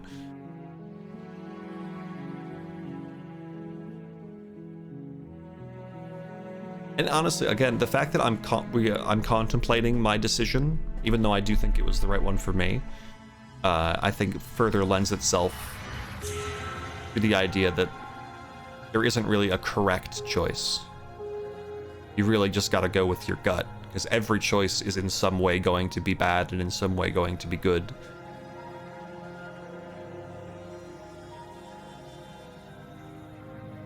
I don't know. Then again, I would argue that the world is going... We're just going to wipe out everything is just an objectively bad one. I don't really think that that's much of a choice. Other than just, A, I get to hang out with my...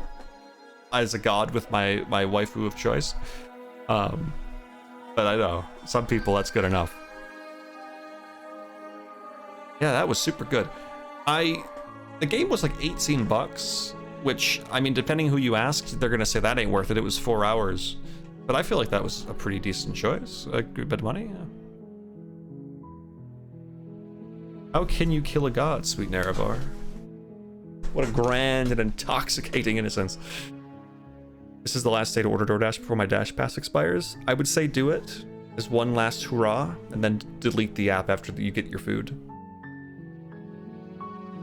Hey Crystal, you missed like this whole stream, right? You should play this game when you're bored sometime. It was only like 4.5 hours, and it was really, really good, and it's got me thinking a lot, which is always fun. I like when games do that. I'm actually very happy with my choice to not play Alan Wake today and instead play this game.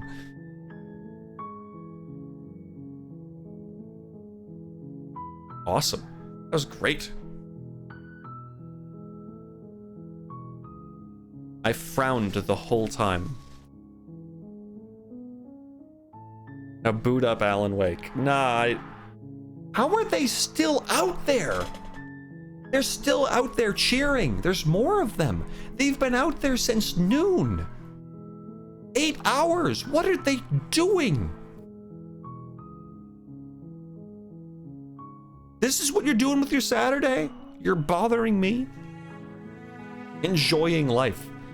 Well, fuck off. Stop. Go enjoy life quietly. Please. That's all I ask.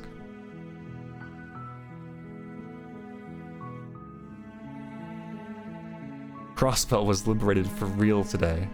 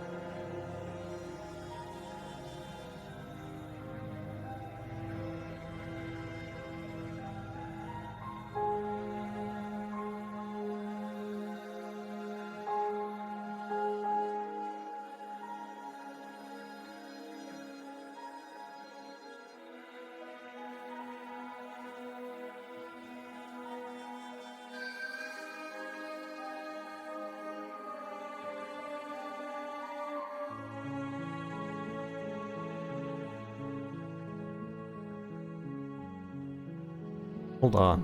I'm reading people's opinions on the endings, like what they think is the best ending.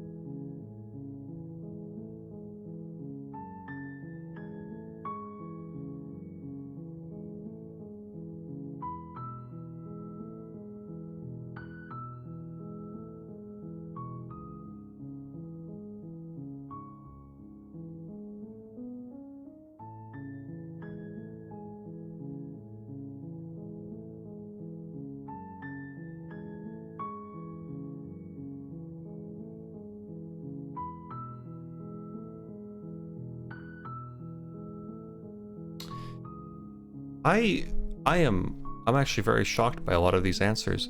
A lot of people seem to be very, very focused on the relationship between the princess and the long quiet shambling mound, not shambling mound, the shifting mound or whatever, and the long quiet.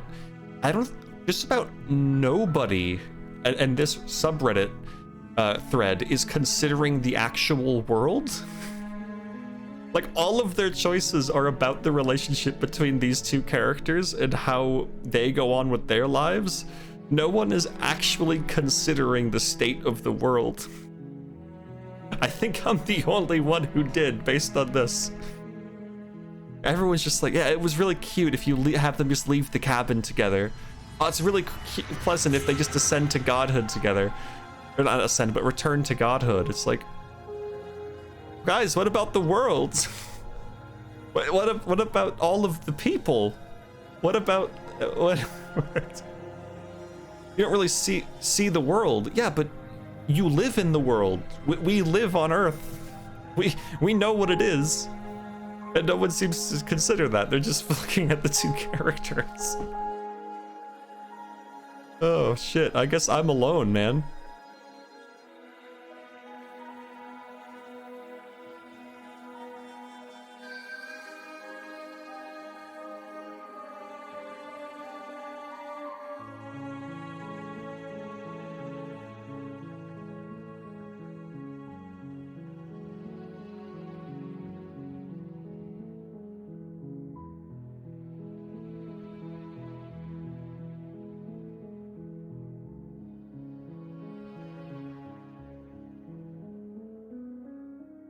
Interesting. It also seems like a lot of the other endings are also very much up to interpretation too, which is where people agree and disagree on certain aspects, which makes sense.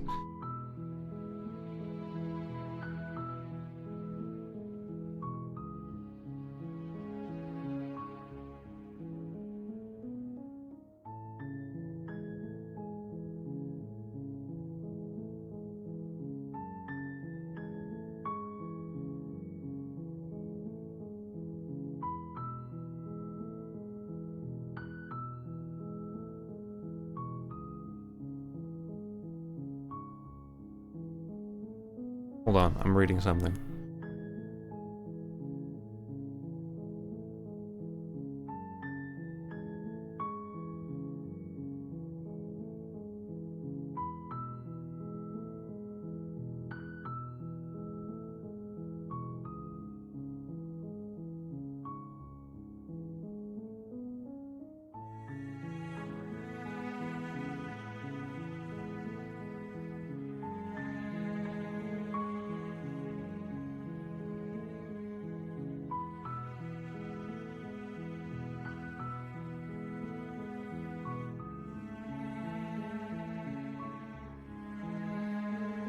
Okay. All of the things I'm reading about different endings and how people feel about them seem to be... My interpretation is... So this is really all about interpretations. My interpretation of mine is that the world goes on the way it is, and we are trapped in the cycle, which is a selfless thing and a shitty thing, but it continues to keep the world a-rolling, so I'm good with it. Because there's the other ending where apparently you just leave the cabin and go out into the world, and... We'll interpret that as just you get to leave, but the cycle continues, but that sounds weird. So I don't know about that.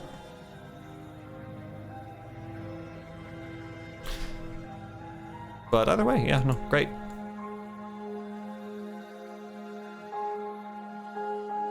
I'm gonna head out, I think. I mean, first of all, I'm really hungry now. I'm ravenous.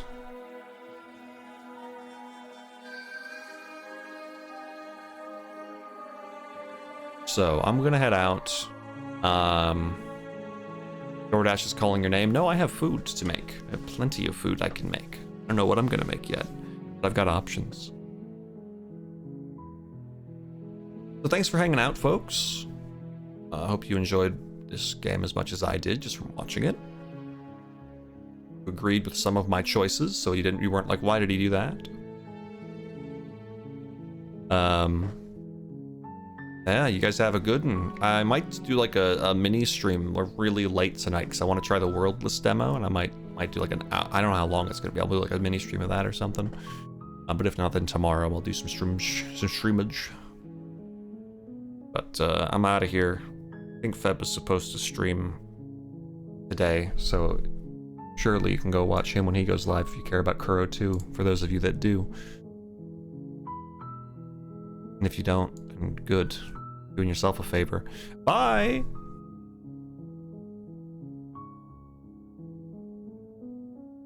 Here's Dunban. That's Dunban over there!